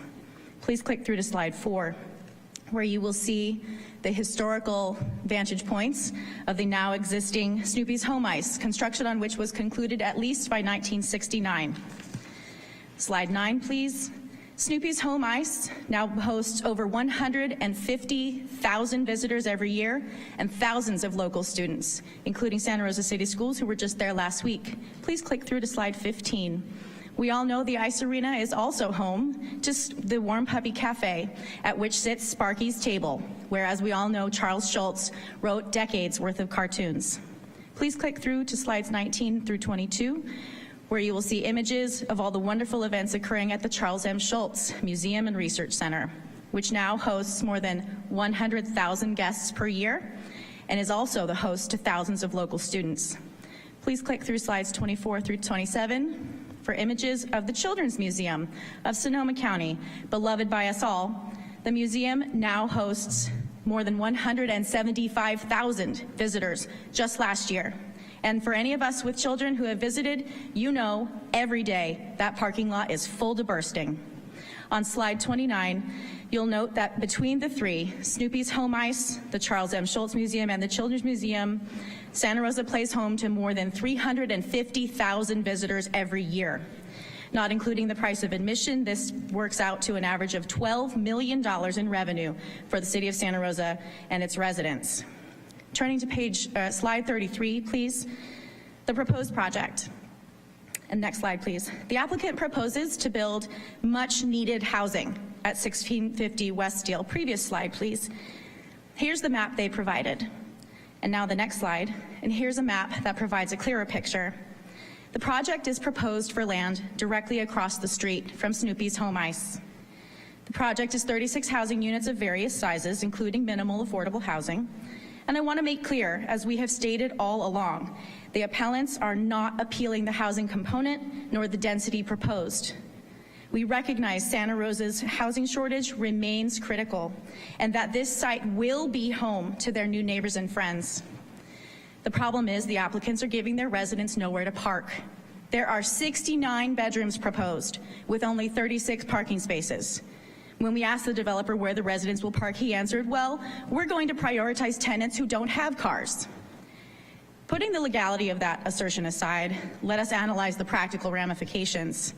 The applicant asserts rent will be lower for residents who have no vehicle to park or who have chosen not to rent a unit with an assigned space. This is troubling for a few reasons. Families in Sonoma County overwhelmingly require at least one vehicle per family to survive. More vehicles are required for working families and those with children. Additionally, the applicant asserts that the proximity of the project site to SMART and various city bus lines means the tenants can avail themselves of public transit to go about their lives. Anyone who's tried to get their children to school on time or arrive at work in time for an appointment knows this is a glaring misunderstanding of the current accessibility of SMART and the city bus lines. Realistically, residents will either have more vehicles than they can reserve a space for, or they will choose not to park at the site, not to pay to park at the site. So let them park on city streets, right? This is certainly the developer's perspective. Please click to slide 35. The project asserts parking on the street is available on Meadowbrook. However, this assertion once again fails to understand the realities of existing neighbors and businesses. Slide 36. As you can see from this image, Meadowbrook is already completely utilized by existing residents and neighbors. Further, the proposed project will require the removal of curbs on Meadowbrook, resulting in even more impacts to existing neighbors. And moving parking onto Steele Lane will only worsen the horrendous traffic on Steele Lane and will force the removal of a slow zone in front of the ice arena. Slide 38. Again, we want to remind the council, the developer approached my clients in 2019. It's been suggested that our appeal is designed to further delay the project. In reality, we asked for these reasonable accommodations and changes 4 years ago. The developer has had 4 years to be a good neighbor and has refused. In fact, rather than being a good neighbor, the developer is now attempting to use a brand new law, untested, to bully the council into permitting this project. When I was a planning commissioner and a council member, my mentor, a woman who knew more than a few things about public service, said to me, when in doubt, listen to the neighbors. Tonight you have that chance, as we and others ask you to direct the developer to be reasonable and provide sufficient parking for the new tenants he will have. Failing to do so will result in unnecessary pressure on the new residents, existing residences, as well as a completely unique historical cultural corridor, which is an exception based explicitly into the law upon which the developer now relies. Developers' attorneys argue essentially, well, the city didn't make these required findings within the right time frame. As you all know, you were briefed and voted on this new law, AB 2097, only in May. The project was approved in January and submitted well in advance of that. Exactly how and when were your staff supposed to have conducted a hearing in accordance with the council's wishes before the council made its opinion clear and before the law came into effect? Regrettably, this is just another instance of an out-of-town developer and his council failing to understand the jurisdiction in which they would like to make money, because that's what this boils down to. It would cost the developer more money to provide adequate, reasonable parking for his residents. Instead, the project would force these residents onto city streets that are already overly congested and which cater to hundreds of thousands of children and visitors to our city. This is after receiving 3 major concessions for this project, including this parking reduction, a building height concession, and a 100% density bonus concession, while inexplicably failing to avail itself of the 20% additional lot coverage available to the project under city code. The developer here essentially wants 3 bites at this apple: bonuses and concessions under law when they applied, and tighter restrictions against city control now that it's here before you. The neighborhood is asking you to say no. My clients who represent international icons are asking for more consideration. The staff report cites a variety of policies that support the project, while unfortunately ignoring how it blatantly contradicts it. I would turn your attention to policy E 1.4 of the North Station Area Specific Plan, which explicitly directs the city to, quote, expand the area's tourist focal point, the Charles M. Schultz Museum and Snoopy's Home Ice, end quote. We're not asking for any special treatment, not any more than what's been baked into city code for years. The staff report also attempts to argue that our application misrepresents the language of AB 2097. You'll see it here on your screen. This is Government Code Section 65863.2. It's also found in your staff report on pages 10 and 11. The law allows the city to make written findings that not imposing minimum parking would have a substantial negative impact on existing residential or commercial parking within 1/2 mile of a project otherwise exempt from minimum parking requirements. That's exactly what our appeal is based on. So are we only going to apply one part of the law because it's inconvenient to the project's bottom line? This site is one of the last remaining infill project opportunities in the North Station Area Plan, and it is worth doing this right. Next slide, please. I want to remind the council of my clients' commitment to their new neighbors. They look forward to welcoming them and have preemptively provided these cool welcome coupons. We implore the council to use its authority to protect Charlie Brown and Snoopy by seriously considering the impact of this project, specifically on the surrounding area, and by requiring the builder to install a sufficient number of parking spaces on property they already own. We also request that no additional approvals are granted in this project without a supplemental or subsequent CEQA analysis due to the project's incompatibility with the North Station Area Plan and the General Plan. Thank you for your time and for your service to our city. Thank you. Are there any questions of the appellant? Seeing none. Applicant response to appellant presentation. You have 5 minutes.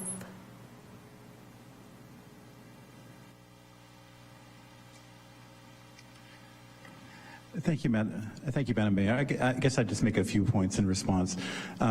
So, whether or not the staff report or the appellant's presentation has correctly or mischaracterize the law. I think there's a misunderstanding of what we're relying on in asking for the reduction. The reduction in parking spaces relies on the city's own ordinance and on findings that we've made that are supported by the traffic study.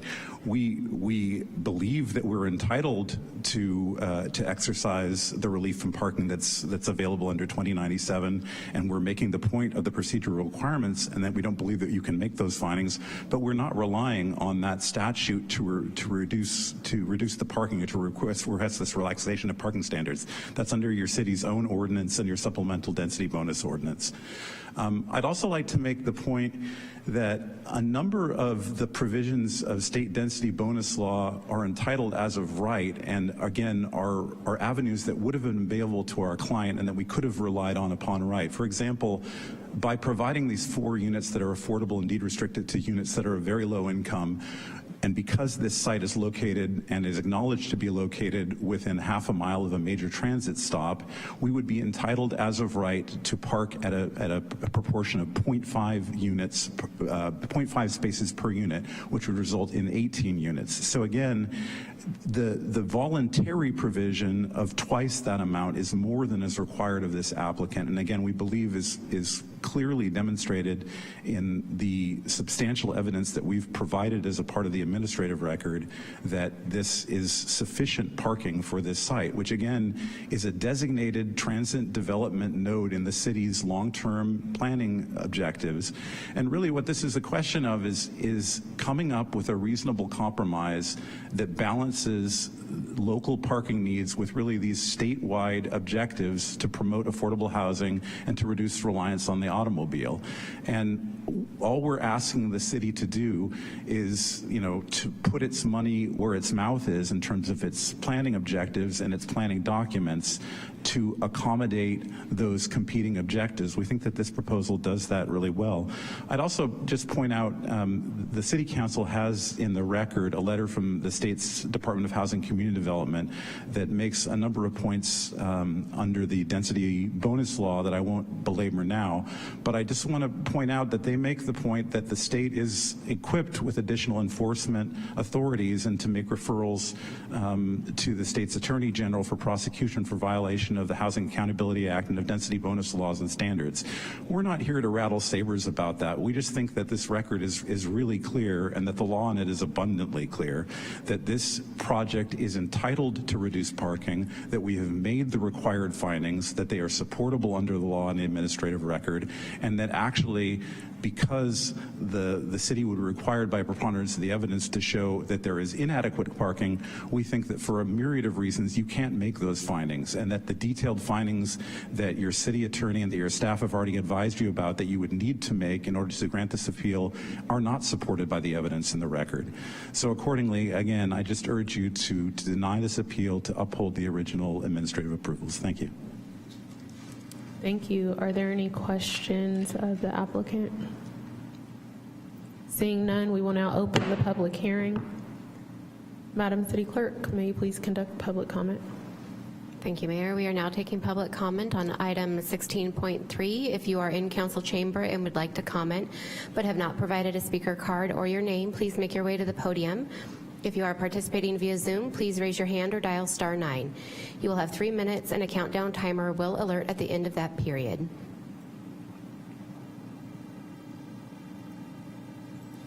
The first public comment will be Ramon, followed by Gina.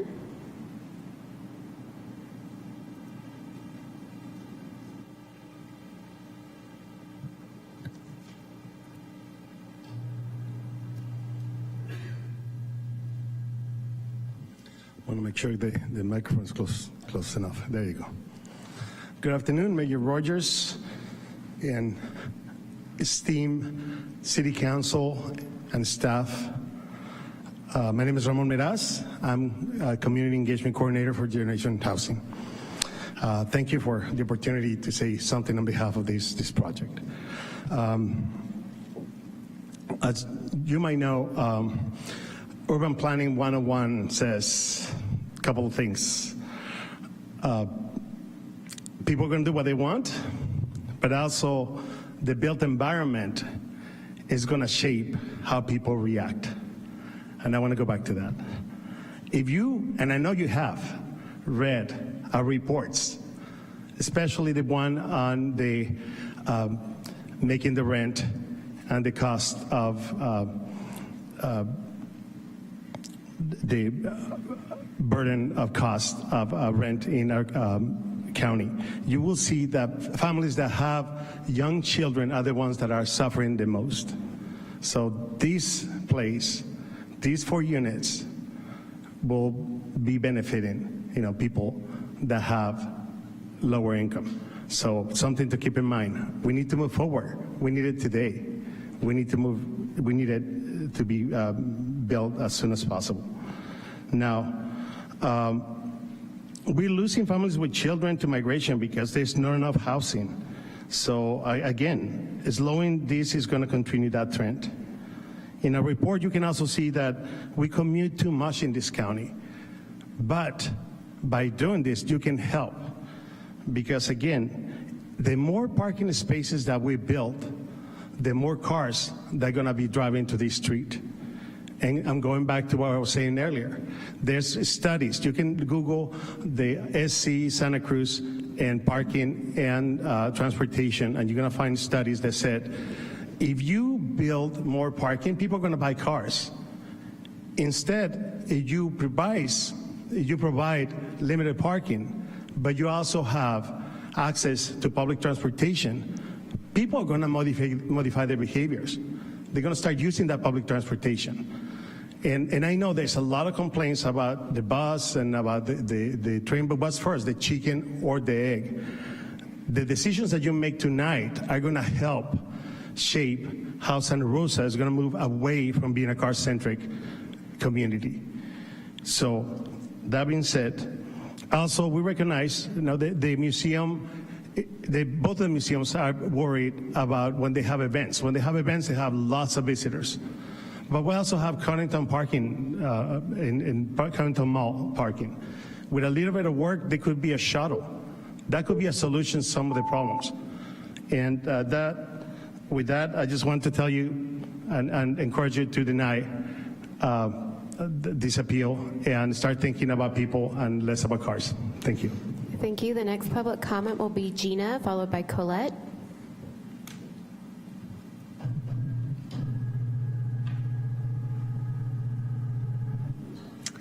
Good evening, Mayor Roger and esteemed City Council members and staff. My name is Gina Hunsinger, and I'm the director of the Charles M. Schulz Museum and Research Center, and I live at 5045 Gregory Court in Santa Rosa. I have 3 points. First, the 3 community institutions appealing this project are in favor of housing. We want housing and low-income housing in the space across the street from our institutions. We all agree that housing will help the neighborhood. Secondly, we are tasked with the responsibility of standing up for safety and the enjoyment of our visitors and our neighbors. Third, this housing project without adequate parking will not be safe or enjoyable for the neighbors, the residents of this very project, and for the visitors, the 350,000 visitors who choose to come from around the world to this very special spot on the earth every year. What are we asking for? We're asking for 16 more parking spaces. We've been consistent. It's safe and it's realistic. The Charles M. Schulz and his family built the ice arena off West Still Lane 54 years ago. And the arena's been serving the people and children of Santa Rosa and the North Bay ever since. And now the arena's paired with the Charles M. Schulz Museum and the Children's Museum of Sonoma County. And it's the only place like it in the world. In fact, visitors come from all over the world. This weekend at the Schulz Museum, we had visitors from Fresno, San Diego, Bakersfield, Gilroy, LA, Sacramento, Orange County, Riverside, Ukiah, Massachusetts, New York, Alabama, Idaho, Georgia, Korea, Canada, Japan, Switzerland, Guatemala, Philippines, Taiwan, Mexico, Germany, China, and the UK, and that's not all of them. At the Schulz Museum, we've created a one-of-a-kind 6-month exhibition highlighting the 3 Snoopies that have flown in outer space. In fact, the zero gravity indicator that just came back in Artemis 1 has flown 1.4 million miles. That's farther than any person has ever traveled in space. And it was Snoopy, of course, and that is so Snoopy. Last Saturday, we hosted an astronaut and a current launch of Artemis 1 It's a director of the launch for Artemis 1, and their message was to encourage children in the audience to think about what they want to explore in outer space when they grow up, to think and dream big. In summation, we have a reasonable request. In favor of both housing and safety, we're asking for 16 more parking spots. Esteemed council members, you ran for city council to help your community and to make a difference when it is necessary. Please have the courage to vote in favor of safety and quality of life for your citizens. Your leadership is critical at this moment. Thank you for your time, your service, and your leadership in our community. Thank you. Thank you. The next public comment will be from Colette, followed by Barbara.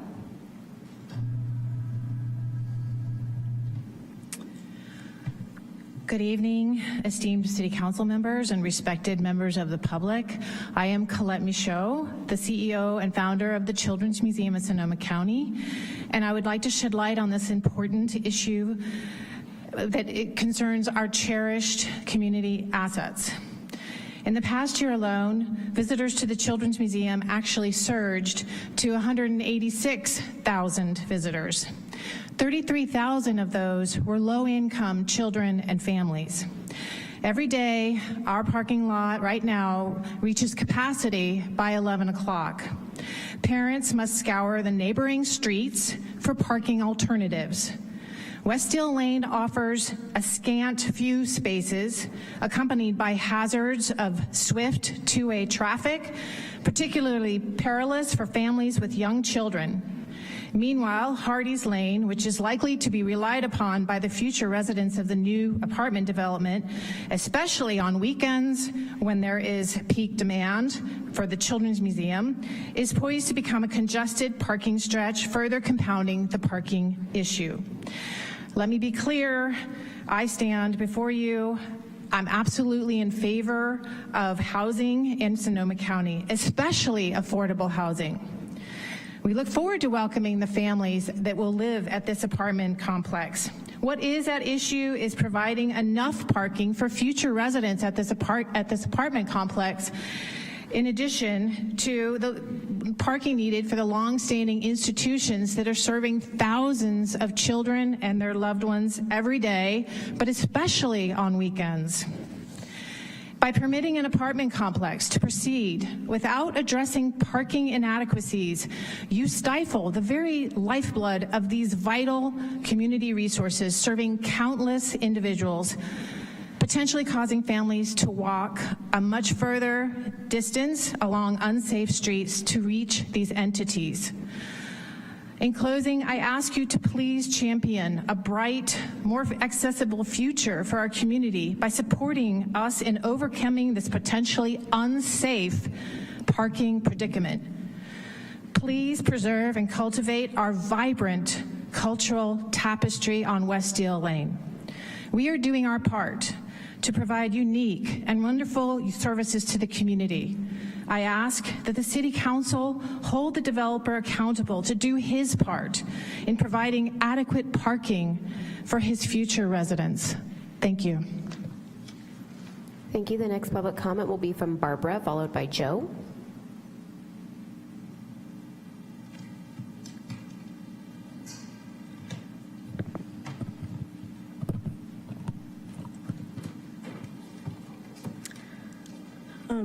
Greetings, Mayor Rogers, council members, and staff.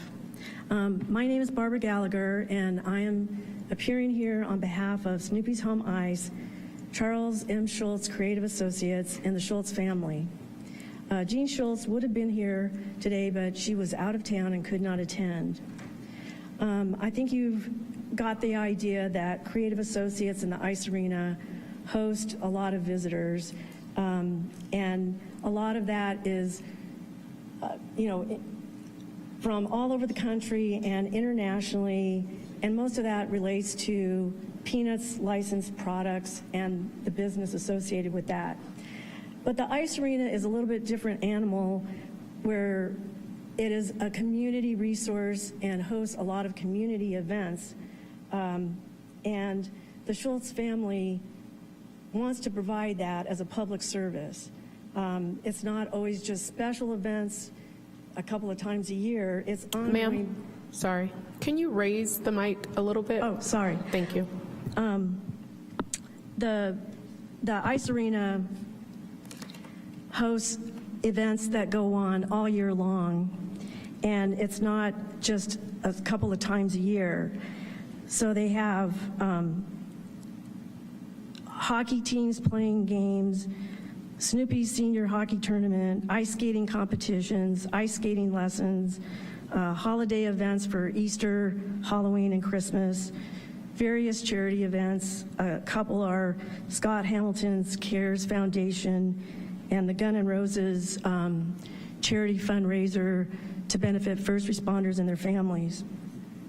We want to be able to continue to provide these community resources, and we believe that the parking issues and actually the health and safety issues related to that are a concern. We believe that the city, I think common sense has to play a role here. There's very limited parking on West Still Lane. Part of the parking is blocked out to protect a bike lane, and I don't see these extra spaces. We believe that the city has the right to consider the special nature of this neighborhood and its unique characteristics, and we believe that both for good quality of life and health and safety, that we hope that you protect the residents and the businesses, and we request that you grant the remedies that are set forth in our appeal. Thank you. Thank you. The next public comment will be from Joe, followed by Stephanie.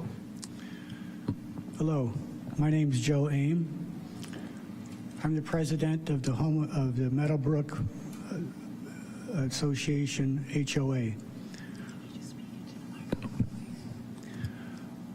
I'm one of the people who've dealt with parking issues in the area of Meadowbrook Court for the last 13 years of my presidency. Until recently, we had trouble every quarter on what was going on as far as our parking situation, who was parking illegally. The condo units that I'm president of is 11 units. We have covered parking for everybody, as outside space for everybody, and 7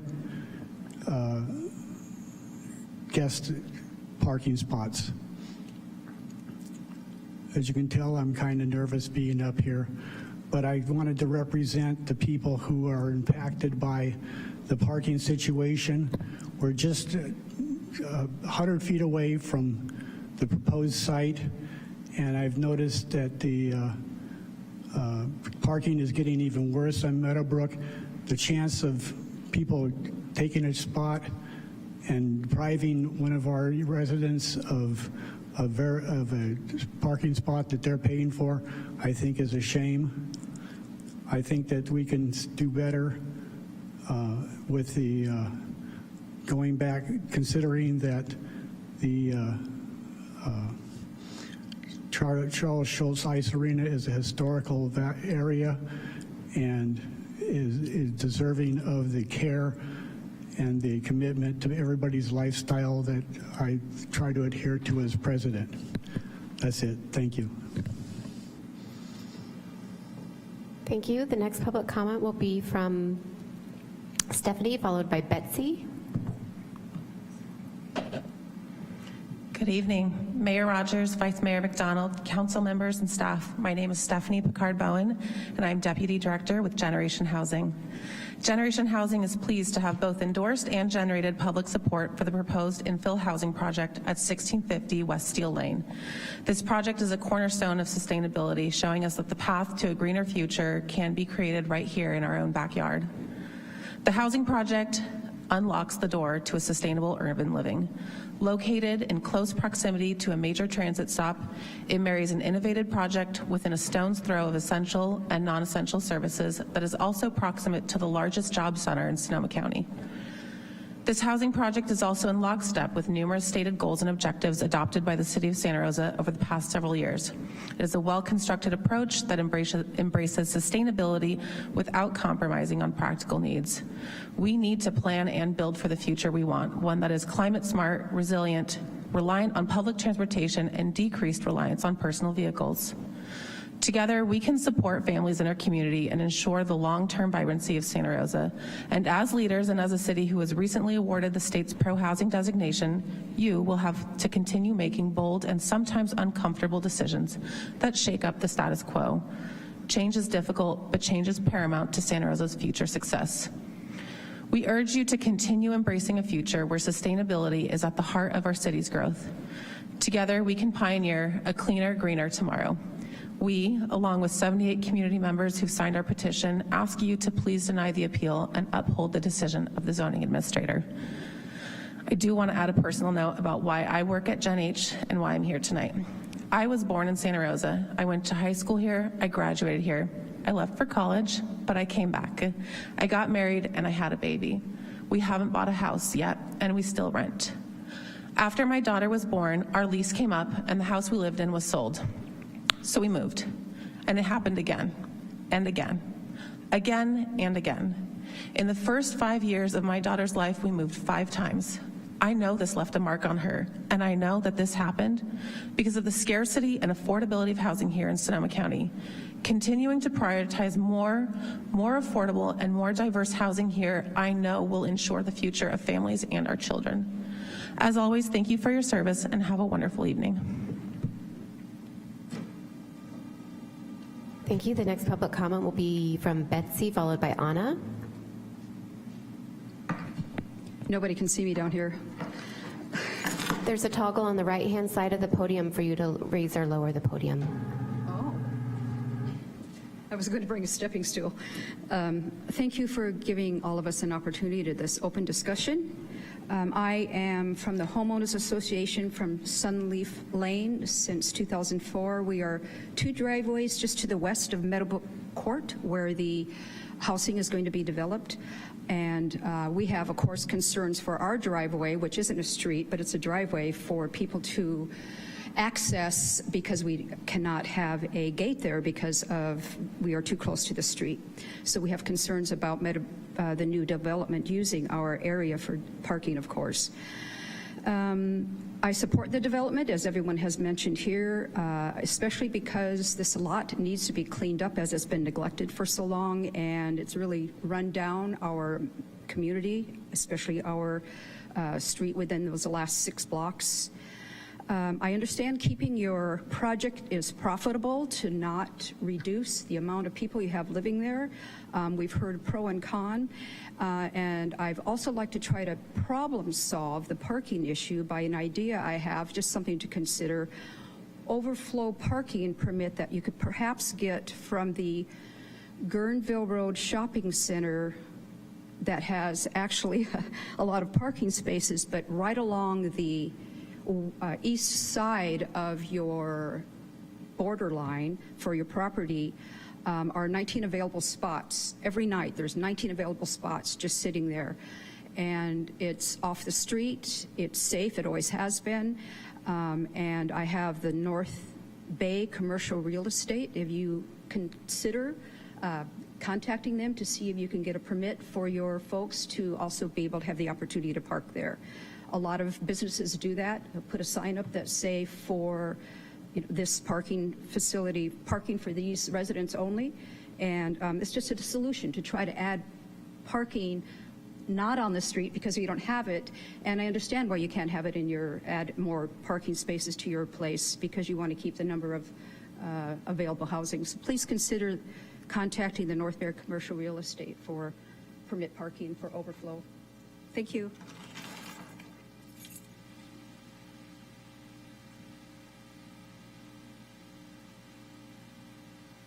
The next public comment will be from Anna, followed by Jerry.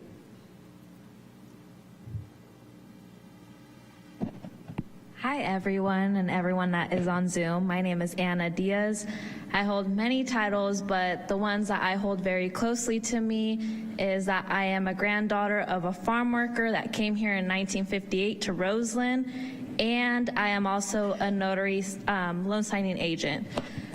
During my process as a loan signing agent, I have seen, and as you know, everyone says affordable housing, but I'm not allowed to disclose too much information. However, as long as you look through my notary journal, a lot of these people are coming from the East Bay / San Francisco.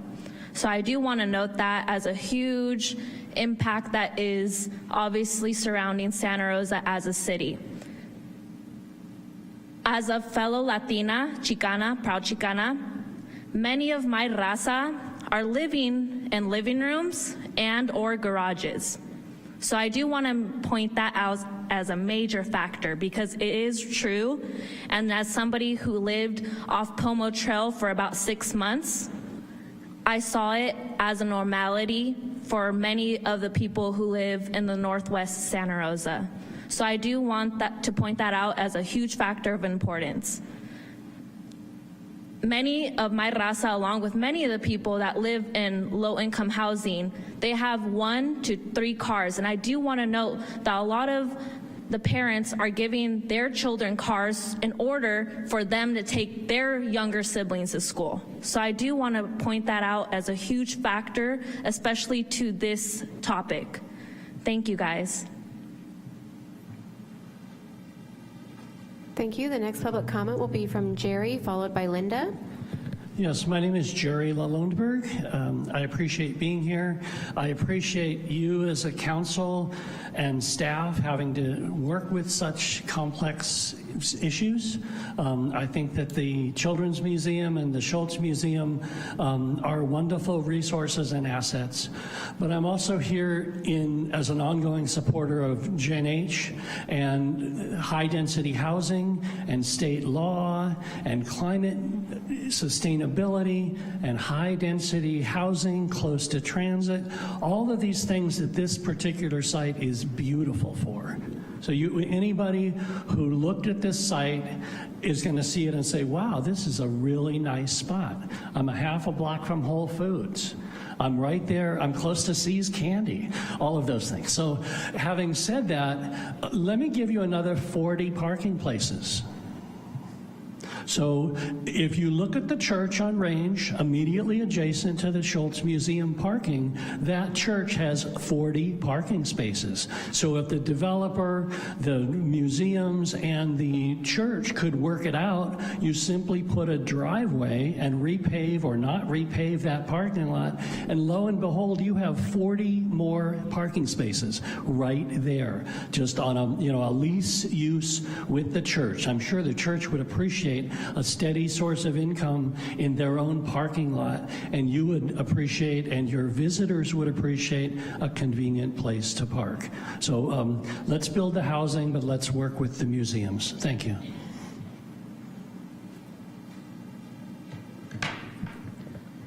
Hello, my name is Linda El-Yad. I'm a neighbor that walks around that neighborhood with my dog, and I pass that site with the car every day. Now, Guerneville Road is going to get crowded with another apartment building, but that's a traffic problem. I support that the project should go forward, and I wanted to point out to you about what the city has done on Hardy's Lane, which is between the ice skating rink and Schultz parking lot, because they were trying to prevent, I guess, homeless people or recreational vehicle parking overnight there, and that street could provide a lot of parking. Right now, the city has no parking signs for overnight parking. In other cities, what they do is they issue permits for people in the neighborhood to be able to park in places like that. And all it would take for the city is just to change the parking signs on Hardy's Lane and develop a little system of permit parking. And I'm sure that there's lots of other people that would appreciate access to some permit parking on Hardy's Lane as well, because there's a lot of apartment buildings and so I'd like you to revisit what you've been doing on that particular street and get some more resident parking. Thank you. Thank you for your attention to this. Thank you. I do see a member of the public approaching the west lectern. Please go ahead. My name is Eric Frazier. I'm a community organizer in Santa Rosa.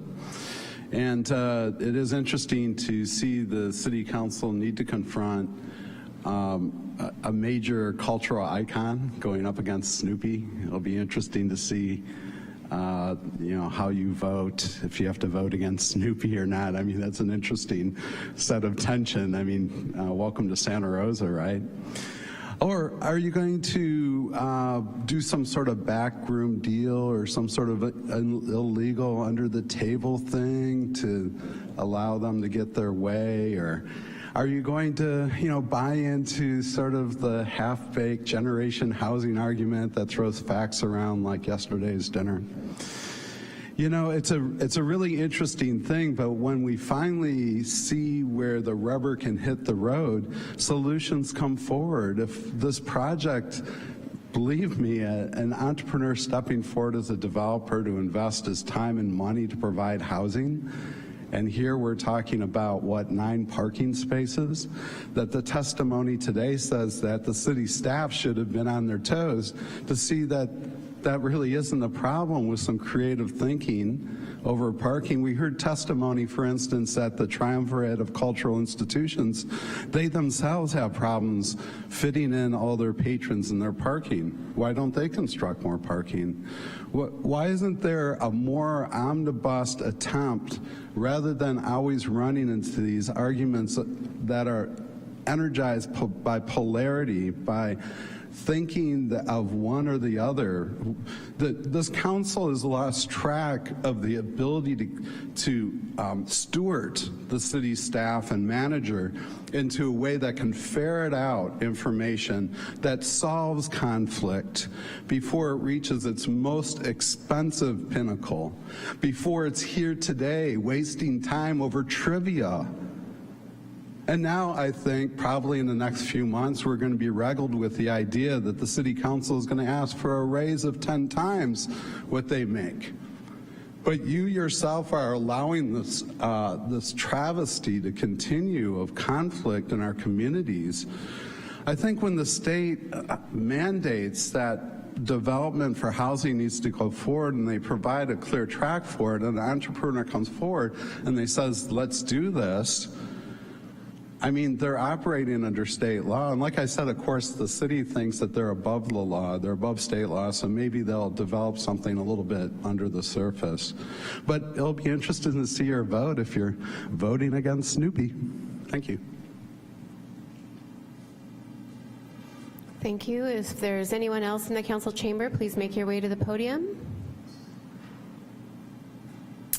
I see no one approaching the podium. I'm going to turn it over to our Zoom host to facilitate public comments via Zoom. Thank you. We'll be starting with Kathleen, followed by Al, and then Katie.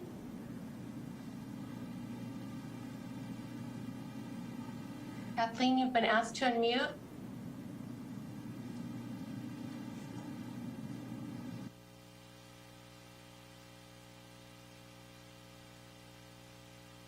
Kathleen?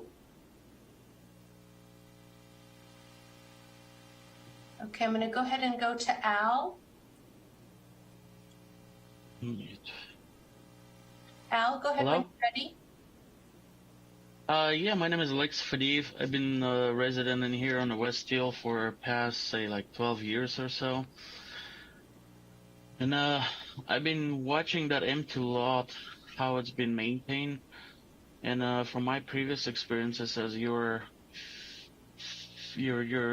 past is your current, is your future.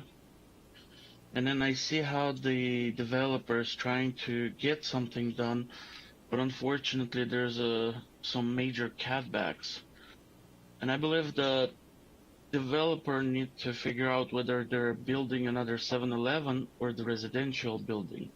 If they're building another 7-Eleven, yeah, the traffic is great, the parking is great. But if they're building the residential part, they need more parking.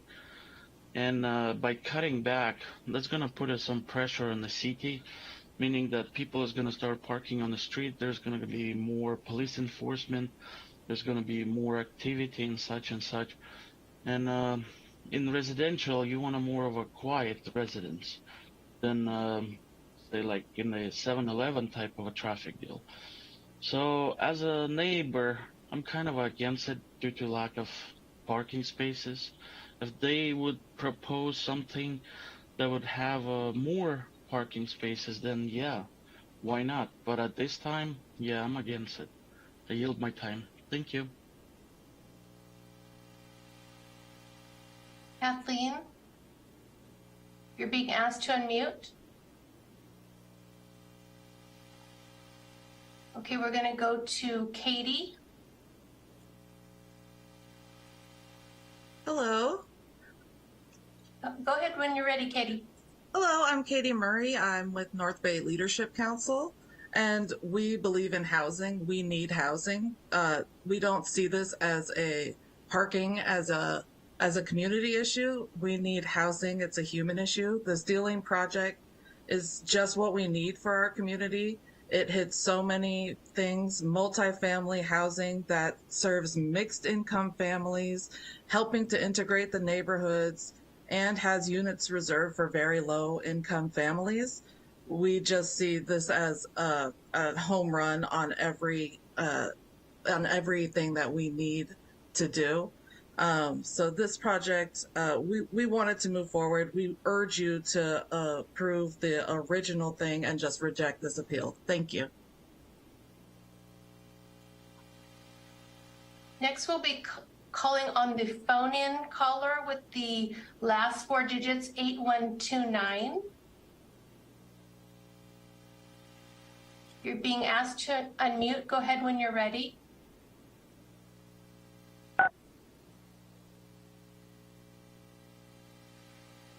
Go ahead when you're ready. Can you hear me? Yes, we can. Okay. Hi, this is Kathy Gonzalez-Kane, and I am the Chief Program Officer for Community Action Partnership of Sonoma County, whose office is in Santa Rosa, and we serve the City of Santa Rosa residents as well as Sonoma County.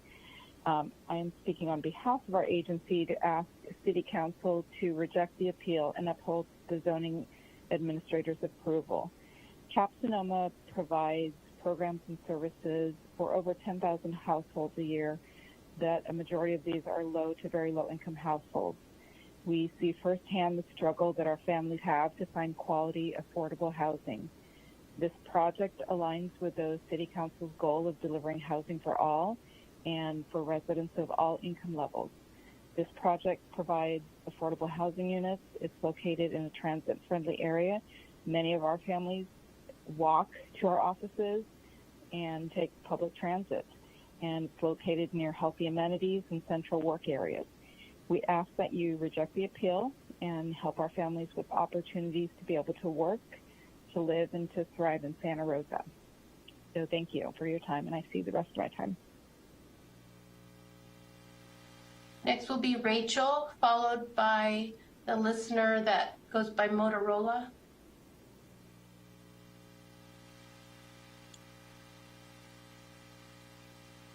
Rachel, please go ahead when you're ready.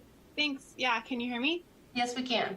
Great, thanks. My name's Rachel. I just wanted to leave a public comment and say that I'm not a car owner. I grew up in Santa Rosa. I would live in a building like this and happily walk and rely on public transportation and the train. I haven't heard anyone else chime in who would be the type of person who would live there, so I wanted to give my opinion too and say that we exist and we would certainly forego a parking space in that parking lot, and we would probably not take up public parking on the street.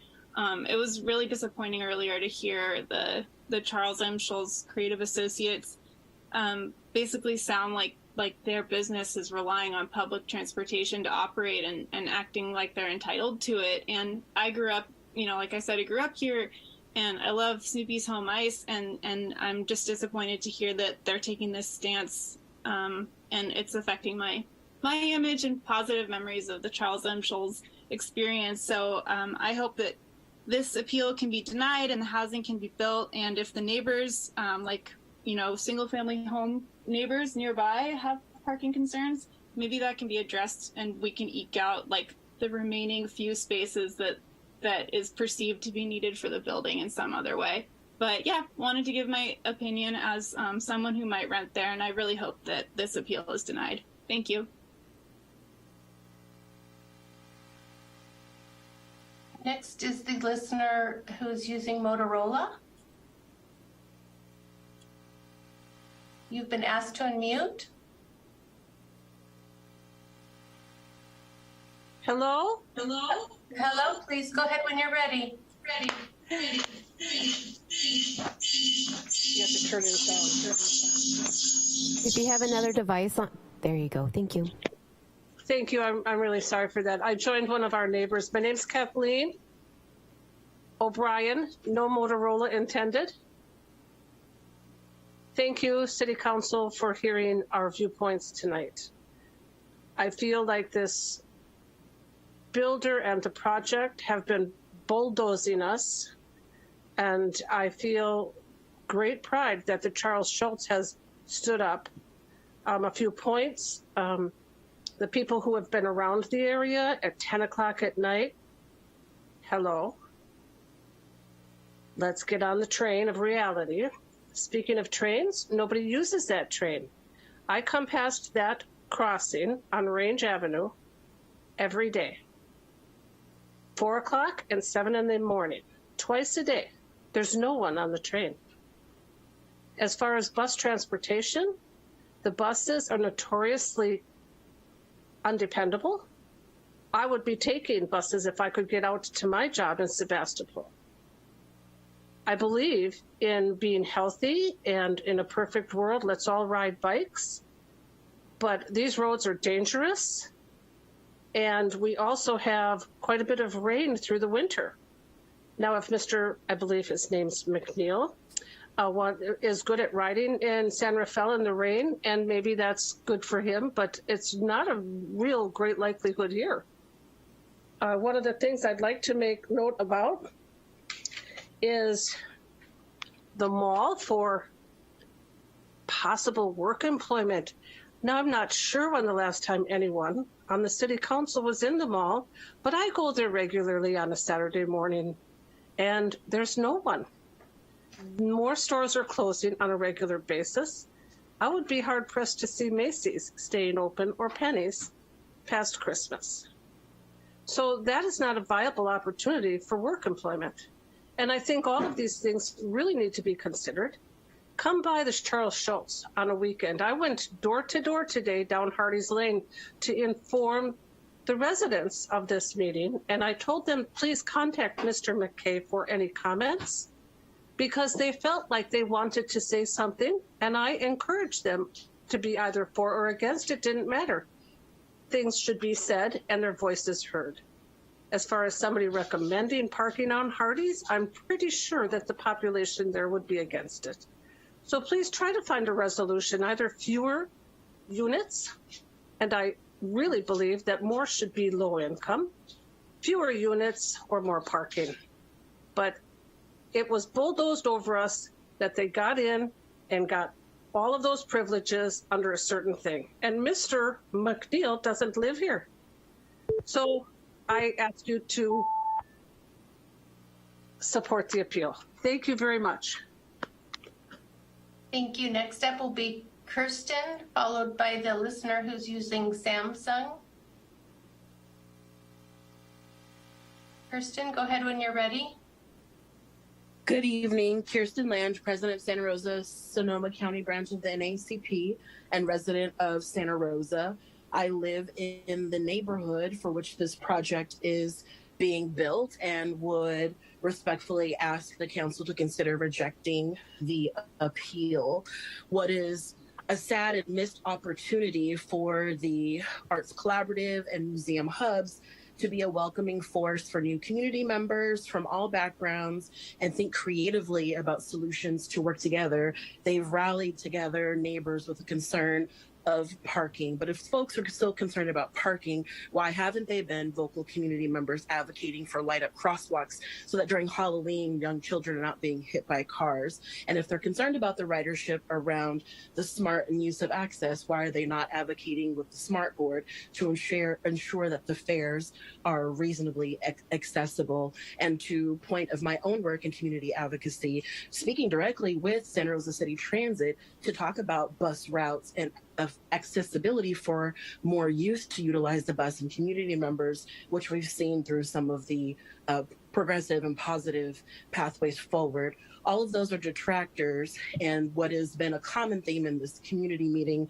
this evening before your council are the haves and the have-nots. Those who have and have maintained a lifestyle here want it to stay the same way. They are rejecting the change and the progressive nature of housing that is needed to afford for families to live and work in this community. Stores in the mall, all of those are all anecdotes that are beautifully noted, but not necessarily relative and relevant to folks being able to have a place where they can afford to live. I, too, to the previous caller, would love the opportunity to be considered as a tenant in this possible building, which would put me in the city center and allow me to use public transit more rapidly. But unfortunately, if upheld, would be a deterrent. And I hope that you all really think and consider deeply around some of the coded language that's been used quite a bit on all of these issues when it really boils down to economic balance and connectivity that we definitely don't have in our city. And while you cannot solve the poverty that folks are experiencing, you can definitely make decisions that afford folks a place to rest their heads in the evening and continue to be working contributors in our community. I yield my time. Okay, next up is the person who signed in as Samsung and then followed by Nima. You've been asked to unmute.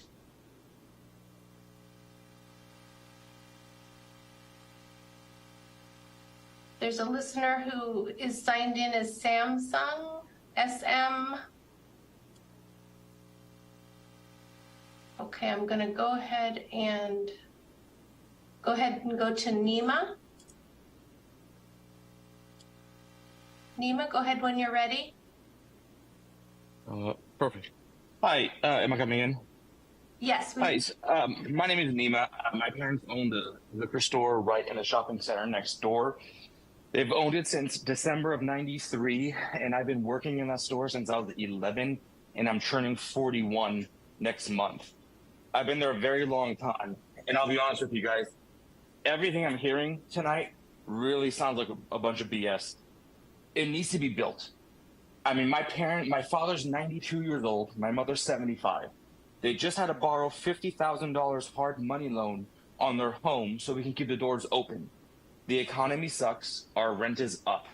We're arguing about some parking spots. We need more homes, more apartments in that area to bring more business to the local businesses in the area. Snoopy's worried about parking spots. The more people living in that parking lot, in that structure, more people come to your cafe. You're so worried about them taking your parking, your cafe can't accommodate the people in there on the weekends.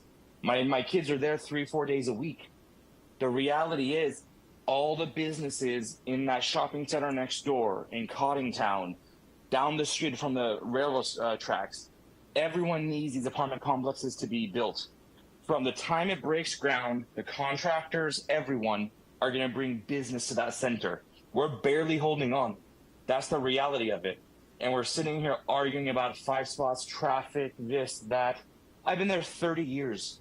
And the only time it's thrived is when the place is busy, when the area is busy. The church has parking spots. Our shopping center has parking spots. We're arguing about a moot point, in my opinion. I mean, we're spinning our wheels on something that's a complete waste of time. I've been on this call since 5 o'clock. We could have ended this at 6 o'clock if we're just logical about it. My parents have paid a lot in permits, alcohol fees, tobacco fees, business fees. For 30 years, we've been paying into the city of Santa Rosa. It's time to get a fraction of that back and help us keep our doors open. In this apartment complex, these 39 units, that's going to help us keep our doors open. Just breaking ground, the construction people, anyone just starting that process is going to help us keep our doors open. There's no other way about it. And being worried about 5 extra spots, 10 extra spots, extra cars, the city's growing. Whether you let this be built or not, Steel Lane's going to be busy. I witness 1 car accident per week on that traffic light by the church. It has nothing to do with this apartment complex being built. Maybe, if anything, with this apartment complex being built, more police will come and go. It'll be a safer area. I mean, there's no which ways about it. I support it. The appeal should be thrown away. The appeal was a joke from day one. It should be thrown away. We needed this built 6 months ago.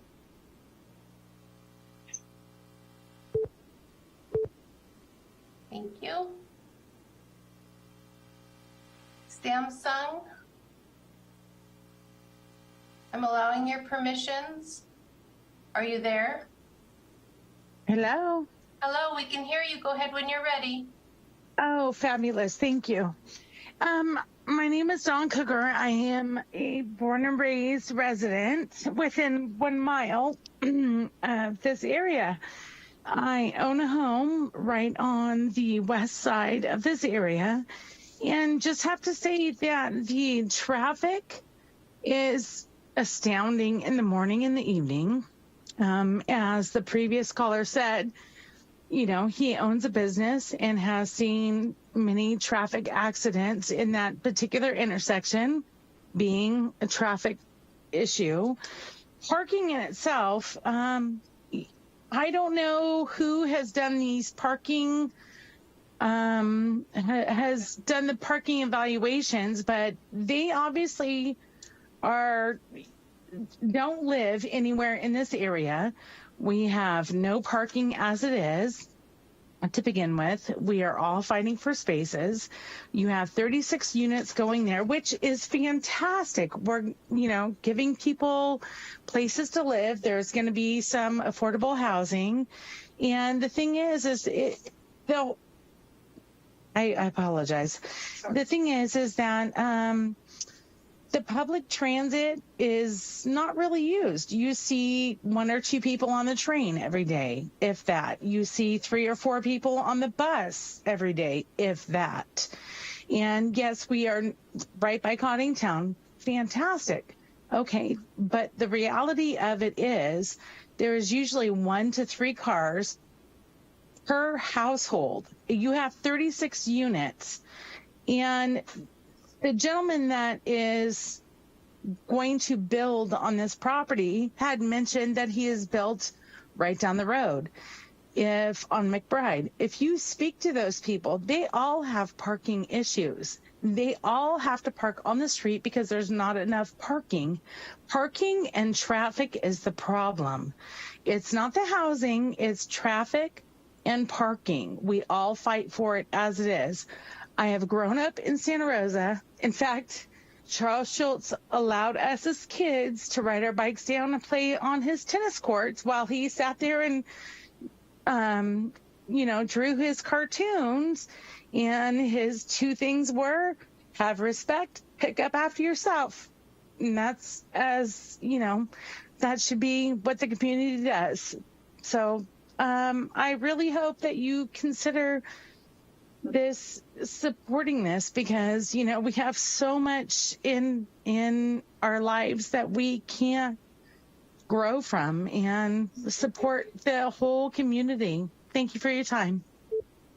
What do you feel like you're supporting? Thank you. We have no additional callers on Zoom. We will now close the public hearing. Bringing it back to council. Council, do you have any questions of anyone? Councilmember Rogers. Thank you, Mayor.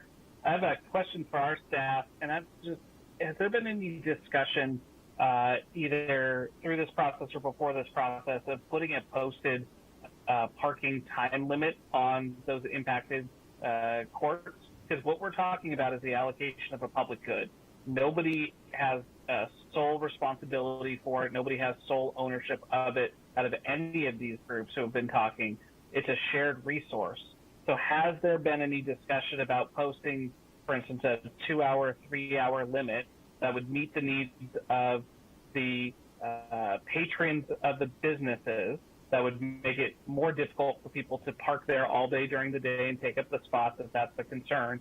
But then in the evening, when there are no patrons there, or when there are fewer patrons there, that it opens up for overnight parking for people who are going to be living in the area.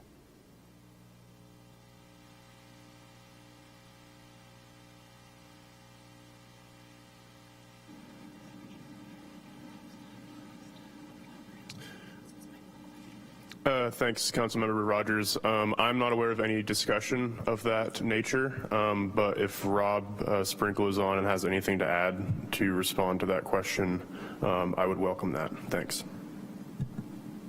One moment while we promote Rob.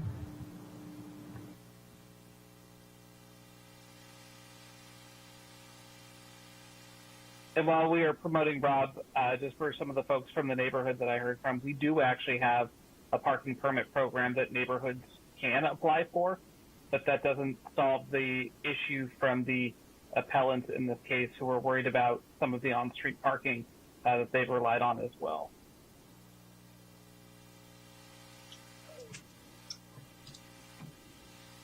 Hello, good evening. Can you hear me? If you could speak up a little bit, you're kind of quiet. Thanks. Sure. This is Rob Sprinkle, Deputy Director of Traffic Engineering for Santa Rosa. As far as the parking time limitations, my understanding is that the issue with parking is in the evening when everyone is. That was my impression of the parking study, is that that's when it's most crowded. Is it in the evening when everyone is attempting to park? During the day, my understanding is there is less issue with the parking on Meadowbrook. So maybe I'm not understanding the question correctly. Yeah, my question is, how late are we talking though? And I read the parking study. I believe, if I remember correctly, that you've got your peak that goes until, I think it was 10 p.m. was around when we'd have to plan for. Why is that a possibility then to have posted limits, 2-hour parking or so, that people can park there after the 10 p.m. or after the peak? That could be something that's considered. I think we want to dive a little bit deeper into the actual numbers of the parking and when it's being affected the worst. I think it's the residents that are really challenging one another for the spots out there. As Susie did mention, we will be adding some additional spots along the frontage by having them restriped. And we could also look in the future about the reduction in the time parking on Hardee's, if that's something that is amenable to Snoopy's folks. They're the ones who have requested the time restrictions in the past. Councilmember Rogers, do you have any additional questions? Nope, that'll do it for now. Thank you. Oh, Rob disappeared, but I was going to ask, when the zoning administrator has spoke, she stated that there were cars that had not been moved in a long time. Has anyone thought about maybe asking those people to move their vehicles, or to make sure they're still running, or like they're just not stationary there for a really long time if the concern is parking and you have cars that are there for a really long time? Yeah, I know we do have our 72-hour rule that can be enforced by the police department, and there's also an abandoned vehicle program that the police department does run that may be able to address some of those vehicles that are stagnant. Thank you. Councilmember Alvarez. Thank you. The statement of we could have presented the project with 0 cars, is that factual? or 0 parking spaces? That was referring to the new state law, AB 2097, that states that projects that are located within a half mile of transit, including the SMART station and some other kinds of transit, do not have to provide, the city cannot mandate any parking in those projects. That became effective January of this year. You all took action to incorporate it into our code earlier this year, but it did become effective on January 1st, regardless of the fact that it took us a short time to incorporate it. And one of the caveats, I believe, was historic designation that could have maybe changed that wording, but I'm hearing that the Snoopy was not designated as a historical site. Correct. Are there any additional questions, Councilmember Fleming? Yeah, I'm wondering if the city attorney might let me know if I can ask a question of the applicant. Yes, you can. Right now is the time to ask staff, the applicant, or the appellant questions. Thank you. My question is for the applicant, if you'd be willing to help subsidize, at least for the first year, transit passes either on SMART or Santa Rosa City Bus for your tenants. Okay, I think that both the applicant and appellant could benefit from encouraging greater ridership. It sounds like there's a belief that, I mean, which is not what I see when I get on the SMART train, but that there is underutilization of transit ridership in the area, and we'd certainly like to encourage that. Are there any additional questions? Seeing none, Councilmember Alvarez, would you like to make a motion? Yes, thank you, Madam Mayor.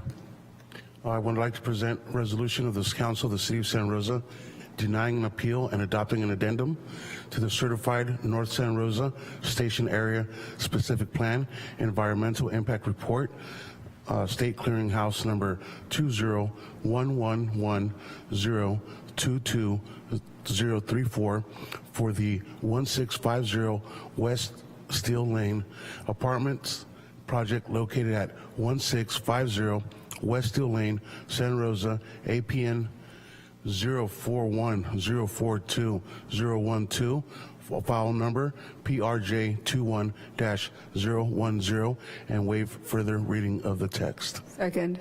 We have a motion made by Councilmember Alvarez and a seconded by Councilmember Fleming. Is there any further discussion?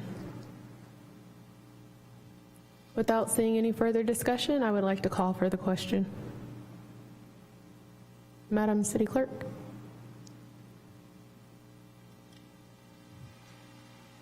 Councilmember Stapp? Aye. Councilmember Rogers? Aye. Councilmember Fleming? Aye. Councilmember Alvarez? Aye. Vice Mayor McDonald? Aye. Mayor Rogers? Aye. Let the record show that passes with 6 affirmative votes and Councilmember Okrepke abstaining. I would like to move on to item 17, which is our written communication. Through the mayor, we have 2 additional resolutions that we need to take motions on individually. Would you like me to read it? Nah. I appreciate that, Madam Mayor.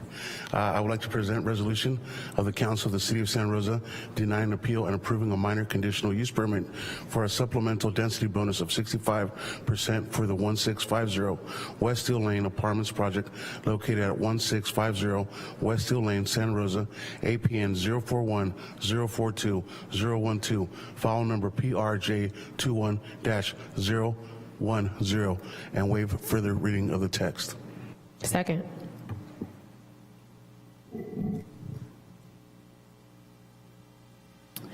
Motion made by Councilmember Alvarez and seconded by Mayor. May you please call the vote. Thank you. Councilmember Stapp? Aye. Councilmember Rogers? Aye. Councilmember Fleming? Aye. Councilmember Alvarez? Aye. Vice Mayor McDonald? Aye. Mayor Rogers? Aye. Let the record show that motion passes with 6 affirmative votes and Councilmember Okrepke recusing, abstaining. Councilmember Alvarez. Thank you, Madam Mayor.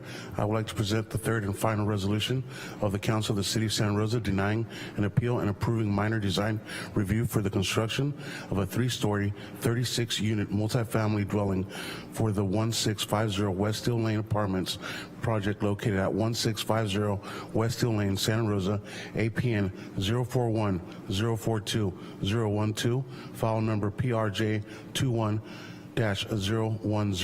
and waive further reading of the text. Second. We have a motion made by Councilmember Alvarez, seconded by myself. May you please call the vote? Thank you. Councilmember Stepp. Aye. Councilmember Rogers. Aye. Councilmember Fleming. Aye. Councilmember Alvarez. Aye. Vice Mayor McDonald. Aye. Mayor Rogers. Aye. Let the record show this motion passes with 6 affirmative votes and Councilmember Okrepke recused, abstaining. Thank you. Moving on to item 17, our written communications. We have 17.1 and 17.2. Madam City Clerk, can you please facilitate public comment? Thank you. We are hearing public comment on item 17, written communication. If you are in the council chamber and wishing to provide public comment, please make your way to the podium. If you are participating via Zoom, please dial *9 or raise your hand. I'm seeing no one in council chamber wishing to provide public comment, so I'm going to turn it over to our Zoom host where we have one hand being raised. Thank you. Gregory, I'm allowing your permissions. Please go ahead when you're ready. Thank you, Mayor and members of the council. I'm here at the very end to raise a very important issue. Sorry to be doing this, but I can't avoid it. This communication on the agenda is all about a bond act that is being proposed, and it raises the issue of what affordability is. This is going to dog you for a long time, and I just want to raise the issue of the variations on what we call affordable housing. A couple of weeks ago, I ran into Bill Gallagher's staff member, Efren Carrillo, who talked about his project out in the western part of the county, or southeast, I guess, where there are 200 and some units of housing, and they're saying that it's going to be low income, which is 80% of median income, and he was promoting it as 100% affordable. 100% affordable, $80,000 to get into it, and it's affordable. Okay, that's on one end. You just had a proposal that you just decided on that had 3 one-bedroom apartments and 1 3-bedroom apartments, 4 units out of 36, and it's getting lots of bonuses because it's calling itself affordable. Affordable is in your hands to some degree, and I want to point out that there is a definition from affordable from the federal point of view, from the state point of view, from even your own housing and community development department, and that's where residents only pay up to 30% of their income on housing. Now, you can check with them, but I don't know anybody in this town that pays 30% who's a renter. They're mostly up around 40 and 50% of their income for their housing costs. So it's really hard to be able to produce housing that gets them down to 30%.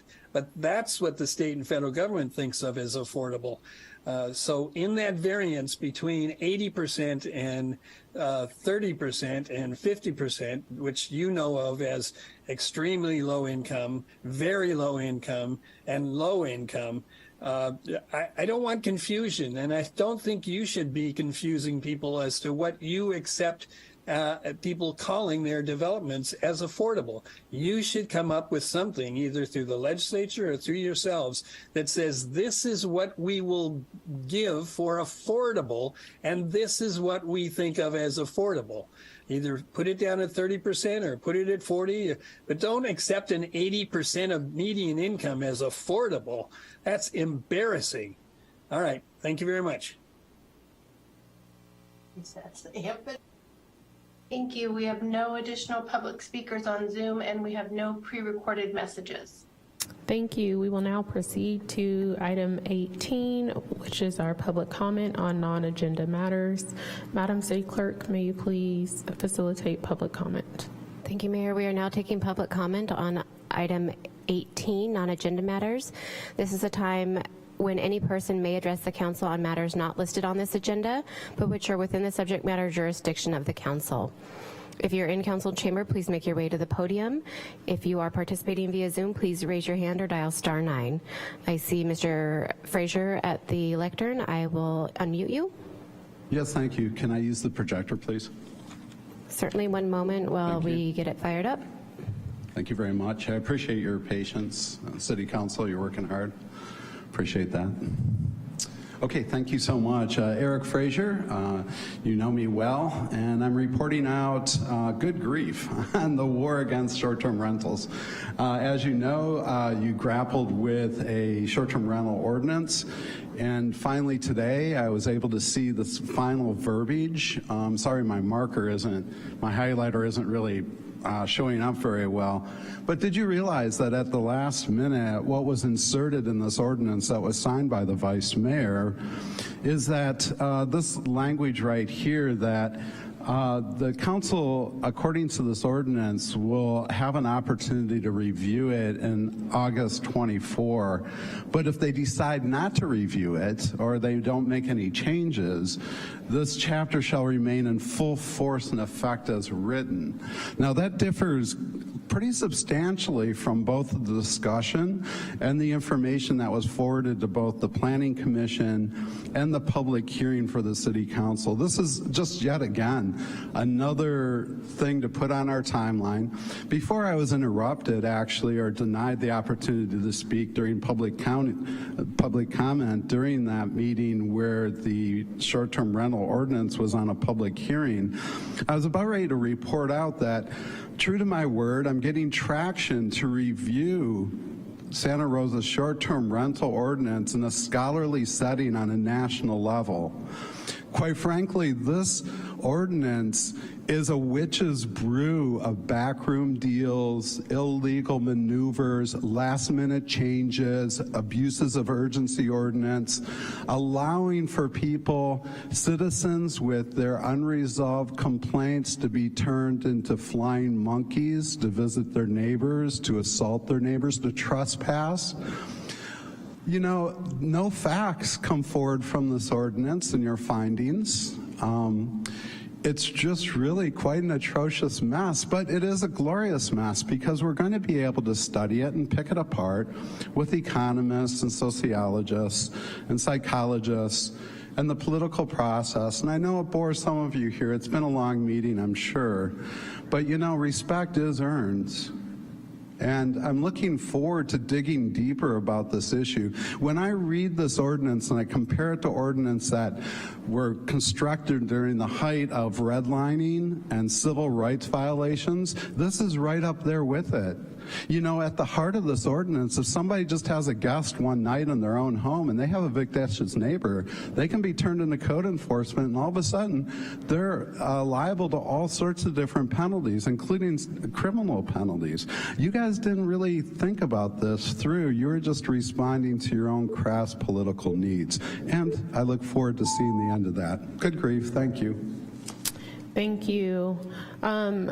We will be adjourning the meeting, but before we do, I would just like to say I would like to adjourn the meeting in the name of Bob Geiser, who worked really hard for us to get the Greenway. So I am happy to say that he was alive when that transaction went through and that he spent many, many years and he was actually able to see it come through. So again, we will be adjourning this meeting in the name of Bob Geiser, and everyone have a great night. Thank you.